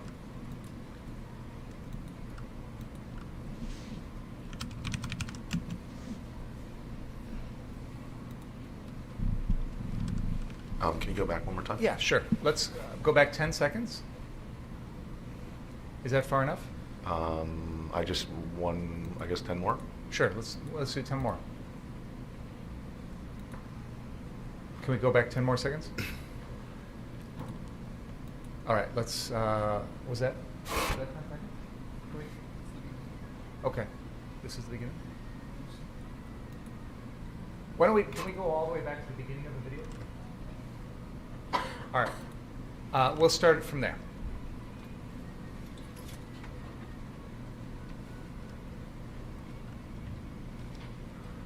I think that so when I told that to police, it was basically you can see me running up. There, just to my left, in the center of the street, there are some individuals who were yelling, and I guess it's not clear to me, whether they were just advancing in that direction and yelling or advancing specifically towards Mr. Rittenhouse. But the individuals that I was referring to when I said that were in the bottom right portion of the screen. As I was running up, I basically ran past them. It's clear from the video that Mr. Rosenbaum is specifically coming after Mr. Rittenhouse, chasing after him. The impression, maybe I misunderstood, it seemed to be that you were indicating you saw other people that were directly going after the defendant. Did you see anything like that? Other than Mr. Rosenbaum? It seemed to me that they were turning their attention towards him and that they were shouting at him. I wouldn't say that they were like I said, it wasn't like a chase. It was like a turning and kind of directing their attention, and it wasn't, a running at him, more of like turning their bodies towards him. And like those individuals in the bottom right of the screen seemed to be gravitating towards where he was. But they were already headed in that direction anyway. Yeah, that's unclear to me where they were. Like I said, I ran up and it was dark, so and I was on the phone, so I just heard the yelling and I saw attention. My eyes went to Mr. Rittenhouse because of where other people were looking. Would you agree with me that in the video we're watching, this infrared video, this aerial footage, there aren't any other figures that are moving towards the defendant at any point other than Mr. Rosenbaum? If you rewind, I believe that it's possible that they're just walking in that direction. So it's not. Let's go back to the beginning of the video, and again, if you can use Sister Marciana's pointer and point out anyone that you believe is moving towards the defendant other than Mr. Rosenbaum.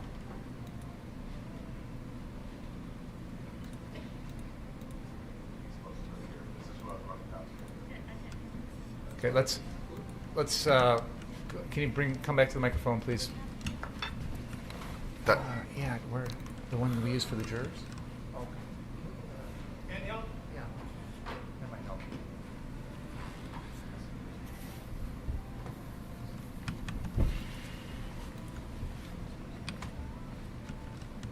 Why don't you bring that along with you when you go to the screen? And let's back up the video to the beginning again. And then you can feel free to speak into that microphone and tell us what you're seeing. Hello? So when I said that, I was referring to this group right here in the street, and they were shouting. Okay. And my last question to you, Mr. McGinnis, was, would you agree with me that on this video, none of those figures actually physically move towards the defendant? Would you agree with me on that? They're moving in the direction of the defendant, but like I said, it's not clear whether they were already moving in that direction prior to my arrival. And like I said, that it was their attention and their screaming was directed in his direction, so that's where my eyes went. The defendant actually, and you both run up behind these people. You approach them from behind as they're walking forward. Correct. To your knowledge, did any of those folks look back at you as you were approaching from behind? To me specifically? Yeah. Not that I can recall, no.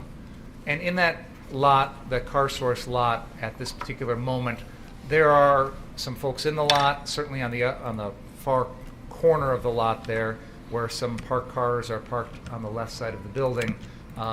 We all know now, with the benefit of hindsight, there's a large crowd there who are bashing the crap out of those cars. Windows, the doors, everything. We know that with hindsight. Let me ask you this. When you were there that night, as this all is unfolding, again, try and put yourself back in that night without the benefit of hindsight, were you aware that there was a group of folks over there that were smashing out car windows or doing anything along those lines? When I was on the phone with Shelby, she mentioned that something was going on up the street, but she said like she heard, I believe she said something along the lines of like there's like windows are breaking, and I assume that was probably from the car windows being smashed. But other than that, no. All right. You indicated that the defendant, when he was running away from Mr. Rosenbaum, I think the words you used was he entered a bit of a dead end as he was running by those cars and the building. Do you remember saying that? Yes, I do. Okay. Now, on the video here, the person of interest number 2 with the square around him is the defendant. And person of interest number 1 with a circle around him is Mr. Rosenbaum. Can we please continue the video forward?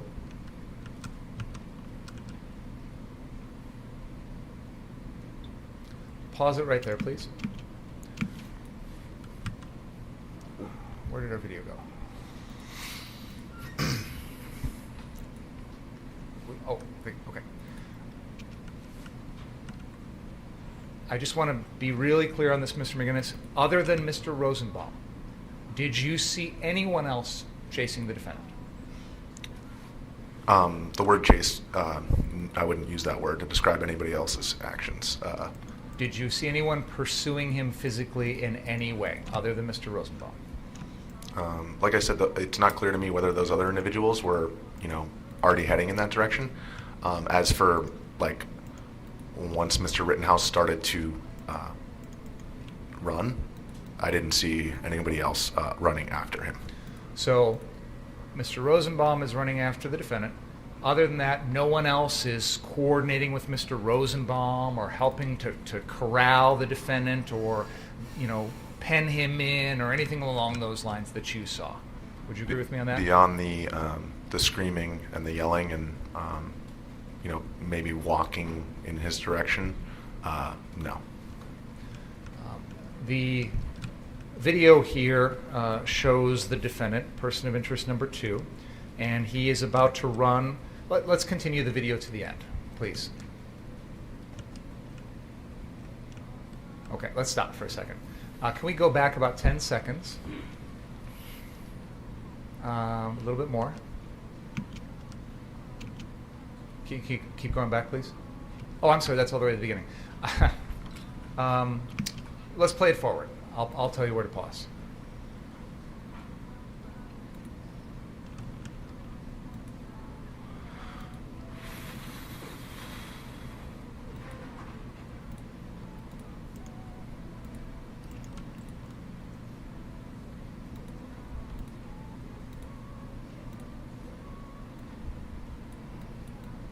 Pause. This video indicates the person of interest number 2, the defendant, running. Would you agree with me? He's going to wind up running into the center of those 4 parked cars, 2 towards the top, 2 towards the bottom, and that's where the shooting occurs? Correct. Okay. Now, it appears to me on this video that if you run through those, there's a huge amount of open space on the left bottom of that parking lot, right?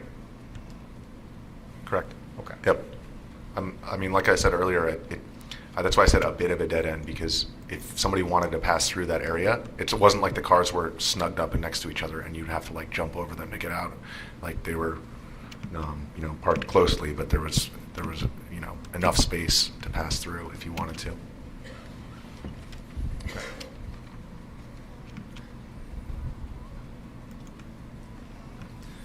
Now, the area where this all occurs, would you agree with me, is a very well-lit area?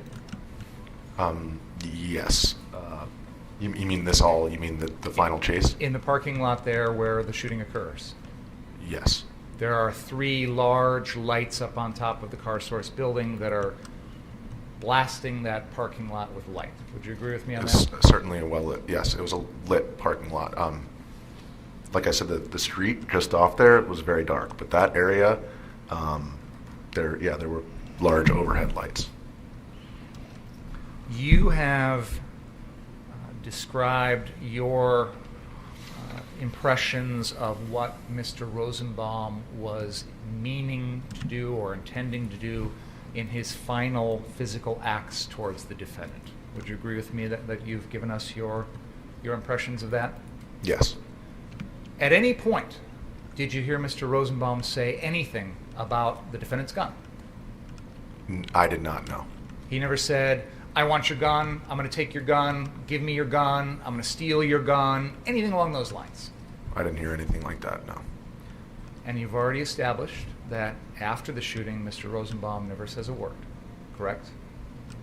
Correct.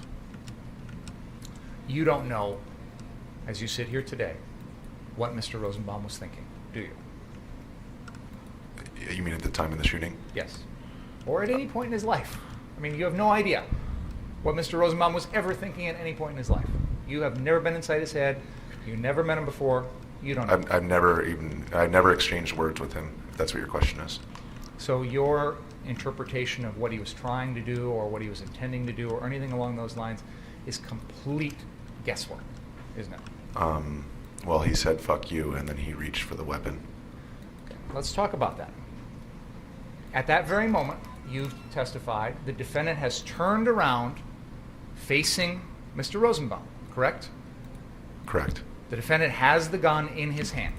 Correct. Mr. Rosenbaum is advancing and is pretty close. Yes. Correct? You believe, you've testified, that Mr. Rosenbaum is reaching for the barrel of the defendant's gun. Is that right? Yes. There are many possible reasons why an individual in that position would be reaching for a gun that's pointed in their direction. Would you agree with me on that? Well, I wouldn't agree with to that. Clarify, the weapon was at a 45-degree angle approximately. I don't know what you're asking. If you're asking if there's a reason why he would grab it. You've already given us what you think is the reason. I'm suggesting there are other. When did I say that I gave a reason? I just said that what he was trying to do. I didn't give any reason on why he would. I have no clue. I will say that as many times as you want me to, but I have no clue why he was doing what he did. But I saw him go for the front portion of the weapon, and it was clear to me that that's what he was trying to do. When you say the front portion, you're talking about the end of the barrel where the bullet comes out. It'd actually be more like the shroud. So the what? Well, it'd be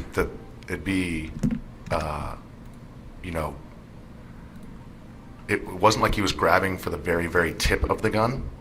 It was like he was grabbing for the front portion of it. So like his hand, where he missed, was like, I guess 6 inches up the weapon. Still on the barrel. Yes. So yeah, sure. You indicated that that Mr. Rosenbaum, I think you used the terms, he was in a low position running. Do you remember saying something to that effect? Yes. Do you have any idea how tall Mr. Rosenbaum was? Is not very tall. Shorter than the defendant? Correct. Shorter than you? Correct. And you said that when Mr. Rosenbaum was reaching for the defendant's gun, the defendant, you've given us a physical gesture, and if I'm doing it correctly, and again, I'm going to ask you if I'm doing it correctly, it's like he's got the gun in his hands, the barrel is pointed to the defendant's left, he sort of moves it around almost up and over the outstretched hands of Mr. Rosenbaum. Would that be fair to say? So that to the defendant's left? Yes. It was aimed at a 45-degree angle towards the ground. I wouldn't say it was aimed to the left. It was aimed kind of, if you were to draw a line, it was aimed towards Mr. Rosenbaum, but at the ground. Okay. And then it was when he lunged that the weapon went to his left. And again, with the pronouns, I just want to clarify. When Mr. Rosenbaum lunged, I'm using the proper names. When Mr. Rosenbaum lunged, Mr. Rittenhouse moved the gun. Moved the gun to Mr. Rittenhouse's left, and to my right. And by doing so, I know you've testified you're not sure whether or not Mr. Rosenbaum actually touched the gun. Fair enough? Correct, yes. But at any rate, by doing so, Mr. Rittenhouse was finally able to get that gun in a position where there wasn't any more risk of Mr. Rosenbaum grabbing it by doing that little maneuver. Correct? So at the point at which he dodged around, it was like they were extremely close, and so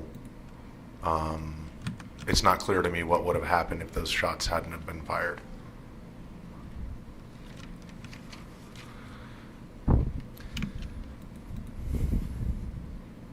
Final question.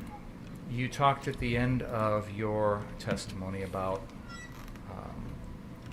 your feelings as you were accompanying the defendant and Ryan Balch. And you talked about still feeling a sense of your safety being in jeopardy. And correct me if I'm wrong, but it seems to me your primary concern was the guns. That's the thing that was making you feel the most unsafe that night, was the presence of these guns. Would that be accurate? Well, prior in the evening and in the night prior, there were like some people who tried to take my phone from me, and then there were the other individuals with the bricks. So I would say that it's a baseline level of fear associated with all of those things, but the guns, the presence of the weapons certainly elevated my understanding of the risk of the situation. Thank you. Nothing further. Okay, you may step down, sir. Let's take a break, folks, and I'm going to ask that you return at 10 after Please don't talk about the case during the break. Read, watch, or listen to any account of the trial. All right, that's only 15 minutes from now, chat. And that means I'm going to run and take a break myself. So I'll see you guys around 15 minutes from now. Sound good? Don't go away.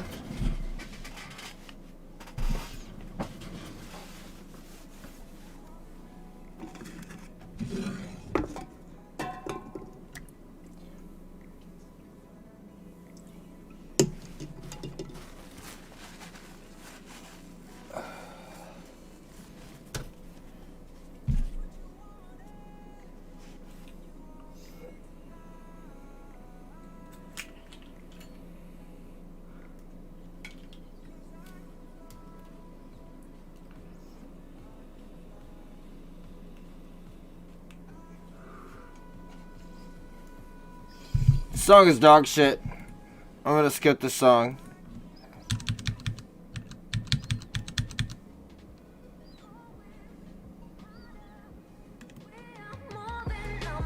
There we go.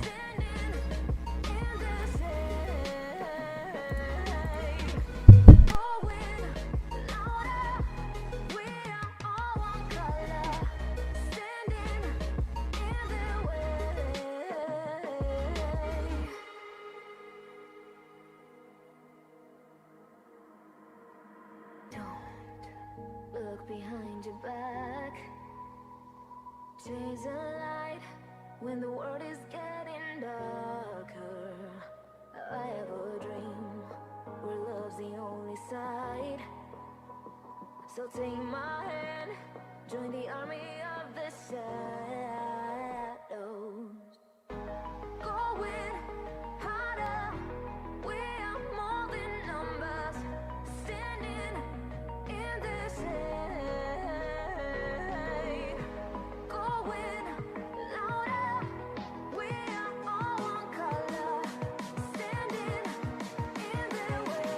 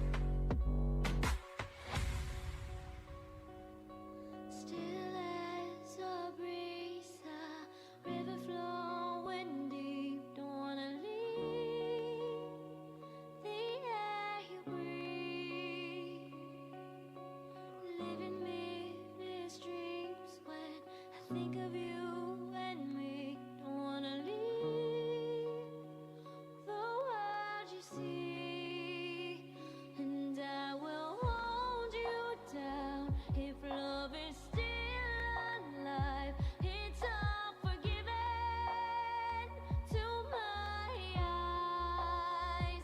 The tide has turned around. Just listen to the sound. Two hearts beating, beating time. Hey yeah, hey yeah, hey yeah, hey yeah, hey yeah. It's all forgiven to my eyes. Hey yeah, hey yeah, hey yeah, hey yeah, hey yeah. It's all forgiven. You and your wicked ways.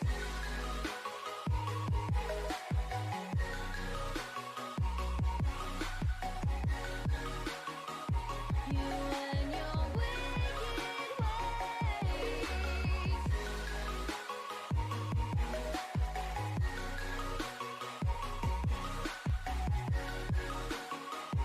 You and your wicked ways. Center of your touch, I can never feel so much. Don't wanna leave us in between. 'Cause when you lock me in, I'm in for life. Don't care, it's a cruel paradise.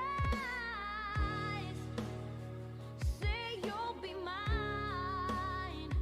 The tide has turned around. Just listen to the sound. Two hearts beating, beating time.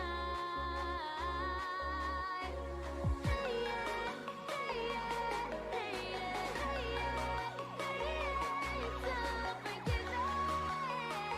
You and your wicked ways.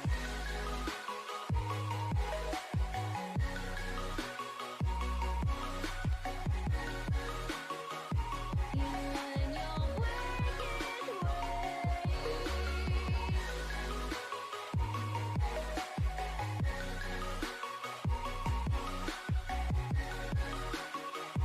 You and your wicked ways.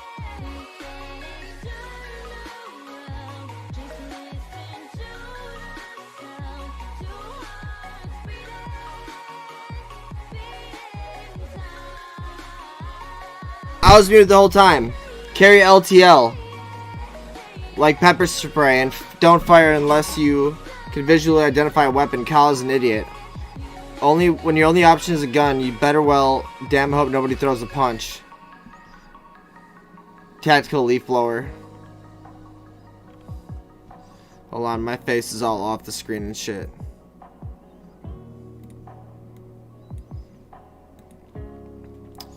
It can be loaded with rubber balls. So you're saying Kyle should have had a sweet $300 pepper ball launcher that he could have used. That's like a high-powered paintball gun that shoots pepper balls at fuckers' faces when they're trying to attack them, right? Instead of a real gun. A pepper gun pistol, pepper ball gun pistol.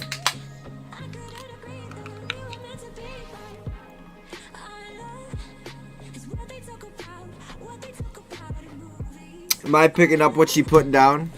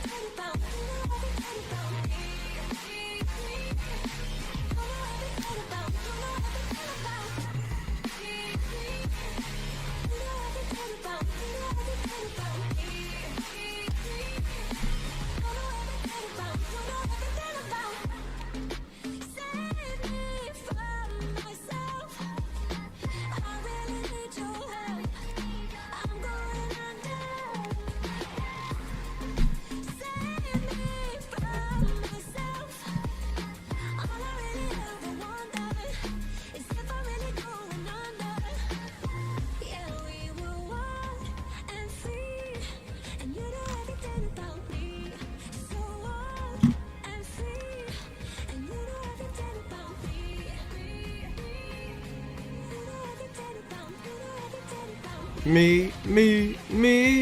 Yes, you should have both. So you should have a pepperball pistol and a AR. $8 pepper spray is better, says Desolator. There's levels of force, same as level of threats. I'm saying it gives you legal room. Like that you've exhausted all options before lethal force. Okay, I get what you're saying. This is actually why police have tasers and pepper spray and batons. Yeah, I get it.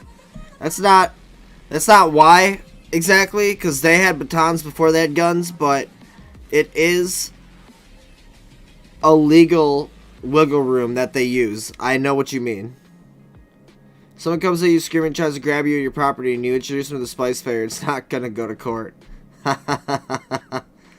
Unless you're a spice fiend like me. You crazy ass.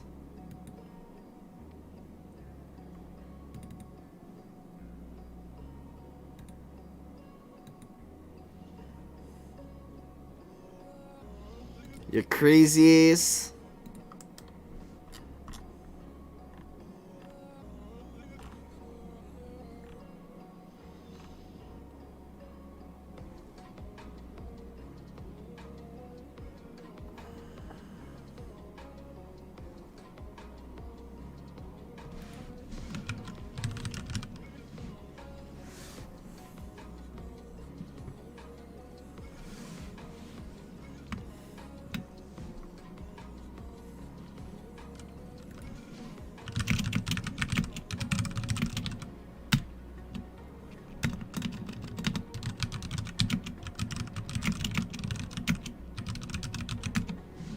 Dum dum dum dum dum dum dum.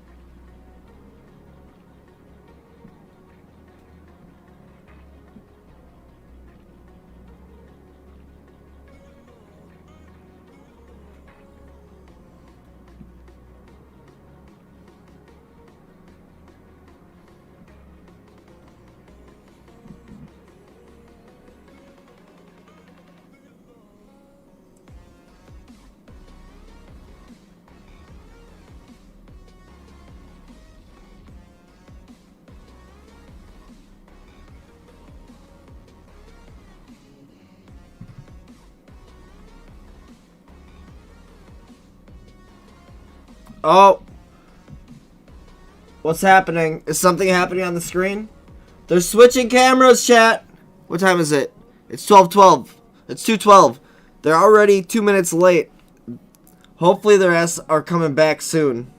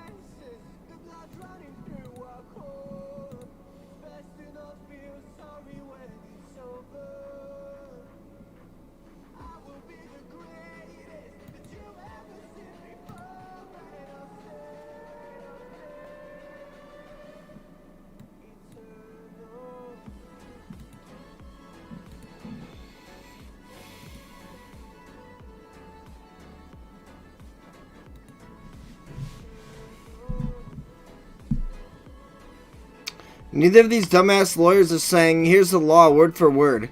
And here's 100 other cases where someone tried to grab a gun from someone and it legally resulted in self-defense via lethal.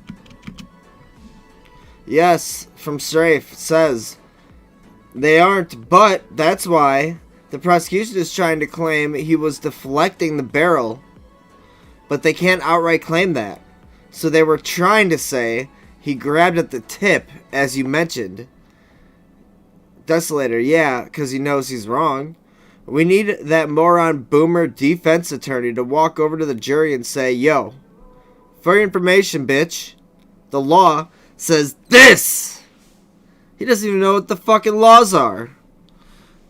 I mean, the prosecution was getting dunked on by the judge last night because he was trying to bring in some fucked up, he was trying to dance around some loophole so bad that the defense attorney was straight up laughing in his face. And the judge had to call a recess. The judge had to kick the jury out of the courtroom, yell at them for a few minutes live, and then call a recess to yell at them in private. Or just the prosecution. It was hilarious. The prosecution guy, clearly a soy boy. The defense attorney, clearly a based Chad gentleman. Based Chad gentleman. Who put 2 thumbs down on this chat? Everybody hit me with the thumbs up.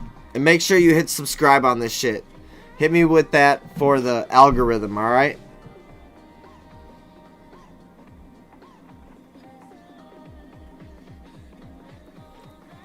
Ed said, Rosenbaum wanted just a tip. Nice. Lol.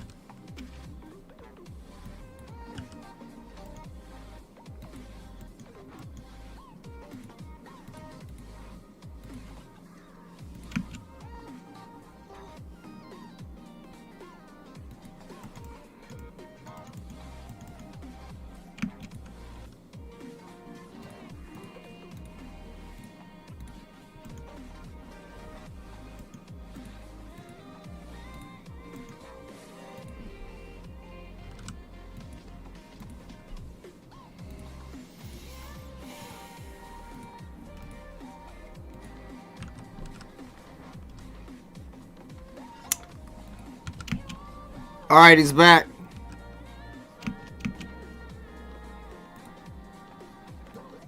Go down, please.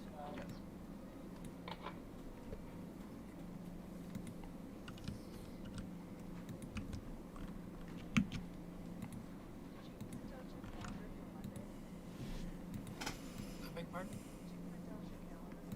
I did not. Okay.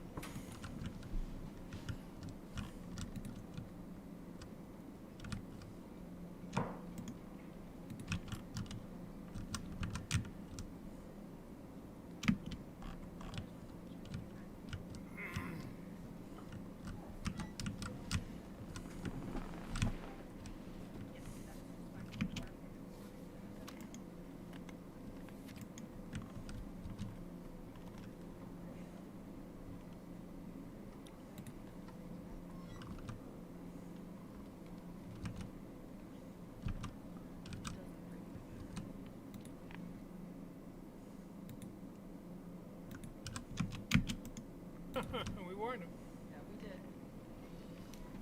They're gonna make their volume louder in a few seconds. I already know it because they did that before. It started quiet and then it got really loud.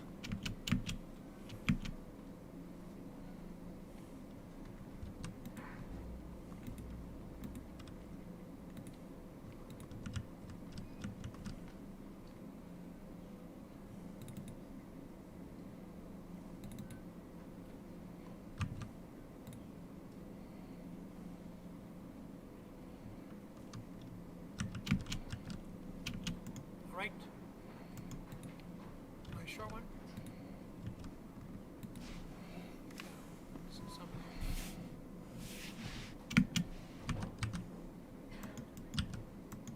Yeah, but we're still legally, we have 12, 16, 18. No, we got everybody. I don't know. We have 19. Oh, it only got 18 here. Yeah, I thought there was an empty chair. Okay, there we go. All right. You may proceed, Mr. Mayor. Thank you, Judge. The state calls Ryan Balch.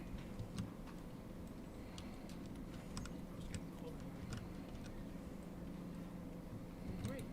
All right.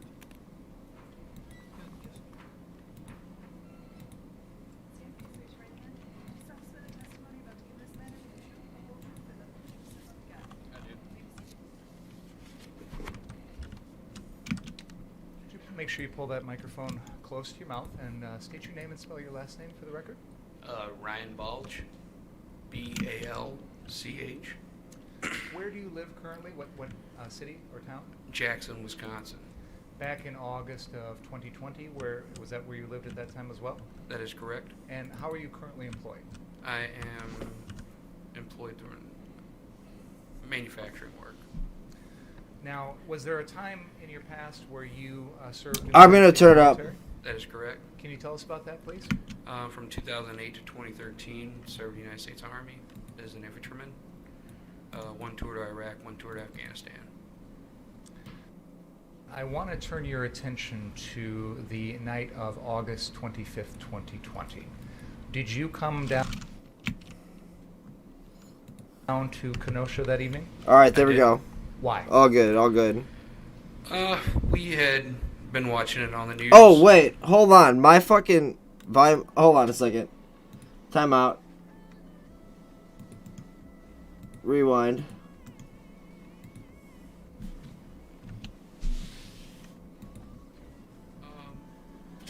That accompanied me. What are their names? Jason. We had B-A-L-C-H. Where are you currently employed? I am employed doing manufacturing work. Now, was there a time in your past where you served in the United States military? That is correct. Can you tell us about that, please? From 2008 to 2013. How's the served in volume, United States chat, Army right now? As an infantryman. Louder or no? One tour to Iraq, one tour to Afghanistan. And I want to turn your attention to the night of August 25th, 2020. Did you come down to Kenosha that evening? I did. Why?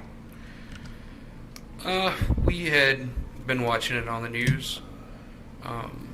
Some of the people I knew within the protest group had said that things were rough down there. Somebody made mention of a Facebook post. I didn't really pay attention to that one too much. But in general, we just decided to come down and help out. When you say we, who are you referring to? The 4 people that accompanied me. What are their names? Jason Lekowski, Dustin Collette, and there was a female, I didn't know her name. Prior to that particular night, did you know Dustin Collette and Jason Lekowski?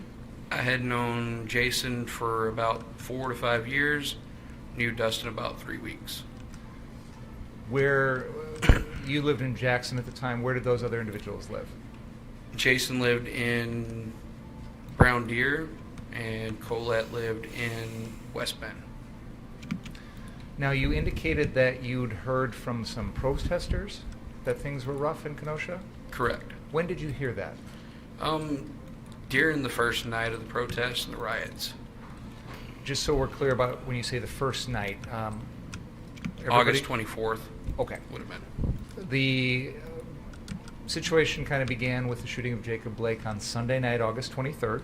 Correct. There were incidents that night. Monday night, August 24th. There were incidents that night. And, of course, Tuesday night, August 25th is the night that we're going to be talking about. Do you remember which of the first 2 nights it was that you first heard about things? Was it Sunday or Monday? Anybody I had contact with wasn't down there for the 23rd. So everything I heard about was on the 24th.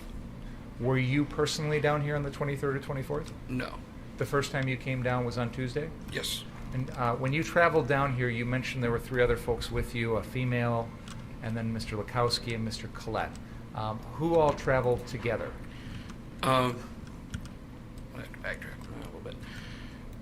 Me and Colette rode together, and the female rode with, I forget the other guy's name that she rode with. Jason Lekowski? No, Jason Lekowski came in later in the evening. I see. Okay. You have identified Dustin Collette and Jason Lekowski as people you already knew. Yes. There's a female you've mentioned. Was there anyone else coming down that you knew before this night? Danton Mertz would be somebody that I knew as well. And that's Danton Mertz? Yes. Okay. How long had you known him? About the same amount of time I'd known Colette. Just about 3 weeks? Yeah. Okay. Do you know where he was from? West Bend.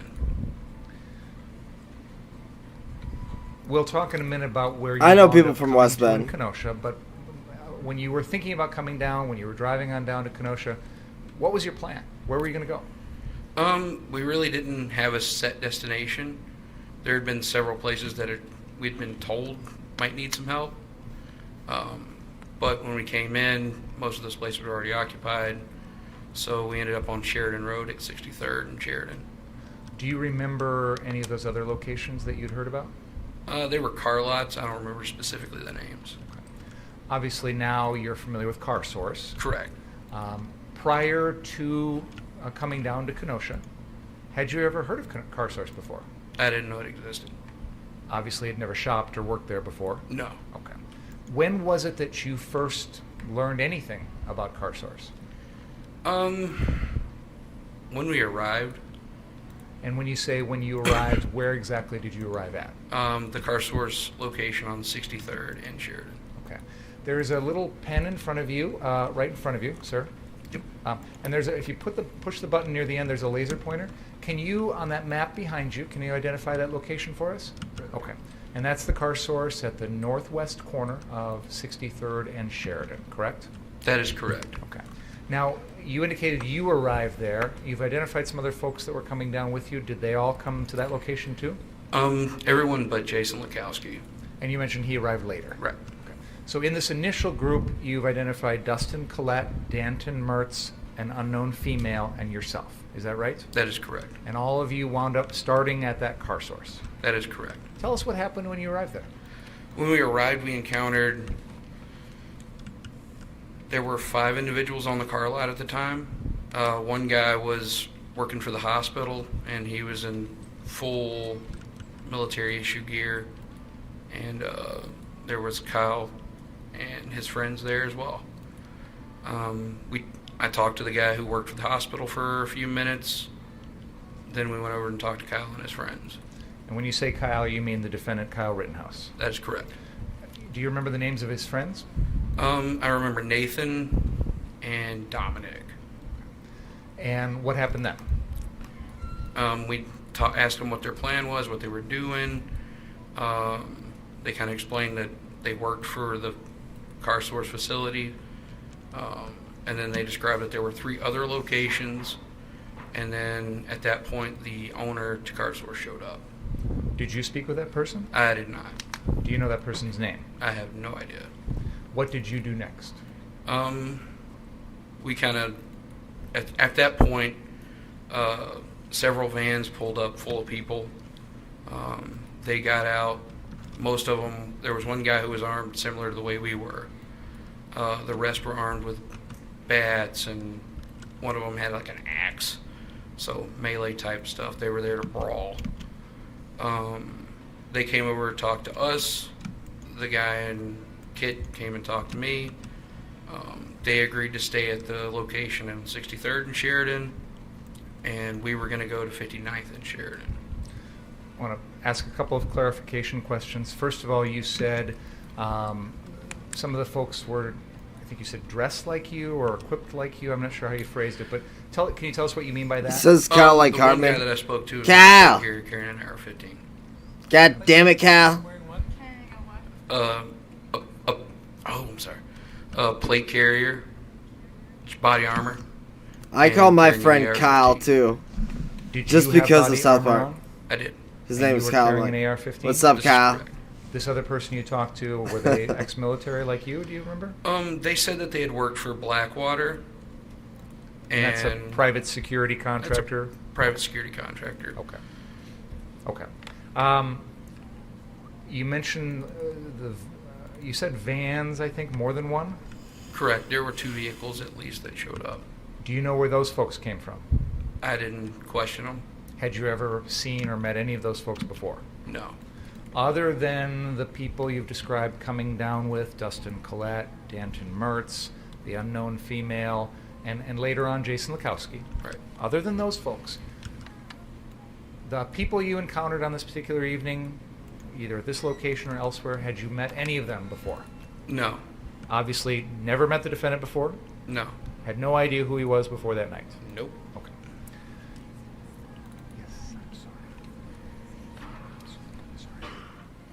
I'm sorry. Why does he keep apologizing?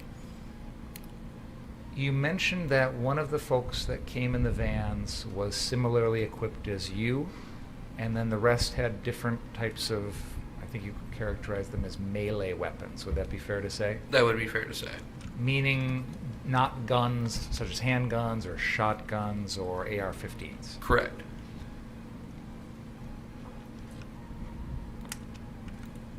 And I believe you said that at some point there was an understanding that those folks that came in the vans would stay at 63rd Street Car Source, and some of you, including yourself, would go up to the 59th Street Car Source. Is that fair to say? That is fair to say.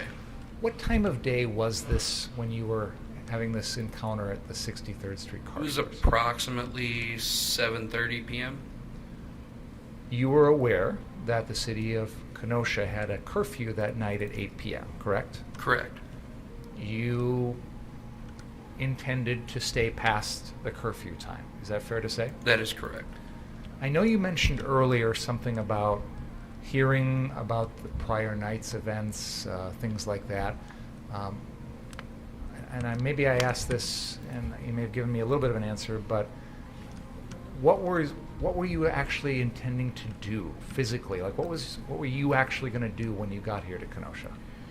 The intent when we got down there was to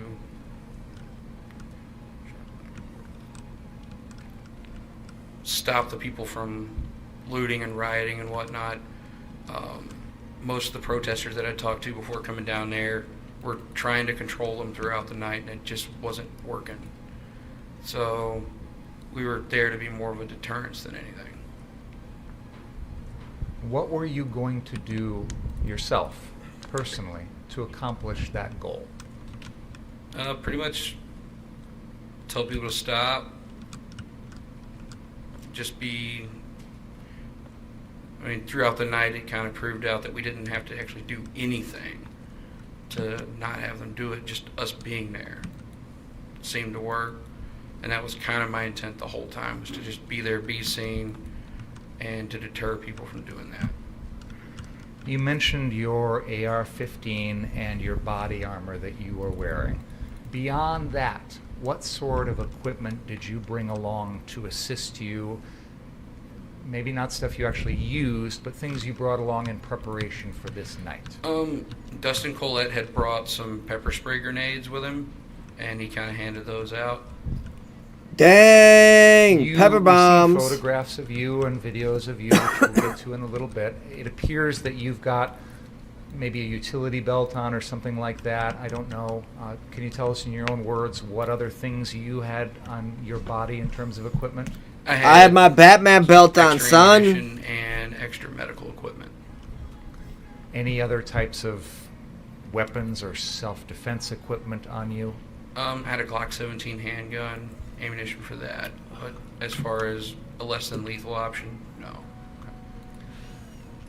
You talked about your desire to serve as a deterrent to people. What was it about you or your actions that you thought would work as a deterrent? Typically the people that were, and from what I'd been told by the protesters and stuff, they were selecting places that were unguarded, that there was nobody there, that they could just go in and do what they need, light it on fire, take whatever they wanted, and roll out after that. So figured just being there would be enough. If just being there was enough, why did you bring along an AR-15, a handgun, and wear body armor? Well, because those people could be armed too. If I'm going to get shot, I'd rather have body armor on, first and foremost. And I would like to be able to defend myself from it as well. So is it fair to say that coming down to Kenosha that night, you were prepared for the possibility that there would be gunfire? That's correct. You were prepared to use your gun to defend yourself? That is correct. Were you planning on using the gun to protect the property that you were guarding? No. So, for example, we know that you were at the 59th Street car source for That a is lot of the correct. evening. If you had seen someone attempting to damage a vehicle, would you have used your gun and fired at that person to protect that property? No. At any point that evening, and I know I'm skipping ahead a little bit, but I'm trying to get to a point here, did you go inside the 59th Street car source? A couple of times, yes. What was inside there? Several cars that were being worked on, some tables, some chairs. Was there a living quarters or an apartment or anything like that where someone was able to sleep or live? Not that I saw, but I did see that it was attached to a gas station. Do you know if the gas station was open and in business at that time? When we walked by, it appeared to be in business. But it's fair to say that no one was living here. This was all business property. Fair That to is say? fair to say. As opposed to a house or an apartment. That is fair to say. If there had been any sort of damage to the building, the car source building, such as being lit on fire or rocks thrown at it or anything like that, would that have caused an injury or a death to a person? Had the fire spread to the residential buildings behind it, yes. Okay. At any point in this evening, did anyone try and start a fire at that car source location? Later on in the evening, they tried to start a dumpster on fire, and before that, they tried to light the church next door on fire. And that's the church that's to the north across 59th Street? Correct. Okay. The dumpster that was attempted to be started on fire was actually located in the street when that event occurred. Is that right? Correct. They pulled it off the parking lot area of car source and lit it on fire in the street. So rather than try and light the fire where the dumpster is in the car source lot, they took it out in the road and then lit it on fire. Correct. And I believe that's where, at some point that evening, Dustin Collette goes out and puts the fire out. That is correct. Okay. I skipped around a little bit there. I want to go back to where we were. I believe you were describing how there was vans that met at 63rd. There was some sort of understanding that they would stay there, and you and others would go up to the 59th Street car source. Is that fair to say? That's fair to say. What did you do after that? I went across the street to the hospital where the other guy had gone. I met their guy they had watching the gate, and I didn't wholly trust the people who had agreed to stay down at 63rd. So I gave him my cell phone number and said, hey, if these guys leave or somebody starts breaking stuff, call us. Did you ever get a call that night? No. What did you do after that? We kind of gathered up. I think we took a picture, and then we went up to 59th. When you say we went up to 59th, who all came along with you? That would have been Dustin, the female, Danton Mertz, Kyle Rittenhouse, Dominic, and Nathan. The female. Can't say her name, says the Did female. anyone else come along that you can recall? Not that I can recall. Is it fair to say that when you first got to the 59th Street location, I guess you just unless he mentioned can't was say her the name. group I that didn't. was I missed that part. there protecting that property? Yes. I know Jason Lukowski comes later. Other than him, was anyone else there that night at 59th Street that may have arrived later to help with what you were doing? Some family members from Kyle's friends showed up. Do you remember who they were? One of them was one of their fathers. There was somebody else that came through. They were there for 5-10 minutes and they left. I didn't know who that was. Do you remember approximately what time it was when you got up to the 59th Street car source location? We crossed 60th right as the sirens went off at 8 p.m. So we arrived at 59th around 8:01, 8:02. Where did you position yourself at that point? I stayed on the ground outside in the car lot area. Most of the cars were burned out at that point. And some of the guys went up on the roof, and some of us stayed down on the ground level.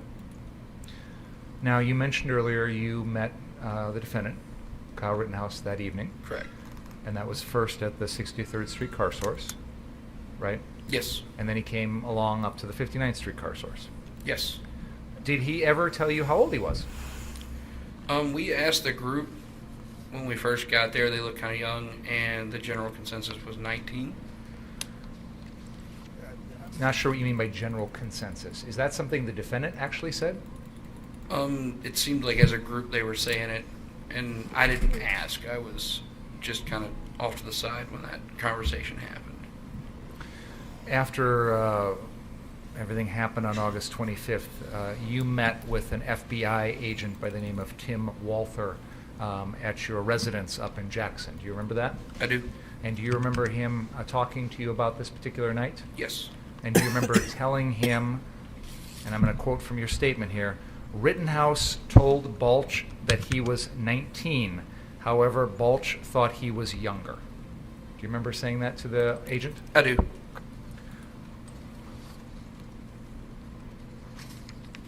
Did the defendant say anything else to you about himself or his qualifications or anything like that? Early on in the night, no. Is it fair to say that as the night went on, while you were on the ground in front of the 59th Street car source, the defendant was also in that proximity area? That is correct. Were there times during the evening when you would chat with him about various things? That is correct. What was your impression of the defendant? He seemed like a young and impressionable kid. I use that term kind of broadly there. Someone way younger than myself. He seemed to be really interested in what I had done in life. When Jason Lukowski showed up, he seemed to be interested in what he had done in life. He had explained some of the stuff he had been doing. The lifeguard, being a lifeguard, being EMT certified, stuff like that. So the defendant told you that he was a certified EMT. This is correct. And that he was 19 years old. This is correct.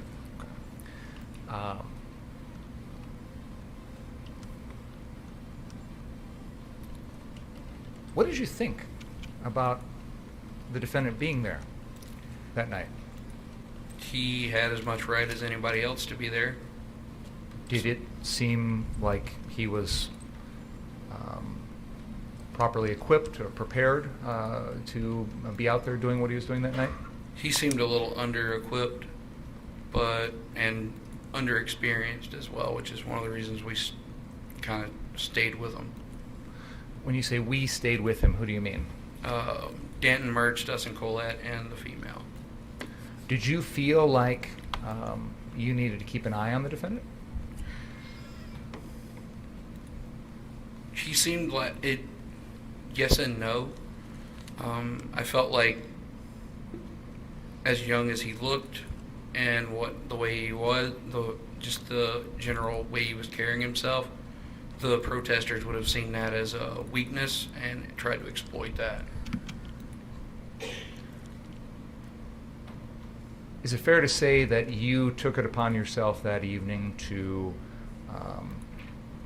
stay close to the defendant to ensure there were no problems? We pretty much all picked one of the guys that we met at 63rd and kind of looked out for him, yes. And you personally picked the defendant? It's kind of more of a he picked me kind of thing. At any rate, it turned out that you spent a lot of the evening close by the defendant. Fair enough? That is fair. Okay. One of the things that the defendant was asking you about was your military experience. Is that right? This is correct. What did you tell him about that? I just told him about the various deployments and what I'd done while I was there. Now, you mentioned earlier that when you arrived at the 59th Street car source, it was a little after 8 o'clock, a little after curfew. Can you describe for us what the scene was at that location at that time? Most of the cars in the parking area had been burned out. The building itself had been boarded up pretty good. You could see some evidence on the side of the building where people had thrown things at it to try to start it on fire. But other than that, typical like a war zone, is what I would say. What about the street in front, Sheridan Road, in that area? Were there a lot of people around at that point? At the time, it was mostly law enforcement and people similar to us milling around. We had an occasional group of protesters coming through. Now, there are, on that particular evening, there are protests that were going on in Kenosha. Were you aware of that at the time? Yes, we could see them up by the courthouse from that position. Is it fair to say that when you first got to Car Source, most of the protesters and most of the protest was north of your location? That is correct. Closer to Civic Center Park, which is right out in front of the courthouse? That is correct. Okay. Did there come a time in which the crowd started to come down closer to the 59th Street Car Source? Before the police started to push them towards us, there were some folks that came through. Most of them were carrying fire extinguishers and said they were putting out fires and whatnot. You mentioned the police pushing them to you. Did there come a time when that happened? Yes. I've seen statements at various times where you Oh shit, that lady in the other is a have, fancy wireless talked headphone about that the judge did the whole hearing from her police salon. say Lol. something about what the plan was or what they were intending to do. Did you ever talk to any law enforcement officer that Yes. night? And did they tell He you doesn't know something her about name? what the plan was? Yeah, right before... It's just funny to say the female. Say around 9 p.m., me and Kyle were walking down to the Ultimate gas station, and we encountered a female deputy. And she told us, hey, we're getting ready to start pushing them down, you guys. Once that happens, it's kind of going to be on you guys. And she got in her patrol car and left. Who was that person? I didn't get a name. So your understanding was that the police were going to move all these protesters into your area and give you the job of taking care of them? She didn't insinuate that so much as it seemed like what was likely going to happen. Do you know what the rank of this person was that you spoke to? Was this a captain, a lieutenant, a sergeant, anything like that? I didn't see any rank. Other than that, did you speak with any other law enforcement officers about this notion? No. Okay. And you said the defendant witnessed that? That's correct. And I believe you mentioned that was around 9 o'clock? It would have been around 9 o'clock. Had the police already pushed the protesters down your way at that point, or did that come later? That came a little bit later. They started pushing them around 9:30, 10. Okay. So I want to talk about the time period from when you first got to 59th at around 8 or so, and that time at 9:30 or 10 when the protesters start getting pushed down your way. So there's an hour and a half, maybe 2 hour period of time. Okay. During that time period, where were you located? For the most part, 59th. Was the defendant also there? That is correct. What were you doing? Oh, we were just kind of standing around talking. A couple of times, some of the protesters came over and told us that, hey, some people are trying to set this building on fire, so we'd go over there, and when we'd show up, they'd run away. That's around the time that we were told they were trying to light the church on fire. And at that point, we were told it was a bald guy with a red shirt. So let me stop you for a second. You indicated that there were times in which you received reports that someone was trying to start something on fire, and you said we would go over there. Who's we? It was a mix each time. Did the defendant ever go? He went with us at least once when we went over to the Stella when they were trying to break the windows out over there. Okay. So tell me what you remember about that. So the same protesters that were carrying fire extinguishers before, they were from Kenosha. They had stopped and talked with us quite a bit. In fact, we'd helped them carry somebody from up at the protest back beyond the police so they could take them to the hospital. And the defendant helped with that as well. They came running down because there were, in their words, there were people trying to break into the Stella and light it on fire. Somebody had pointed a gun at them, and the cops weren't around. So we headed across the other car source facility, across the way into the burned out cars, and there were 3 to 4 subjects breaking out windows on the Stella and just milling around over there. And once we got to within 100 yards of them, I believe it was Colette, yelled out at them. They turned and saw us and they ran off. You were one of the people along with Dustin Collette that went over there? That's correct. Who else went with you? I want to say that Kyle was with us and one of the protesters who had told us about it. So I understand no one wants windows broken out or fire started or anything like this, but what gave you the right to go around and police that area? Well, there were members of the community that asked us to go help them. Who? These 4 protesters. Well, those you characterized as folks walking with fire extinguishers. Were they from the Stella? They came from that direction. Were they employed by the Stella? I didn't ask. Is it fair to say you heard a report that somebody was up to no good and you decided to head over there and stop it? Correct.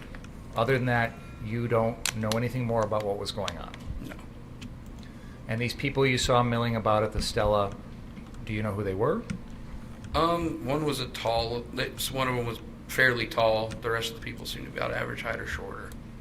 Beyond that description of their height, do you know anything else about them? No, we didn't get that close. Don't know where they came from? Nope. Don't know their names? Nope. Don't know where they went afterwards? Nope. Don't know what their affiliation, if any, was with the Stella? Right? I would assume they weren't affiliated with the Stella. I would assume somebody breaking the Stella's windows is probably not. I agree with that. But my point is you're making an assumption. Correct. With less than perfect information. That is correct. You mentioned a fire at the St. James. Was that at the St. James Church?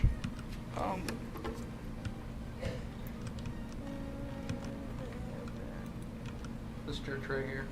Now, can you just put your pointer back up right where you were doing? This is a satellite photograph of Kenosha that's a little older. There's a building that you're pointing at right now. On the night of August 25th, 2020, that building wasn't standing anymore, was it? No. There was a pile of There rubble? was rubble right here, but there's another building right in there. Okay. The church itself is actually on the other end of the north end of the block along 58th Street. Is that right? That is correct. Okay. When you mentioned something about a fire or somebody trying to start a fire at that location. Can you tell us more about that? Yes, the same individuals that told us about the Stella showed up again, and they described a female, 2 males trying to light a fire at the church. What did you do? We kind of just walked around the street to kind of look around there. When we got there, we could see somebody on the front of the church. They saw us. They ran off. Did you see anything more than that one person? No. Did you see what that person was doing? No. Did you see a fire?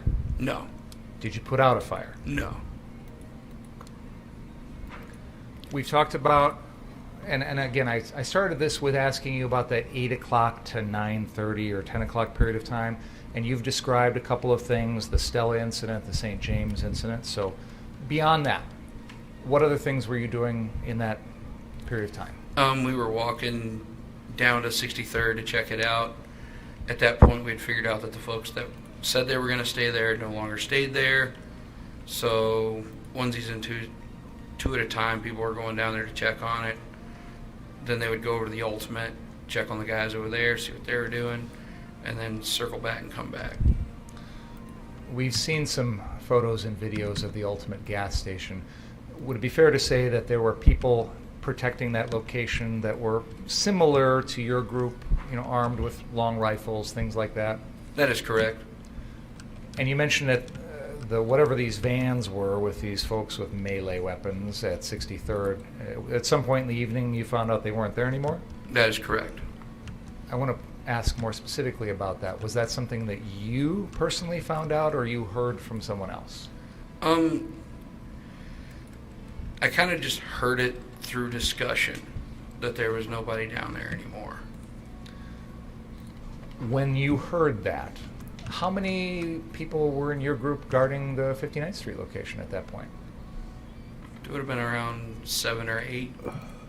And you said you would send groups of 2 people at a time to go down to 63rd? That's correct. Were you ever one of those folks? Yes. Was the defendant? Yes. What was going on when you went down there? When we went down that way, there was nobody down there. A couple of the folks that had been down there initially had moved over to the Ultimate. That seemed to be where they had kind of ganged up, but the folks with the melee stuff had kind of gone. Okay, so I want to make sure I'm understanding you. You said a couple of the folks that were at the 63rd Street car source initially wound up going over to the Ultimate gas station? That is correct. Were those folks that came in those vans? One of them came at the same time the vans did. Okay. So one of the people that came at the same time I came too. Wound up at Ultimate Gas. That is correct. I just came And too. Just sounds kidding, like chat. there may have been Lol. more than just one person from Just 63rd kidding. that wound up at Ultimate Gas? There was one other guy that was with him when we showed up. Okay. So, is it fair to say that, speaking for you personally, Mr. Balch, you felt like it was part of your responsibility to not only guard the 59th Street car source, but also the 63rd Street car source? That is correct. Which is why you and other folks were going down there to check on it? That's correct. Okay.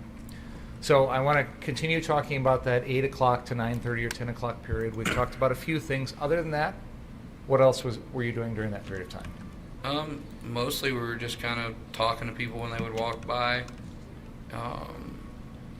We didn't really have any negative encounters during that period of time. You'd get the occasional person wanting to have a debate and whatnot, but most of it was just walking down to 63rd, somebody coming saying somebody's trying to light something on fire, go check it out, come back, wash, rinse, repeat. Okay. So Now, you've mentioned there was a time when the police started to move the protesters in your direction, and I think you said earlier that was around 9:30 or 10 o'clock? This is correct. Okay. Tell us about that. As soon as they started pushing the protesters, we started getting the less, I guess the people who weren't intending on participating in a riot, I should say, started kind of drifting down towards us. They were shouting insults at us, and some of the other members of the group were having back and forth with them. I spent the large majority of that time trying to calm people down and just keep them moving down the street. Then we started encountering people who were more and more aggressive, and the cops would push them, then they would back off, then they'd come back and push them again, and they would push them further south each time. That's south. When you describe these interactions with the people walking past, was the defendant present for any of that? He had one exchange that I saw. Who was that with? Just some random person in the crowd screamed, "Fuck you." At the defendant? Yes. How did the defendant react to that? He said, "I love you too, ma'am."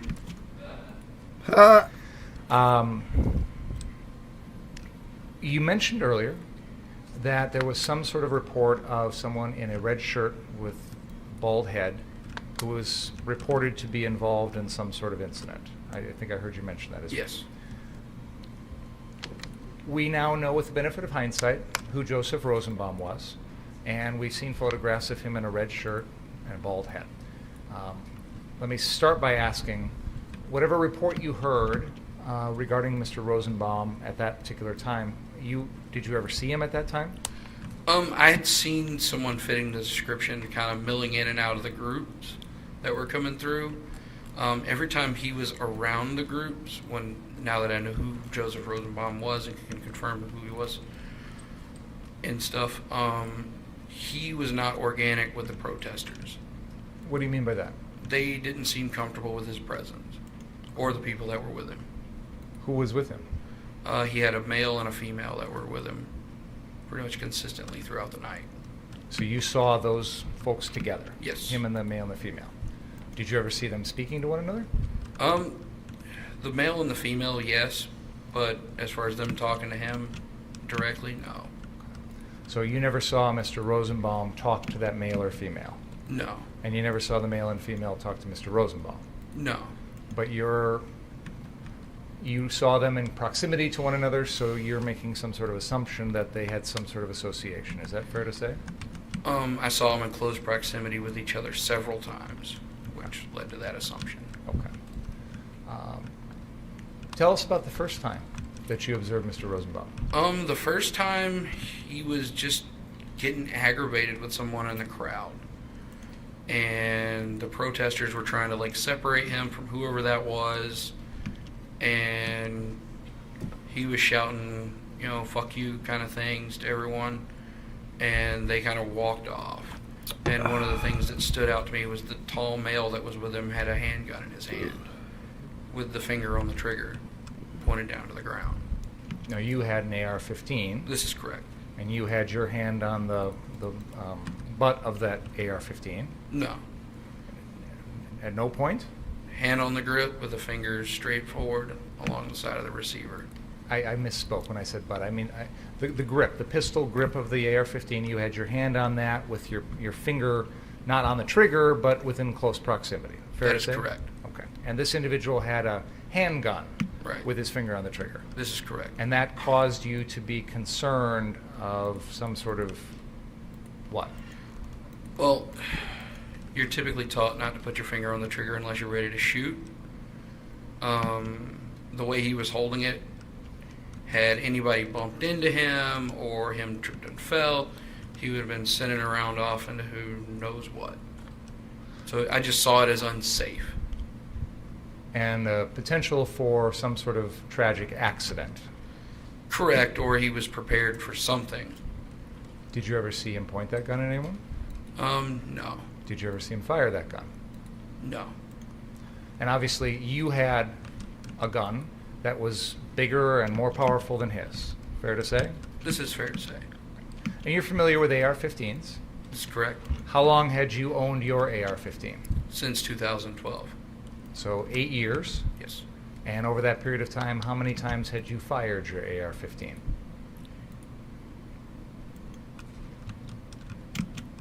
By August of 2020, I probably had somewhere close to 10 to 15,000 rounds through it. And what type of ammo did it take? What caliber? 5.56. And are you familiar with the term full metal jacket? This is correct. And is that the type of ammo you would use? Yes. And can you, as a military former infantryman in the Army who's fired 10 to 15,000 rounds, can you tell us a little bit about what full metal jacket bullets are? FMJ, full metal jacket bullets are just a solid copper jacket around a lead core. There's nothing really particularly special about it. It's not particularly more dangerous than any other type of ammunition. In the state of Wisconsin, you're not allowed to hunt with full metal jacket ammunition. Do you know why that is? Penetration. Over penetration. What does that mean? FMJ versus hollow points. Hollow points are designed to hit the target and expand and transfer the energy. A full metal jacket's not designed to do that. So, depending on what it hits, it can just sail right on through. So it's fair to say that a full metal jacket round fired from an AR-15 has the potential for hitting whatever it's shot at, say a deer, for example, and going through that and continuing on to something down the line. It can. As opposed to a hollow point, which typically hits a deer, for example, and then stops. Yes. And is it fair to say in your experience that a Glock handgun like you had that night is often loaded with hollow point ammunition, and a AR-15 is often loaded with full metal jacket ammunition? It depends on what you're doing with it. Is that what you typically would do? I tend to run full metal jackets, yes. In the AR-15? In the AR-15. What about in your Glock? Hollow points. And why is that? My AR-15, I mostly use it for target and competition shooting. Glock is more for personal defense. Loading a handgun like a Glock with hollow point ammunition is what you would consider to be the better choice for self-defense? Yeah, for concealed carry, absolutely. What about for open carry? For open carry, it would be the same thing for a Glock handgun. When you've fired your AR-15, 10 to 15,000 rounds of full metal jacket ammunition through there, what is the furthest distance of target that you've hit with that? 500 yards. So it's a weapon that's capable of shooting a full metal jacket round and hitting a target 500 yards away. Its maximum effective range is 550 yards. This is correct.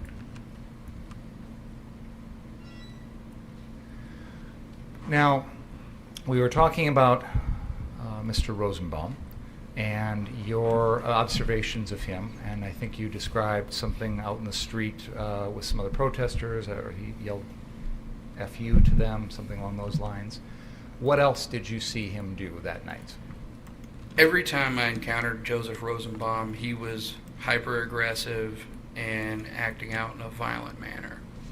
When we say violent manner, you saw him hitting, punching, kicking people? He was always having to be restrained by someone. Okay. And I understand that. Did you ever see him hit anyone?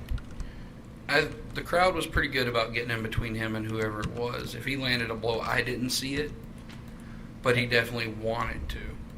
Well, now, you have no idea, do you, what was going on in Mr. Rosenbaum's head? No. You'd never met him before that night? No. Okay. So let's just keep to your observations if we can. How tall are you? 5'9". How tall was Mr. Rosenbaum? 5'4", 5'3". So much shorter and smaller than you. Yes. Fair?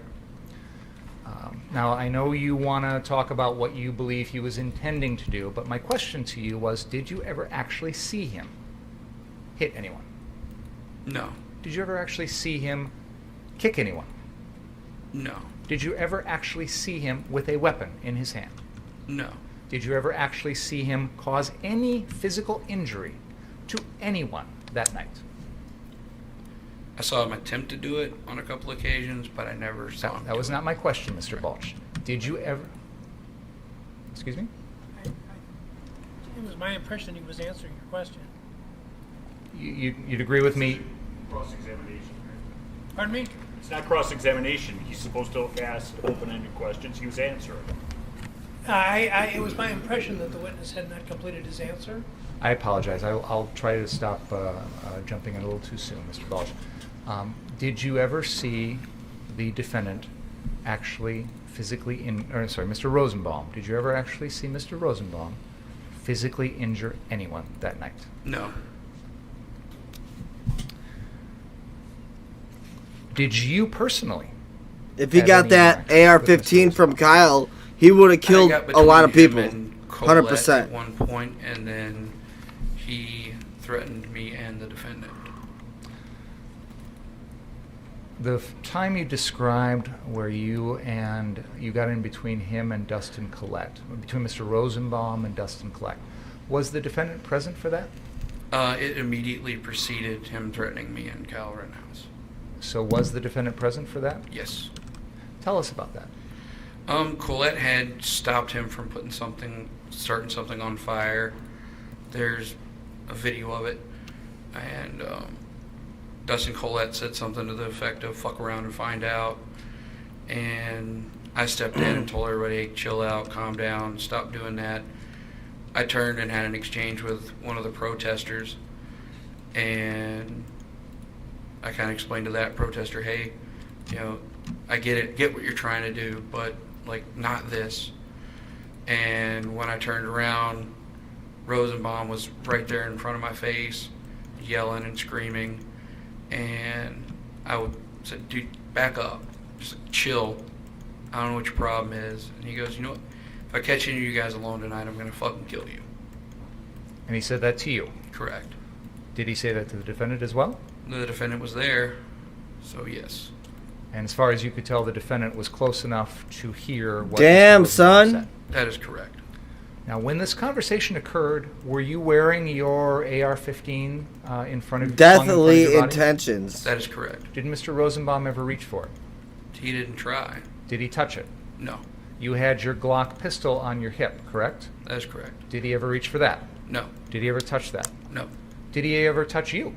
No. And at that point, could you see that Mr. Rosenbaum had no weapons of any kind? He had a bag full of what looked to be chemicals to me in his hand, the guy with the Glock with a handgun behind him, and a female with a backpack. That was what I considered Rosenbaum having with him. Okay. So a couple things. First of all, this bag, this plastic bag. Yes. Was it something that you could see inside? It was a clear hospital type bag. It had containers, but I couldn't really tell what the containers were. I made the assumption at the time and told the FBI the same thing, that I thought it was for making Molotov cocktails. And was that actually true? I saw a similar bag later in the night that didn't contain those chemicals. So the assumption did not. When you say you saw a similar bag in the night, what you mean, correct me if I'm wrong, is after the defendant shot Mr. Rosenbaum, in that incident, Mr. Rosenbaum threw that same, and we can see from the videos, he throws that same bag at the defendant, and it is left lying on the ground of the 63rd Street car source. You're aware of that from all the videos, correct? Yes. Did you go to that 63rd Street car source after the defendant killed Joseph Rosenbaum? Yes. Did you see that plastic bag laying on the ground? Yes. Did you look inside of it? Yes. Did it have any sort of Molotov cocktail?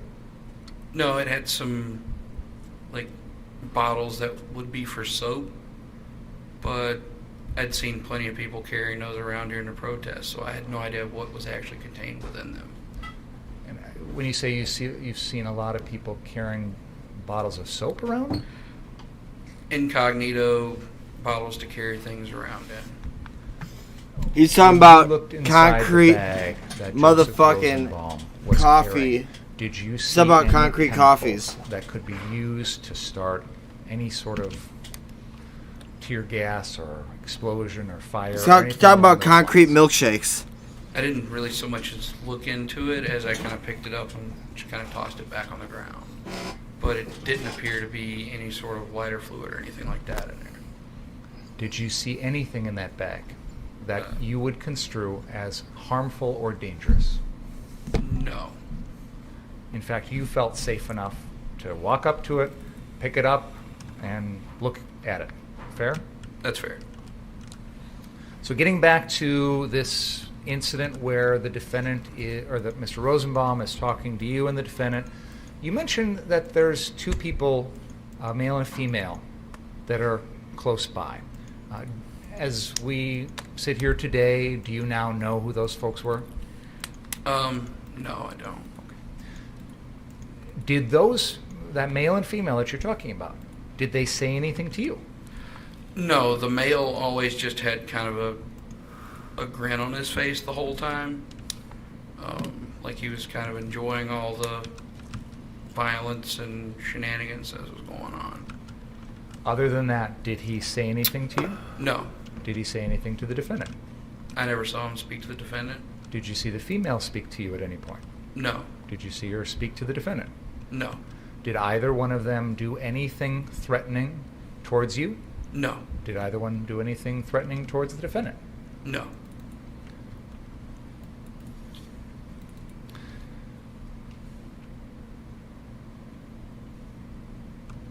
You've described a series of events that occurred, and I'm trying to go back to the timing here, because I think you mentioned around 9:30 or 10 o'clock is when the police started pushing protesters by, and I think you said there were times when the protesters would come back and then be pushed back and forth. Is that fair to say? That's fair to say.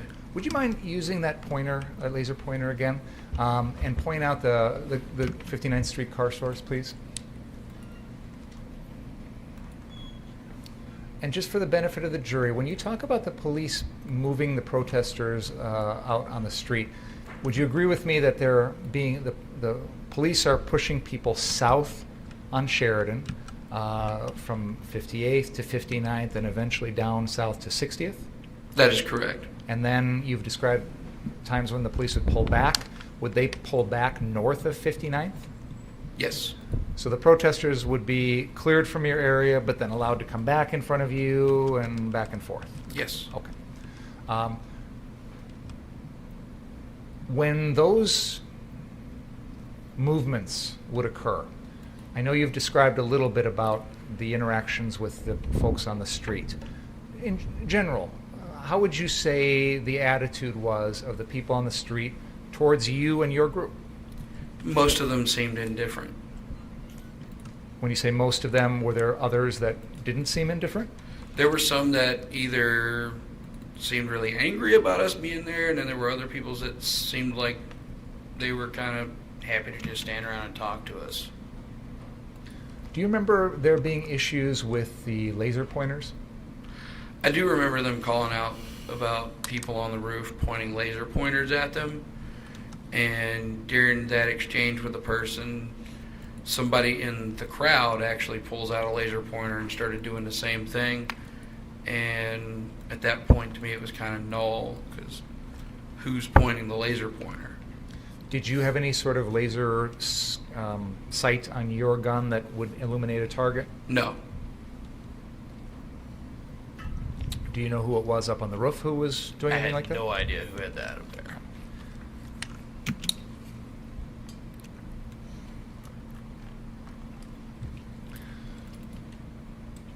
Do you recall speaking with a individual who was taking video for a news source or a media online source called the Rundown Live? I remember him coming into the car source area, but it wasn't so much as a formal interview as he was just standing around talking to us. Do you remember him speaking to you and the defendant when that dumpster fire occurred out in front of your location? Yes. Do you remember him speaking about staying on your property as opposed to going out in the street? Yes. That's something you heard? Yes. What did you think about that? We had protesters coming on to car sores. By this point, we're already going out and people were getting knocked down in the street. We were already going out in the street and dragging them out of the street, making sure they were okay. He seemed to be he seemed to want to keep us out of the street as much as possible. But by that point, there really was no declination between what was car sores and what was the street. Well, you knew where the property line was. Yes. But I understand you wanting to maybe go out and help people and things like that, but did you interpret that message, or did you think to yourself, we can stay here and protect this property, but it's not our job to go out there and police the neighborhood? Did that thought ever occur to you? Not really, no. Okay, so you felt like you were free to go out and confront people that you felt were doing things wrong? No. Help me understand that then. It wasn't so much as I'm going to go out there and confront people because I can. It was if somebody from the crowd asked us to go help them, we would. Okay, so Only if you're invited. Right. But you weren't going to just rush into a situation when you're uninvited and try and interfere. That's correct.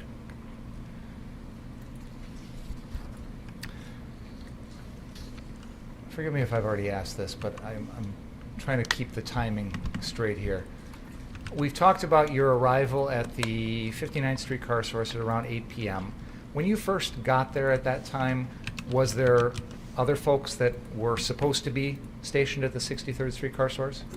No. So when was it that you learned that the group that was supposed to be at 63rd Street had... I'm going to check. This is all gone through 40 minutes ago. How much longer do you expect this particular examination to last? Of this witness in total? Well, or about this particular issue? Well, it's been a lengthy discussion, and I'm just wondering where we're getting. If I could just finish this question, I'll jump forward. I'm sorry. I may have missed the answer earlier, and I apologize if I've already asked this. Do you remember when it was that you first learned that the folks that were supposed to be at 63rd weren't there anymore? What time of the day or evening? It would have been about an hour after we actually got to the 59th Street. So I think you said you first got there at 8, so Yes. maybe 9? 9. Okay. Now, you've mentioned you had an interaction with Mr. Rosenbaum. Yes. Was that at the 59th Street location? Yes. After that, did you have any other interactions with him that night? We encountered him hit and miss throughout the night, but he never approached us again that I saw, and he tried to engage us. But you saw him around? Yes. Okay. What were your impressions of him when you saw him on those other times? No, he was in the middle of them trying to light things on fire, smashing anything he could. In general, he was just being aggressive to the other guys down at the Ultimate. The protesters were getting pretty upset with him being around. They were very quick to let us know throughout the night, hey, that guy's not with us, that guy's not with us. Don't be mad at us. And hey, we get it. We've already dealt with him before. And that was just the general vibe from him throughout the night. So you mentioned that you saw him starting things on fire. When did you see that? A couple more dumpsters. They tried to light a road sign on fire that he was a part of that. Just random little things. Do you know if the defendant saw any of that? It's possible. The defendant was close by when all this was going on. When you say Mr. Rosenbaum was trying to start some other dumpsters on fire, where was that at? Throughout the street, all up and down 59th. Did he ever take any, or was involved in any of the dumpsters at Ultimate Gas being started on fire, if you know? I do believe, talking to people after the fact, that he was, but I couldn't confirm that myself. Okay, and again, I'm not interested in what other people think or even what you've seen. I'm that particular night, and I know it's hard to pretend you haven't seen any other videos in the last year, but I'm trying to focus in on what you actually remember that night, what you saw that night. Do you remember seeing Mr. Rosenbaum actually start any of those dumpsters on fire? No. Do you remember actually seeing him start that street sign on fire? Yes. Where was that at? That would have been... The protesters had been pushed a little bit south of us at that point. Oh, where's the button? But there were road closed signs all through here, and they drug one off right about where I'm at. Right in there. And so you're pointing to a location on Sheridan Road just north of 60th? That's correct. And when you say they took a sign, did you see Mr. Rosenbaum do that? Yes. And what happened then? They tried to light it on fire. It wouldn't go, so they kicked it over. When you say a road closed sign, can you describe what that looks like? It was one of those big metal, the ones that they're portable that they can put in front of a road to stop it, to close it real quick. So about as wide as the witness stand is. And again, you said they tried to start on a fire, but they couldn't. Yep. So they just knocked it over. Yep. Other than that, did you see Mr. Rosenbaum try and start any other fires? Not after that, no. I think you said he was trying to smash things? Yes. What did you see? He was throwing rocks into the car source area. He was throwing rocks at buildings along the street. He was having a pretty good time. Did you ever see him throw any sort of tear gas or a gas container or anything along those lines? I never saw him personally throw anything like that. When you say he was throwing rocks into the car source location, do you mean the 59th Street car source The location? 59th Street and the gas station that's attached. Did you see those rocks hit anyone? No, I didn't see him hit anyone. What action, if any, did you take after seeing the defendant throw rocks at your group? I'm sorry, Mr. Rosenbaum. We didn't really take any action. By that point, the protesters were also pretty done with people doing that, so they were policing them as well. Did you feel like Mr. Rosenbaum's act of throwing rocks at your group was a danger to your safety? Yes. Did you feel like you needed to defend yourself? At that time, no. Why not? His aim wasn't very good, and he was pretty far away. He was pretty far away. Sounds like he was trying, but not really succeeding. Yeah. Other than what we've just talked about, did you have any other sightings, conversations, encounters, or anything along those lines with Mr. Rosenbaum that night? No. Now, you said there was a time in which where the police had pushed the protesters down south of 60th Street. Is that right? That is correct. And I know you said that there was some back and forth. Did there come a time in which the line of police vehicles kind of finalized and stayed at 60th? Yes. When that happened, were you still at the 59th Street location? That is correct. After the police had pushed all the protesters south of 60th, was there any further risk of danger to the 59th Street car source location? We were unaware of if or when the police were going to pull back again. So we did leave people there. If the police hadn't pulled back, if they'd stayed at that 60th Street line and kept the protesters south of 60th, would there have been any further risk of danger to the 59th Street location? This is speculation. Sustained. After the police pushed the protesters south of 60th, was there any damage done at all after that to the 59th Street location? Not that I'm aware of. Were there any protesters around even trying to cause any damage to that location? No, most of the protesters that were still up at 59th with us were just standing around talking. After the police, I understand you may not have known at the time, but it turned out that they established that line at 60th and pretty much kept it there. Is that fair to say? That's fair to say. Did you ever, once that happened, did you ever walk through that line heading south on Sheridan? Yes. Who was with you when you did that? Jason Lekowski, Kyle Rittenhouse, and Dustin Collette was supposed to be with us. When you say he was supposed to be, what happened? Once we got across the line, I turned around and didn't see him. Where did you go? From there, I got mixed up in the crowd. I ran across the Ultimate, went inside there, and came back and started looking for the defendant.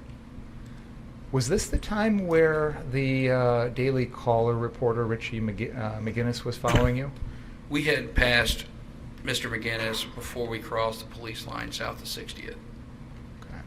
So you're aware of this video of Richie McGinnis interviewing the defendant, and then you and the defendant walking south on Sheridan through the police line with Mr. McGinnis with you. Is that Correct. right? Is that the time you're talking about? Yes. And you said there was someone else, Mr. Lekowski, with you? Yes. Is he? Do you know? Is he pictured in that video? You see him following in behind us, I do believe. Okay.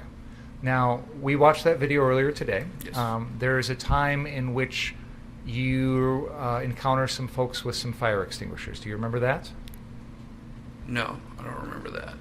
Once you passed 60th, and just so we're clear, you were walking on the west side of Sheridan Road. Correct. South of 60th. Richie McGinnis is there recording, correct? Yes. Tell us what you did after that point. Once we got through 60th, we kind of paused on the north side of 60th. They were throwing rocks at the cops.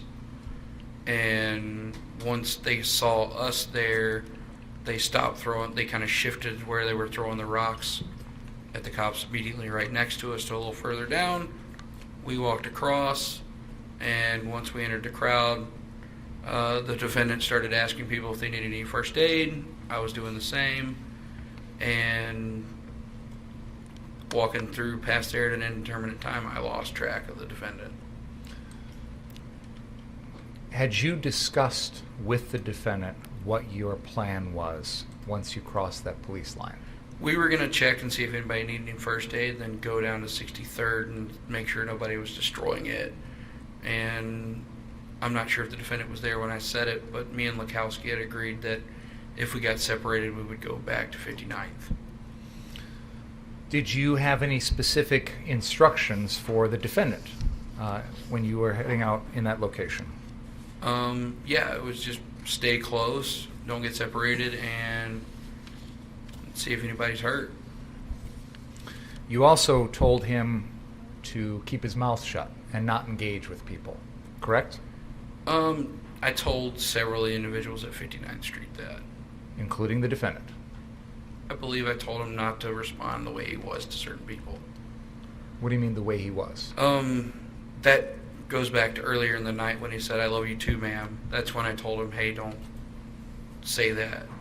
Don't even respond. Why not? Just because it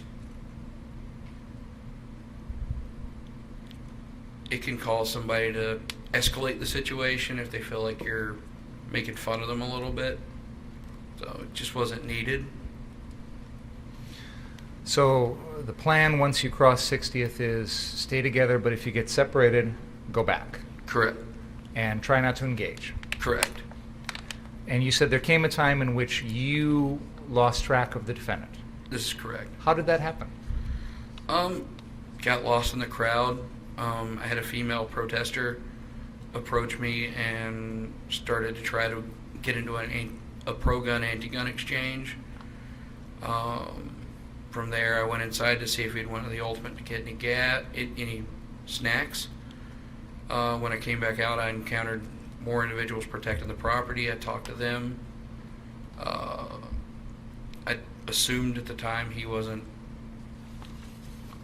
over there anymore, and I started to make my way back north to 59th. Can we please play exhibit number 17? I'm going to need to turn on the TVs again.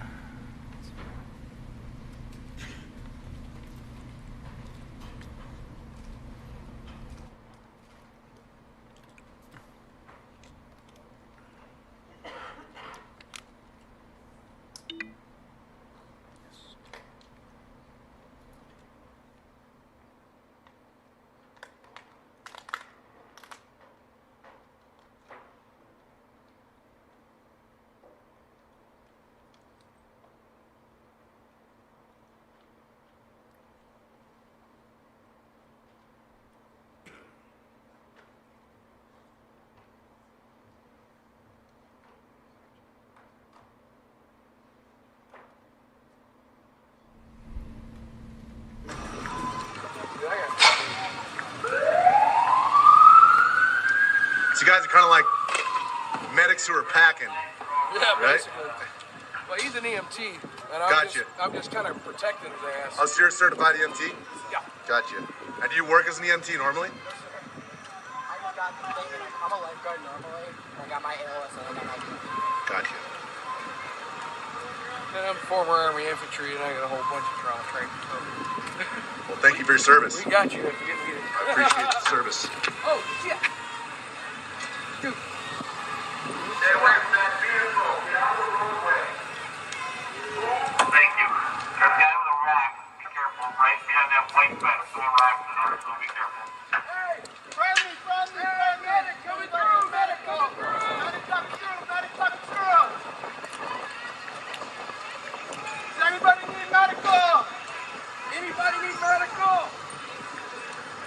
We're running through Roger over here. Anybody need medical? Hey, guys. Medical? Doctor, did you tell the guys about the fire extinguishers are here to put out the fires? They know. Okay, good. They know. You just got shot up. You good? Yeah. Over here? It's all right. Where are you shot? I'm not shot. I'm just... You just said you got shot. No, I didn't. I thought you got rubber bulleted. Oh, no, I just got rubber. Pause the video right there. Did you see yourself in that video? Yes.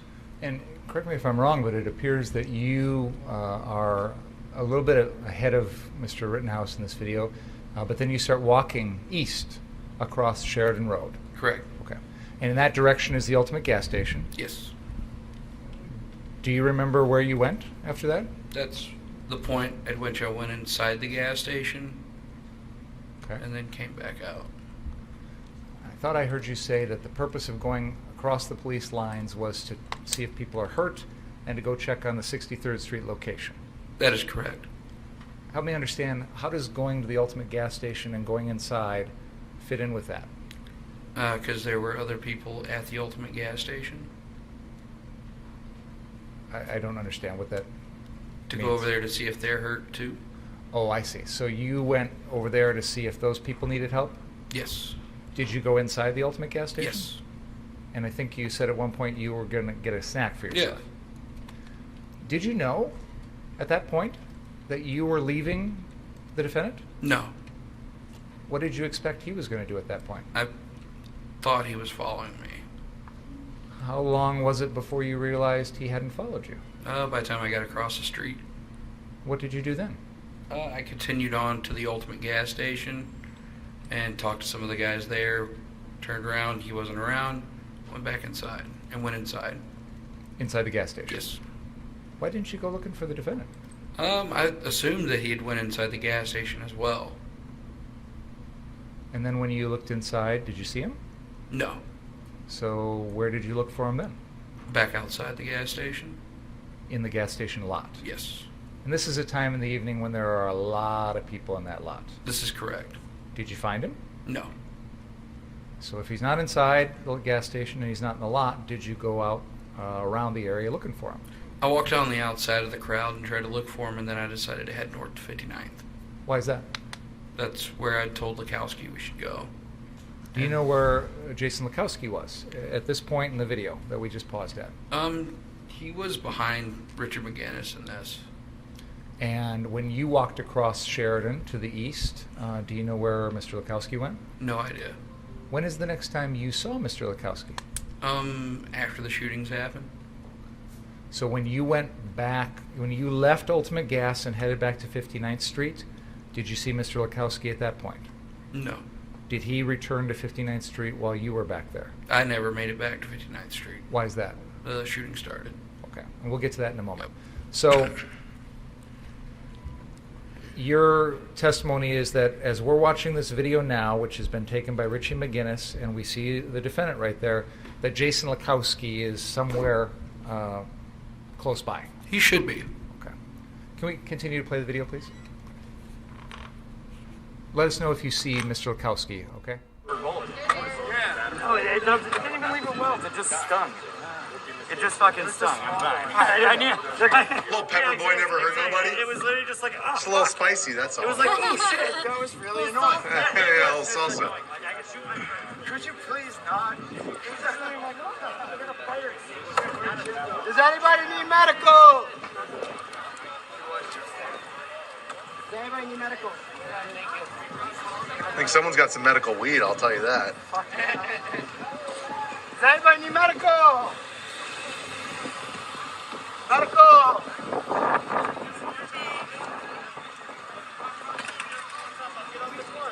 Does anybody need medical? You were just the one talking about get out the car, trying to help you out the car. Now you trying to do medical? I remember you. You said get out the car. Fuck you talking about medical? Yeah. Y'all ass are Does anybody need medical? Medical! What, yesterday or today? Today. Dude, he just had up the gun talking about get off the car. Now he's talking about medical. What car over in the dealership? Car Sorry, down I there. won't film. I'm going to stop it there because there's nothing to see in the rest of this video. Did you see Jason Lukowski at any point in this video? No, but the camera never panned to the rear either. Sure, I understand. I'm just asking if you saw him. Okay, fair enough. So you indicated that you went over to the Ultimate Gas and then eventually back to 59th. I headed towards 59. Okay. When is the next time, after what we've just saw here, when is the next time you saw the defendant that night? I didn't see him again that night. At all? Outside of a picture, no.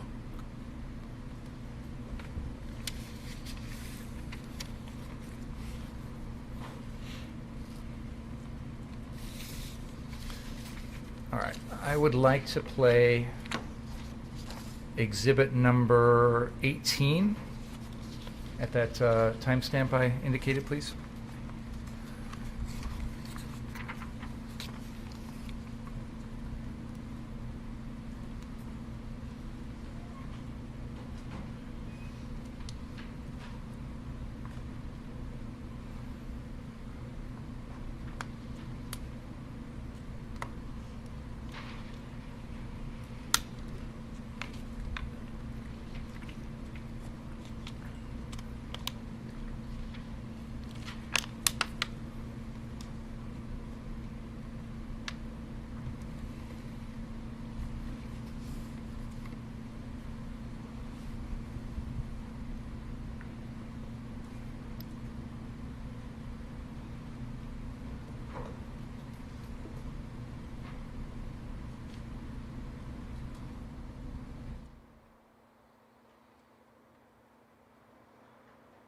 Things are a lot more peaceful now. The cops decided to gas the fucking area. Yeah. Here I am walking the EMT around, protecting his ass. Now the EMT's working out. Seconds. We missed a little bit of the beginning of this. A little bit further? Yeah, let's play there, please. And we'll see how this goes, since everyone seems to be peaceful now with the militia. Seems like things are a lot more peaceful now. The cops decided to gas the fucking area. Yeah. Here I am walking the EMT around, protecting his ass. Now the EMT's working out. Pause that for a second. You saw yourself in that video. Yes. You mentioned that the police decided to gas something or other. I didn't quite catch it all. What were you talking about there? I was talking about when they gassed the 59th Street location. When you say they, you mean the police? Yes. When did that happen? In the video where they show them throwing me and the defendant a bottle of water, it's like immediately preceding that. So why do you know what was going on that caused the police to? They saw that we had protesters standing in and amongst us, and it seemed like they didn't care for that too much. Okay. Were you affected by that gas? Yes. How so? Well, I'd already been hit with some sort of gas bomb from the protest crowd, and then that's when the gas hit the area, so I had to go inside and sit down for a couple of minutes. And when you say gas, is this like a tear gas type thing? Tear gas, yeah. Okay. What physical effect did that have on you?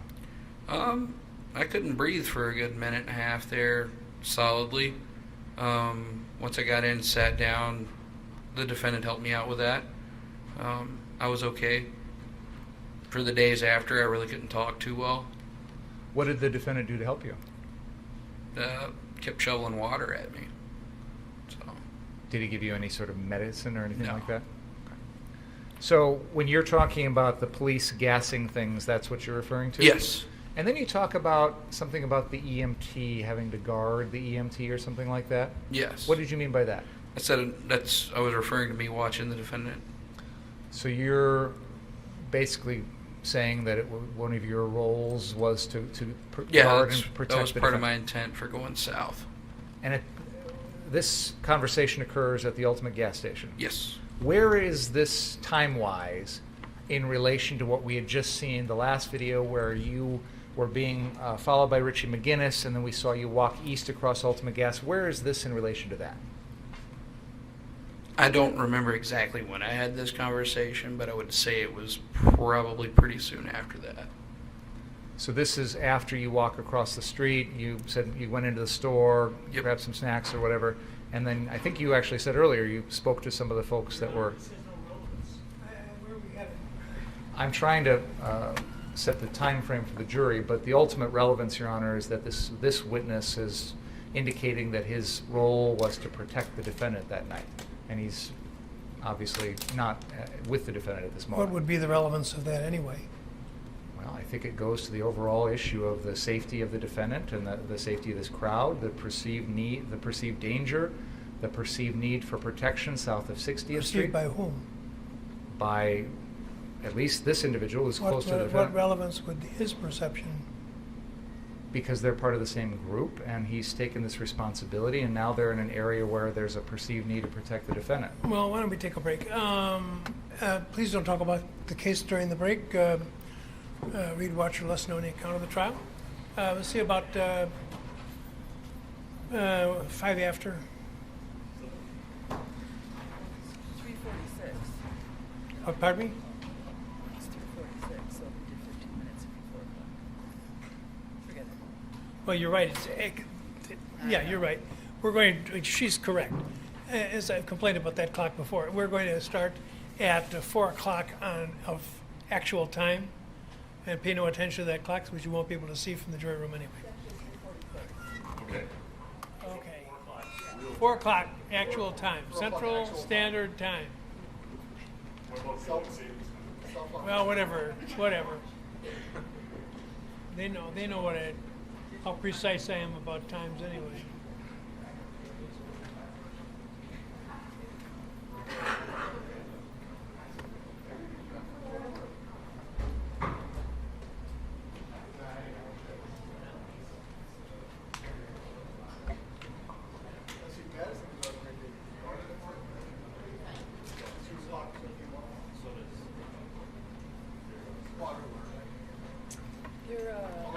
You're gonna do Subway tomorrow, so they'll get the orders in the morning. We're gonna do Subway tomorrow, so they're gonna get the orders in the morning. Okay. Sounds good. Take a break, Brian. Water or whatever.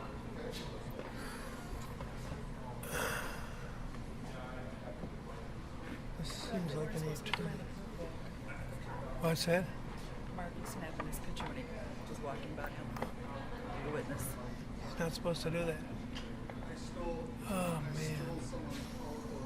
This seems like it's been going on forever. Well, like I said, I think we broke it. It was like 22 when we broke. And we started like... We had Mr. McWilliams or McGinnis. Oh, okay, gotcha. We had Mr. McGinnis, and we took a break, and that's when... How long this has been on? This current witness, how long has he been on? How about 2 weeks? Well, the rate is going on. And I'm...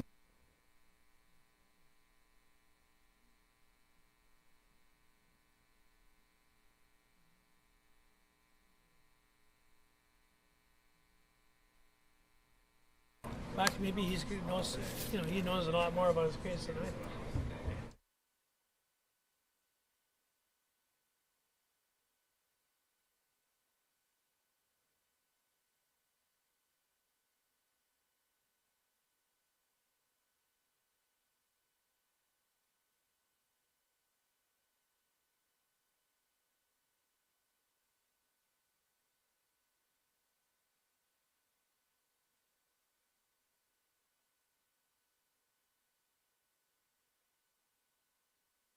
Okay, did they just go to break?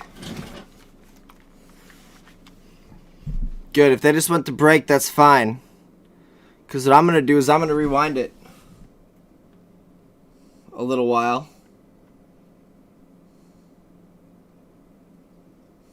Like the past 15 minutes. I'm former Army infantry and I got a whole bunch of trouble. No, like, we're going to rewind it to here and then we'll It can call somebody to listen to this escalate the again. situation if they And I feel have it up you're on this screen. making fun of them a little And bit. if they come back, I will bring it wasn't back up. needed.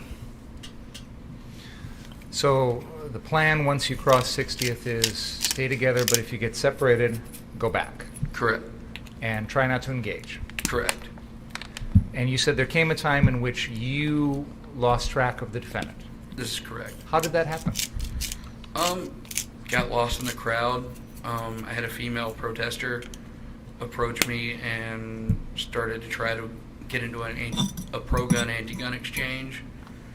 From there, I went inside to see if we had one of the ultimate to get any snacks. When I came back out, I encountered more individuals protecting the property. I talked to them. I assumed at the time he wasn't over there anymore, and I started to make my way back north to 59th. Can we please play exhibit number 17? I'm going to need to turn on the TVs again.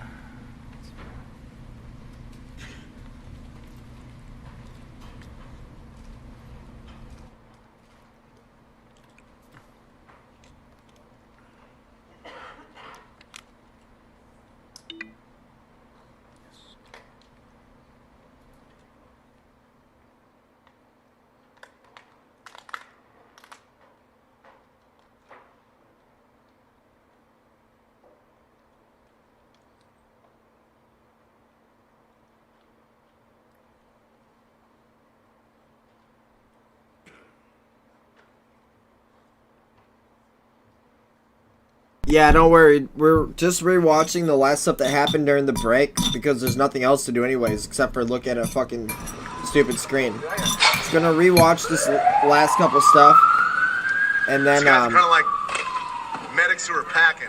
I have Well, he's an EMT. the same feed on another screen. Well, it's a different feed, but the same trial. Gotcha. And if they And you come work back, as an EMT I will normally? swap instantly. So don't worry about that. We won't miss anything. Gotcha. And I'm former Army infantry and I got a whole bunch of trauma training. Well, thank you for your service. We got you. Let's go, Brandon. Oh, shit. Dude. Thank you. There's a guy with a rack. Be careful, right behind that white fence. There's a rack there, so be careful. Hey! Friendly! Medic coming through! Medical! Medic coming through! Medic coming through! Ba-da-ba-da-ba, Anybody need medical? We're running through Roger over there. Anybody need medical? Hey, guys. Medical? Fire extinguishers are here to put out the fires. They know. Okay, good. They know. You just got shot up. You good? It's all right. Where you shot? I'm not shot. I'm just. You just said you got shot. I thought you got rubber bulleted. Oh no, I just got rubber. Pause the video right there. Did you see yourself in that video? Yes. And correct me if I'm wrong, but it appears that you are a little bit ahead of Mr. Rittenhouse in this video, but then you start walking east across Sheridan Road. Correct. Okay. And in that direction is the Ultimate gas station. Yes. Do you remember where you went after that? That's the point at which I went inside the gas station Okay. and then came back out. I thought I heard you say that the purpose of going across the police lines was to see if people are hurt and to go check on the 63rd Street location. That is correct. Help me understand, how does going to the Ultimate gas station and going inside fit in with that? Because there were other people at the Ultimate gas station. I don't understand what that To means. go over there to see if they're hurt too.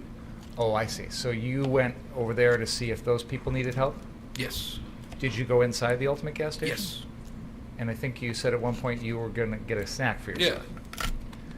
Did you know at that point that you were leaving? They're gonna yell at the prosecutor again? defense? Fuck No. yeah. What did you expect he was going to do at that point? I thought he was following me. How long was it before you realized he hadn't followed you? By the time I got across the street. What did you do then? I continued on to the Ultimate gas station and talked to some of the guys there. Turned around, he wasn't around. Went back inside and went inside. Inside the gas station? Yes. Why didn't you go looking for the defendant? I assumed that he had went inside the gas station as well. And then when you looked inside, did you see him? No. So where did you look for him then? Back outside the gas station. In the gas station lot? Yes. And this is a time in the evening when there are a lot of people in that lot? This is correct. Did you find him? No. So if he's not inside the gas station and he's not in the lot, did you go out around the area looking for him? I walked on the outside of the crowd and tried to look for him, and then I decided to head north to 59th. Why is that? That's where I told Lukowski we should go. Do you know where Jason Lukowski was at this point in the video that we just paused at? He was behind Richard McGinnis in this. And when you walked across Sheridan to the east, do you know where Mr. Lukowski went? No idea. When is the next time you saw Mr. Lukowski? After the shootings happened. So when you went back, when you left Ultimate Gas and headed back to 59th Street, did you see Mr. Lukowski at that point? No. Did he return to 59th Street while you were back there? I never made it back to 59th Street. Why is that? The shooting started. Okay, and we'll get to that in a moment. So, your testimony is that as we're watching this video now, which has been taken by Richie McGinnis, and we see the defendant right there, that Jason Lukowski is somewhere close by. He should be. Okay. Can we continue to play the video, please? Let us know if you see Mr. Lukowski, okay? No, it didn't even leave a welt. It just stung. It just fucking stung. I'm fine. I knew. Little pepper boy never hurt nobody. It was literally just like, oh. It's a little spicy, that's all. It was like, oh shit, that was really annoying. Yeah, a little salsa. Could you please not? Does anybody need medical? Does anybody need medical? I think someone's got some medical weed, I'll tell you that. Does anybody need medical? Medical!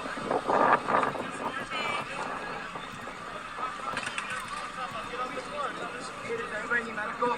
You were just the one talking about get out the car, trying to help you out the car. Now you trying to do medical? I remember you. You said get out the car. Fuck, you talking about medical? Yeah. Y'all ass are Does anybody need medical? Medical! What, yesterday or today? Today! Dude, he just had another gun talking about get off your car. Now he's talking about medical. What car over in the dealership? Sorry, I won't feel. Medical! I'm going to stop it there because there's nothing to see in the rest of this video. Did you see Jason Lukowski at any point in this video? No, but the camera never panned to the rear either. Sure, I understand. I'm just asking if you saw him. Okay, fair enough. So you indicated that you went over to the Ultimate Gas and then eventually back to 59th. I headed towards 59th. Okay. When is the next time, after what we've just saw here, when is the next time you saw the defendant that night? I didn't see him again that night. At all? Outside of a picture, no.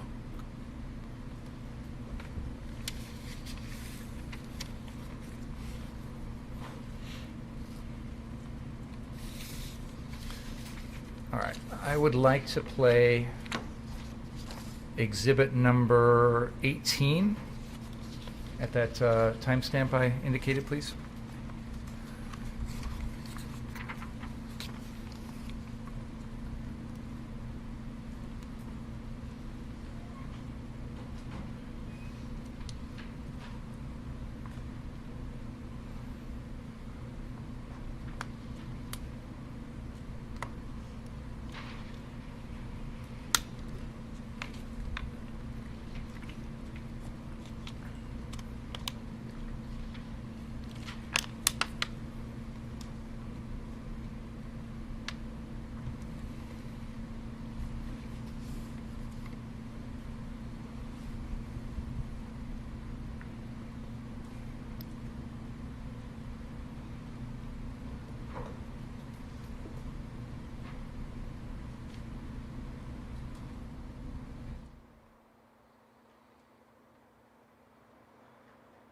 Things are a lot more peaceful now.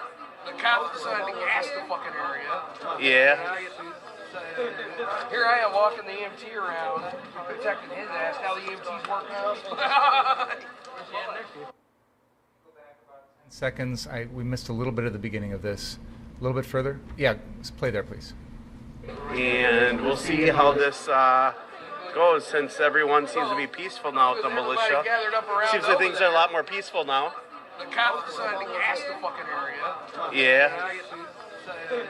Here I am walking the EMT around, protecting his ass. Now the EMT's working out. Pause that for a second. You saw yourself in that video. Yes. You mentioned that the police decided to. I saw you, dude, laugh. I didn't quite catch it all. What were you talking about there? I was talking about when they gassed the 59th Street location. When you say they, you mean the police? Yes. When did that happen? In the video where they show them throwing me and the defendant a bottle of water, it's like immediately preceding that.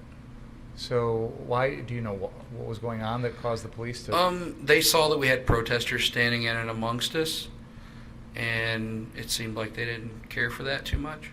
Okay. Were you affected by that gas? Yes. How so?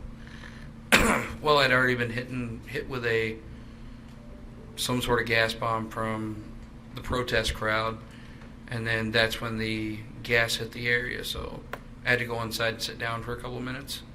And when you say gas, is this like a tear gas type thing? Tear gas, yeah. Okay. What physical effect did that have on you?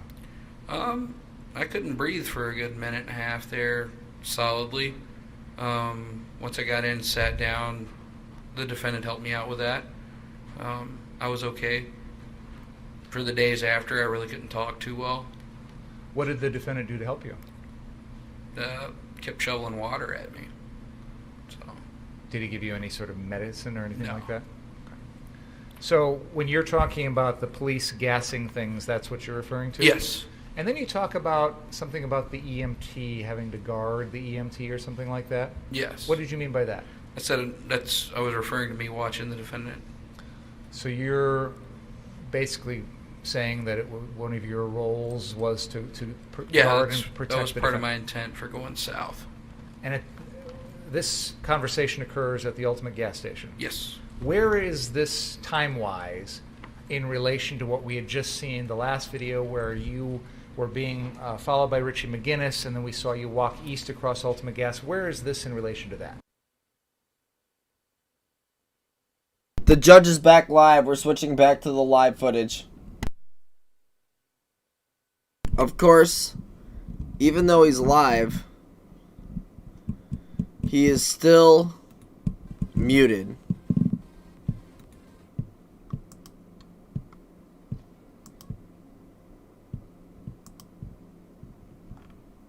Good afternoon, folks, again.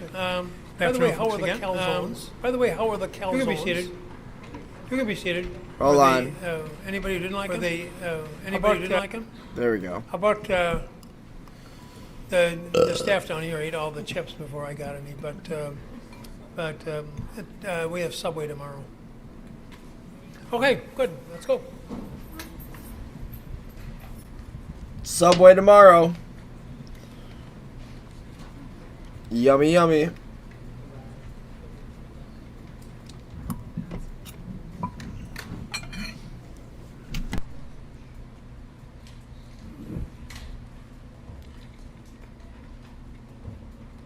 Mr. Balch, I want to show you another video that has been admitted into evidence. This is Exhibit 11. This is the Corey Elijah or Corey Washington live stream. We've got it paused here at, I believe that's the 54-minute and 30-second mark. Or to be precise, 54:29. Do you see yourself in this video? I do. Okay. We're going to play this video forward for about 20 seconds, and then we'll pause. Okay.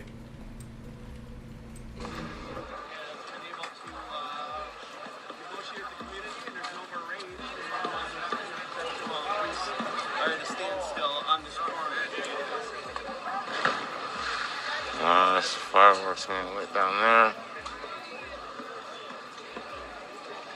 Anybody else that said that there's Patriots LARPing here? I don't know. You young kid. Now, Mr. Balch, what we've just seen in that video, it showed you walking near the gas price electronic sign there for the Ultimate gas station. Would you agree with me on that? I would. And you appear at the end here to kind of walk behind that, almost at the corner of 60th and Sheridan. Is that fair to say? That's fair to say. Did you just see the defendant run through the screen? I saw him, yes. Now, you had testified earlier that when you were at the Ultimate gas station, you were looking for him. It appears that you were within 10, 15 feet of him. Did you see him at that time? No. If you had seen him, what would you have done? I would have went with him. Is it after this point then that you returned to the 59th Street car source? I headed in that direction, yes. And you said you didn't make it there because why? Shooting started. What shooting was that? I had to point at the thing. Sure.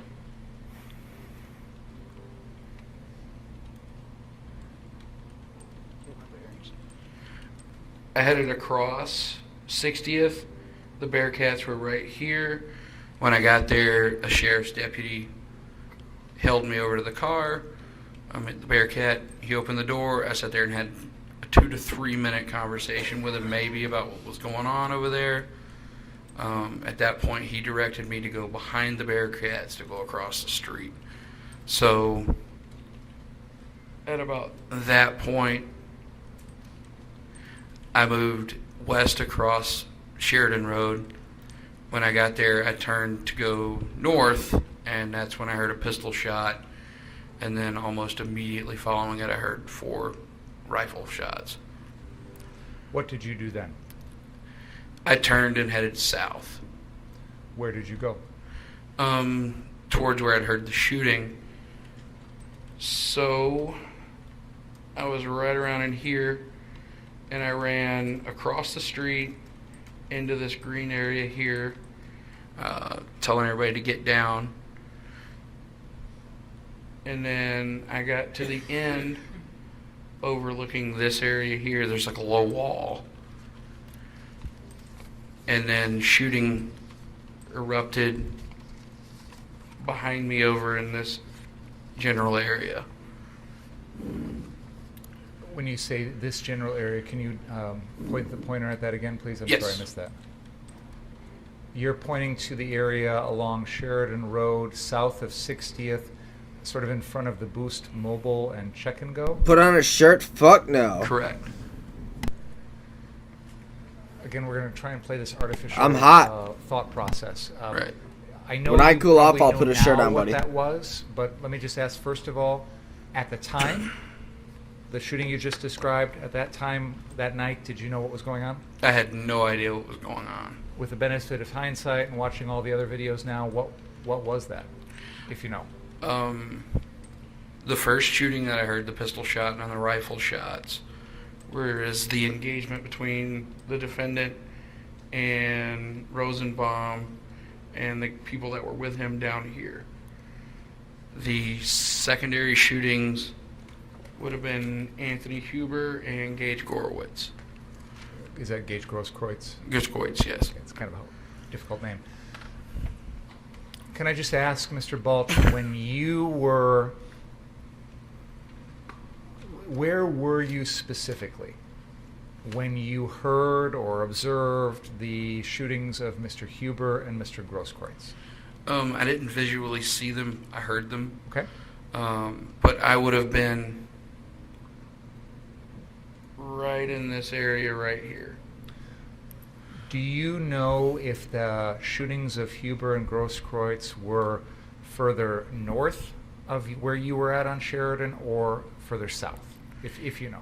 It sounded like they were coming from behind me, so they would have been to the north. Okay.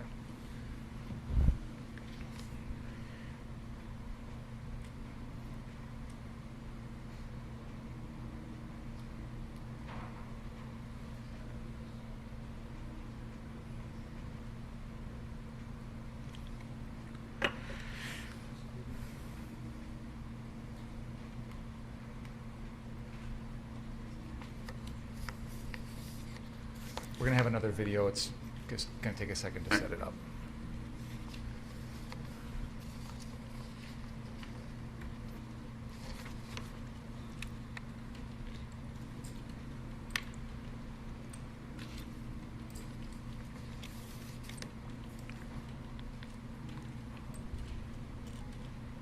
This is going to be Exhibit 5. It is the BG on the scene video.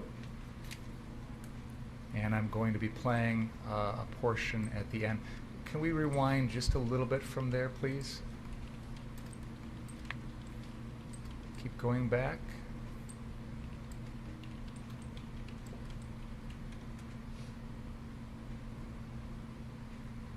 Keep going back.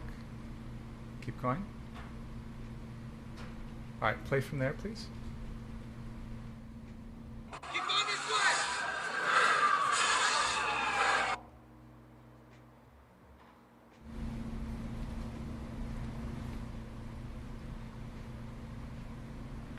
This is at the 43-second mark in the video. We've already had some testimony about this video, but Mr. Balch, do you see anyone that you know in that video? No. Okay. There's an individual there that is standing. There's two individuals that I see on that screen. The one on the right is kind of in all dark and appears to be holding a rifle of some sort. Do you know who that is? I have no idea. Okay, can we back that up again about 10 seconds, please? And then we'll play it forward.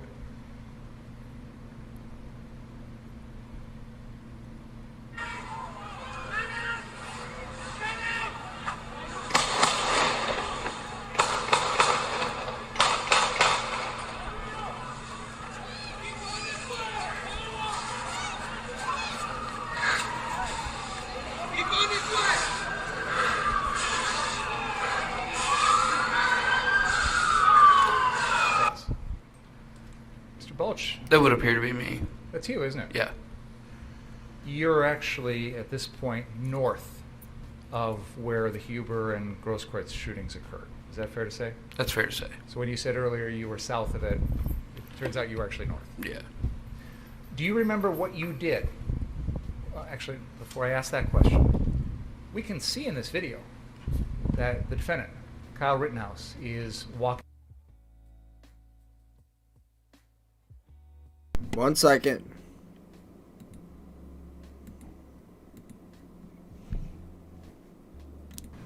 Had you any idea what had just happened? No. Did you see those shootings? No. Did you see the defendant? No.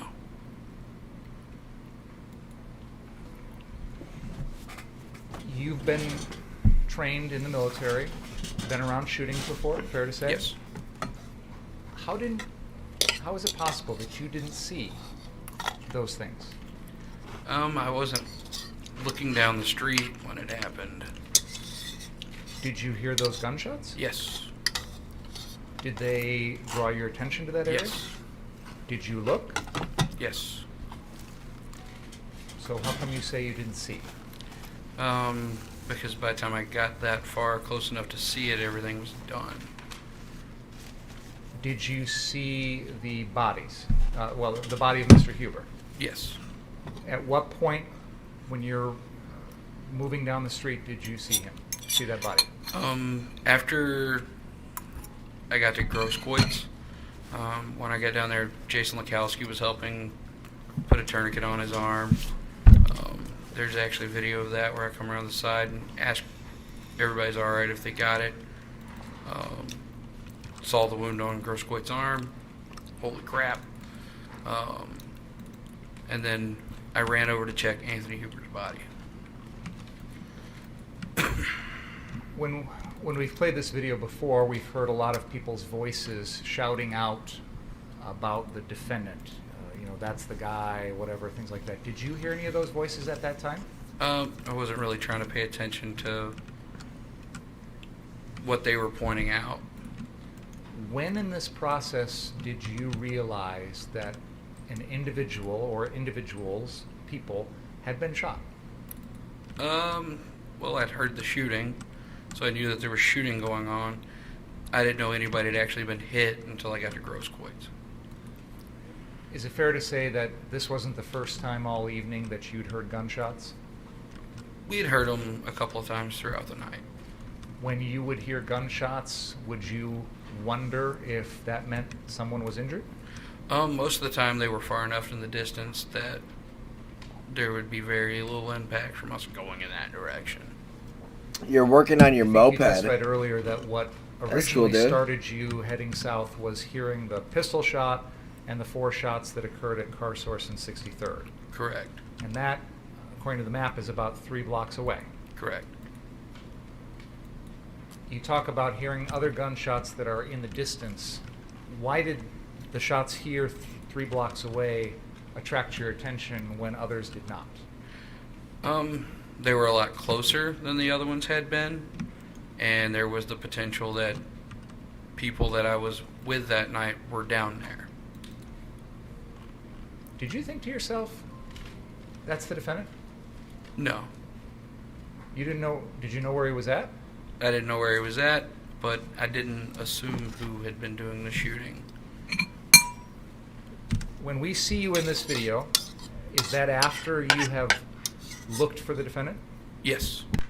When we see you in this video, did you have any idea where the defendant was? No. When we see you in this video, had you checked at Ultimate Gas to see if the Yes. defendant was there? Yes. Did you find him? No.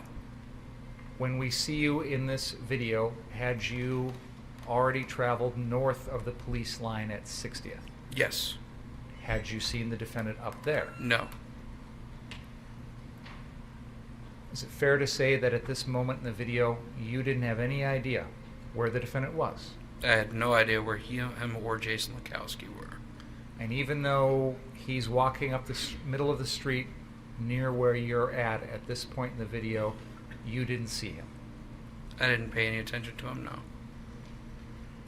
Who is the first person who's shot by the defendant that you went to? Grosskreutz. Did you help to treat him at all? I made sure that Lukowski had everything under control. I saw that he had a handgun in his hand. I already knew that a pistol shot had been fired and some rifle shots. I kind of assumed he was the person that shot the pistol shot. But as far as who had shot him, I had no idea. In fact, for a minute there, I thought it was Lukowski. Who had shot Mr. Grosskreutz? Yeah, because he was already there. After you dealt with Mr. Grosskreutz, what did you do next? I ran over to Anthony Huber. Tell us about that. He was laying kind of slumped over in the gutter a little bit there in the street. There were a couple of protesters kind of around him.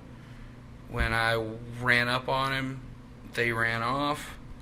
I started to roll him over, check on him, put my hand on his neck to see if there was a pulse or whatnot, and didn't feel one, but it was really just like a split-second check, and then the Bearcat pulled up next.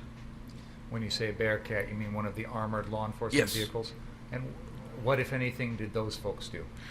They climbed out. They told me they were going to take him, so I kind of gathered up his stuff that was laying on the ground, put it on him, helped him load him up in there. What did you do next? I continued south. Now, I know you described what you've done so far with Mr. Huber lying there. Did Mr. Huber say anything? Mr. Huber was deceased, as far as I'm aware. So at the moment you came upon his body, he was already dead? So far as I know, yes. And you said you continued south after that? Correct. Where did you go? I went to the 63rd Street location. What did you find when you were there? On the way down, I heard protesters saying somebody else had been shot down there, and I could hear shooting going on at the 63rd Street location, or thereabouts. What did you do once you got to the 63rd location? Once I got there, I had somehow on the run picked up a couple of folks associated with the protest who were armed as well. Mr. Lukowski came in not too soon after that. I because you could hear the shooting coming from this area over here. And there were protesters kind of like huddled over into here. I just want to make a record, Mr. Balch, because we need to be able to have everything typed in. So if I could just describe what you've just shown us, and please correct me if I'm wrong.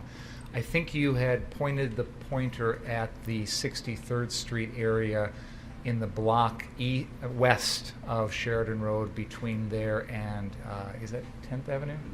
Yeah, between Sheridan and 10th Avenue. Is that fair to say? That's fair to say. And I know you indicated there was an area where, did you say there were gunshots that you heard coming from? Yes. Can you was doing the shooting? I didn't visually see anybody shooting, but once we moved into this area right next to the building, I kind of popped around into those cars. There were like 2 or 3 cars over in there. And it looked like this building right here was where it was coming from, but there were also shots coming from further back. Okay, and if I could just please make a record of all the things you just described. You indicated that you were in the car source lot near the building on the car source lot and kind of looked around it. Is that right? Correct. Would that have been along sort of the south of that building looking west? Would have been in the south looking down to the west, correct. And you indicated that you saw something, you described a building, and I think that building was at the southwest corner of 10th Avenue and 63rd Street. Is that accurate? That would be accurate. What did you see again or observe at that location? It looked like there was somebody standing in the second floor window, and they looked to be holding a gun. To get a better look, I kind of moved out into the cars and faced in that direction. As soon as the person in the window saw me, they ducked around the corner, and then bullets started coming from the west and started hitting the car that I was hiding behind. The person you saw in the window, is this a window of a house? It looks like a house, yes. This is someone inside a house holding a firearm? They may or may not have been.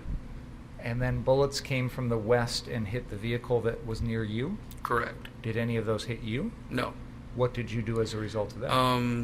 One of the folks associated with the protest was behind the car with me. I told him to get behind the car source building, and we scooted around behind the building real quick. What happened then? That point, there was a white car that had caught on fire. The gas tank went off on it. Kind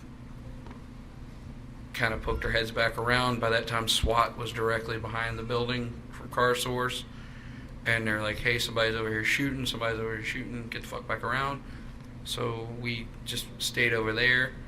This is after everything relevance. Searching for the relevance, Mr. Binger.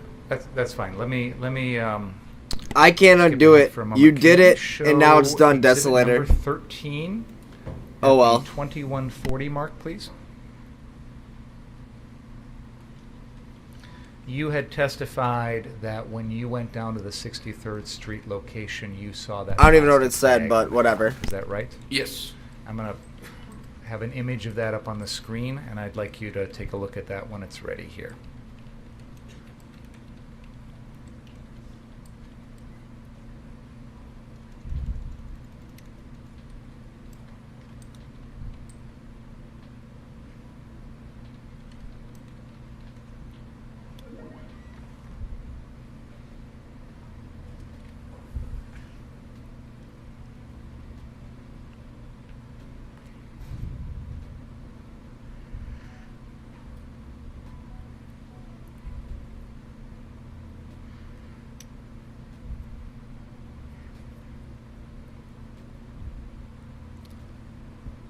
Is this at the 2140 mark?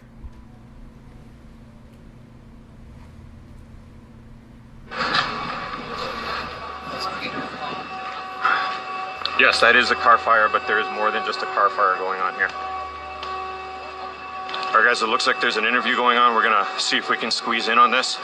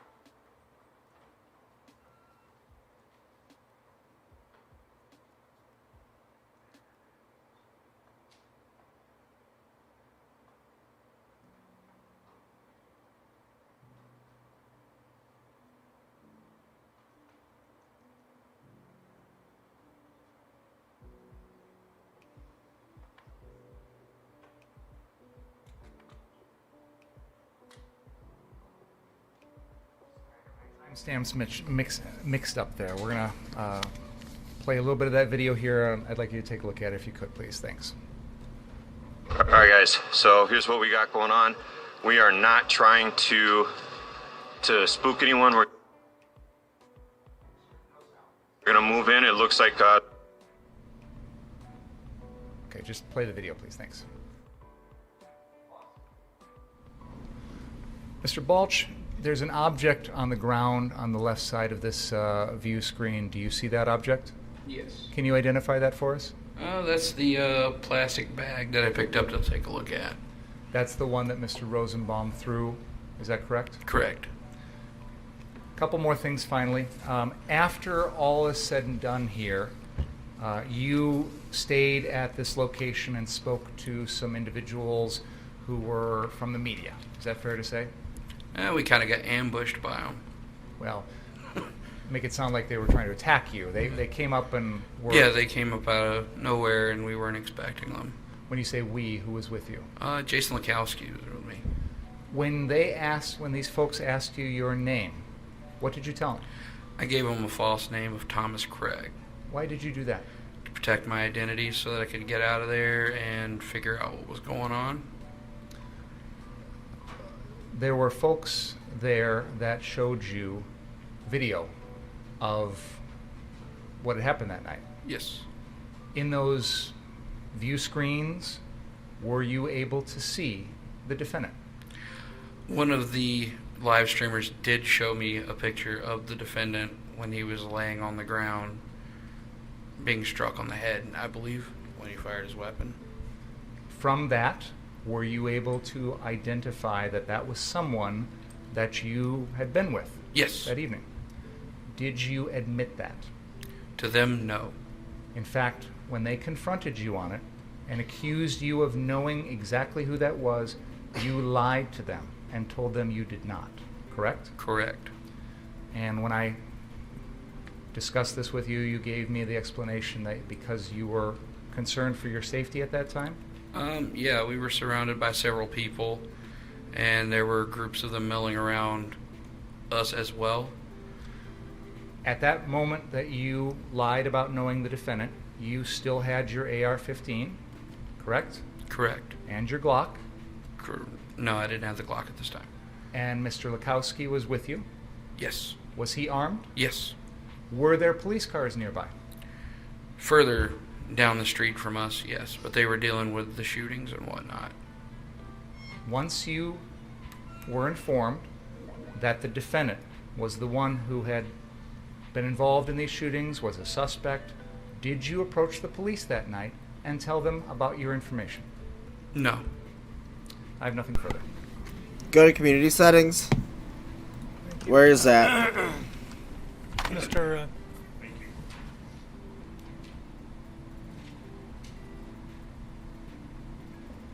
Just 1 second. Does anybody need a break? Go ahead. Broad question. That evening, while you were out on patrol with my client Kyle Rittenhouse, you're armed, he's armed. This is correct. And you went by law enforcement on numerous occasions? Yes. Did anybody ever tell you you can't be out there with these weapons? No. Did anybody ever question you or him about your age? No. You were interviewed several days after this by the FBI, correct? Correct. And they specifically asked you about that bag, correct? Correct. And reading from the report, you told them you examined the bag quickly and observed an ammonia mixture and a small bleach bottle, correct? Correct. Is that what you observed? That's what I thought I'd observed at the time. By smell? I didn't check the smell. Okay. What made you think it was ammonia? Because of what we'd been hit with earlier in the night.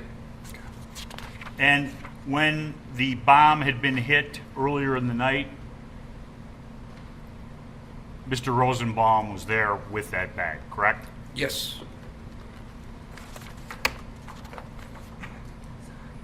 Now, you testified that when you were out there that evening at the end, you didn't have your Glock, correct? Correct.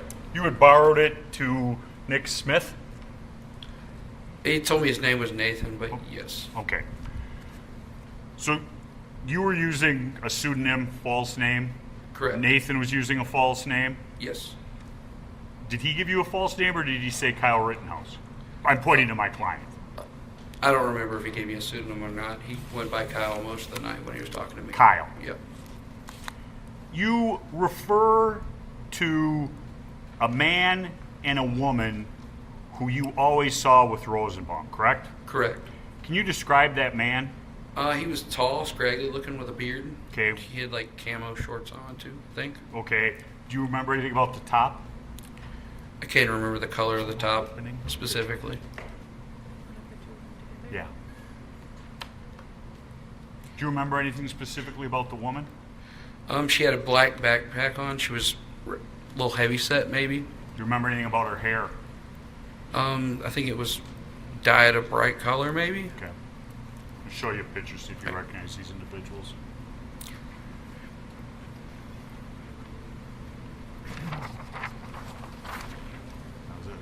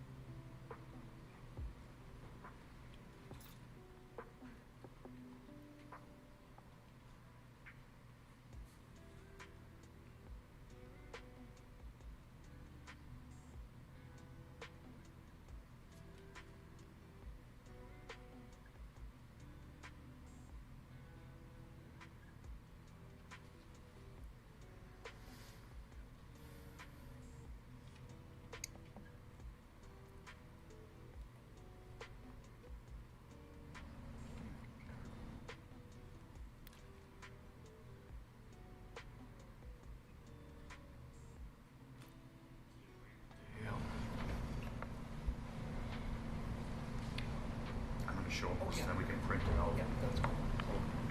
So I have to do it this way.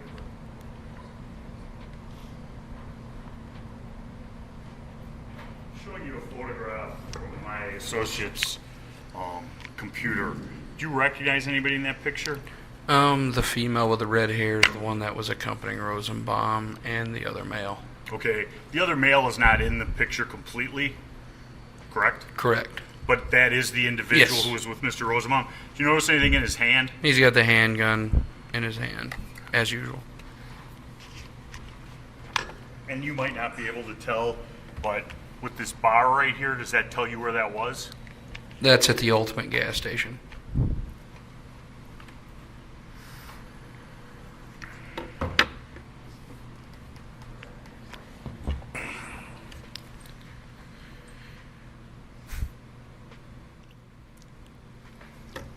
And you and my client were present when Mr. Rosenbaum threatened you and Kyle, correct? Correct. And he specifically said if he got either of you alone, he would expletive kill you. That's correct.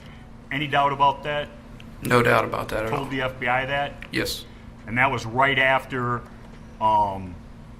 I'm going to get his name wrong, Dustin had put out dumpster fire? Correct. It was about 20 to 30 minutes before we headed south and the shooting started.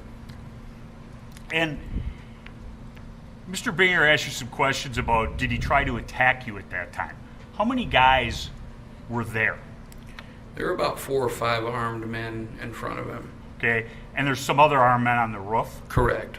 That were upsetting him because he seemed to not appreciate armed men. Okay, and you specifically referred to him, and I wrote the words down, he was a hyper-aggressive individual, correct? That is correct. Could you tell me what that means to you? Every encounter I saw him have with someone was extremely aggressive. You saw him lighting fires? Lighting fires, getting in people's faces. Protesters and armed individuals were having to get between him and other people to stop fights from happening. Did you see him tip over the porta potty? I didn't witness that. Okay. Did you see him take rocks out of the St. James rock pile? He got the rocks he was throwing from somewhere. Okay. Did you see him involved in taking the trailer out of St. James, taking it down the road and starting it on fire? I didn't witness that event. I have nothing further. Thank you, sir. No problem. Any question?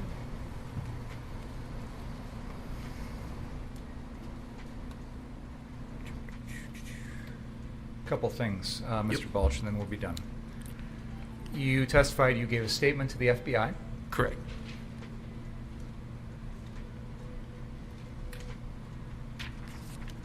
That was dated August 28th of 2020. Was it sound right Correct. to you? Yes? That sounds correct. 3 days after this incident. That is correct. When you spoke to the FBI, what was your intent? Well, I really didn't have any intentions of speaking to the FBI. They just showed up at the house.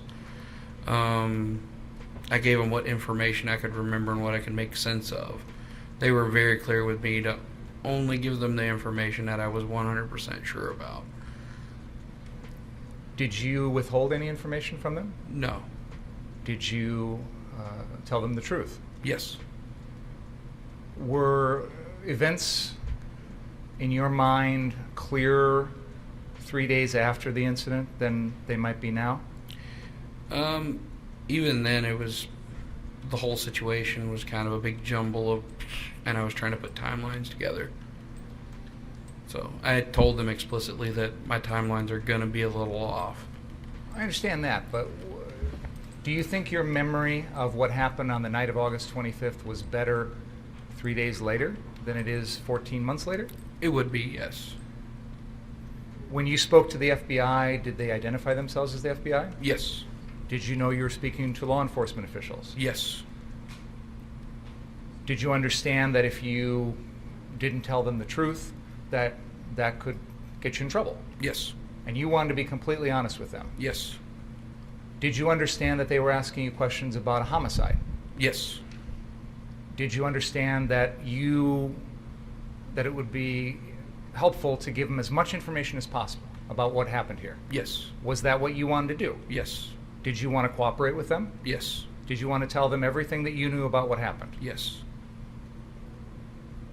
In your statement, you say, and I'm going to quote, this is on page 3 of your statement, Balch stated that this eventual victim, who's Joseph Rosenbaum, was carrying a hospital-style bag with chemicals to make Molotov cocktails. You then say later on that this is on page 4, Balch examined the bag quickly and observed an ammonium mixture and a small bleach bottle. First of all, am I reading your statement to the FBI correctly? You are. None of that is true, is it? It doesn't appear to be, no. Nowhere in this statement to the FBI did you mention any tall guy with a scraggly beard or a shorter woman with colored hair, correct? Correct. Nothing further. Are you lying under oath today? No, they just never asked those questions. Correct me if I'm wrong, but when the FBI talks to you, they don't write out a statement for you, let you review it for accuracy and completeness, do they? No. They just ask you questions, They show up to your house unannounced, you answer the questions, they leave, and they write down what they think is important. That is correct. I have nothing further. Okay, folks, let's break for the day, and please call after, excuse me. Miss, the clerk of court's going to be down here in a few minutes, Judge. Okay. I'm thinking about my Monday juries when we finish for the day. Please don't talk about the case. Read, watch, or listen to any account of the trial. And I'll turn you over to the clerk of the court, and I think she could probably take care of it here in the library, maybe? Or maybe they want to go upstairs anyway. You have things upstairs? Why don't you go up there, and we'll tell her to go up there and see you there. Thanks. See you tonight. See you tomorrow.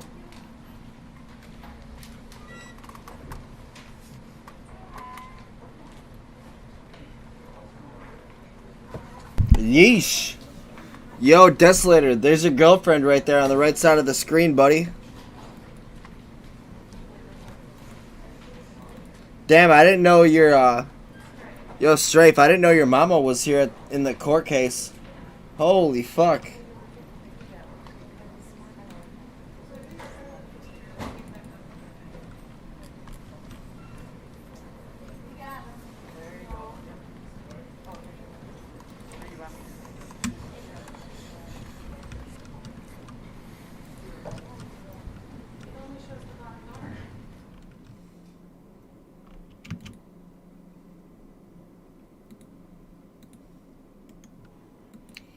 Well, chat, it looks like that's it for this episode of Kyle Rittenhouse. Look forward to watching us tomorrow morning at 9 a.m. Central Time, and we'll see you again on the next episode of Shizbang.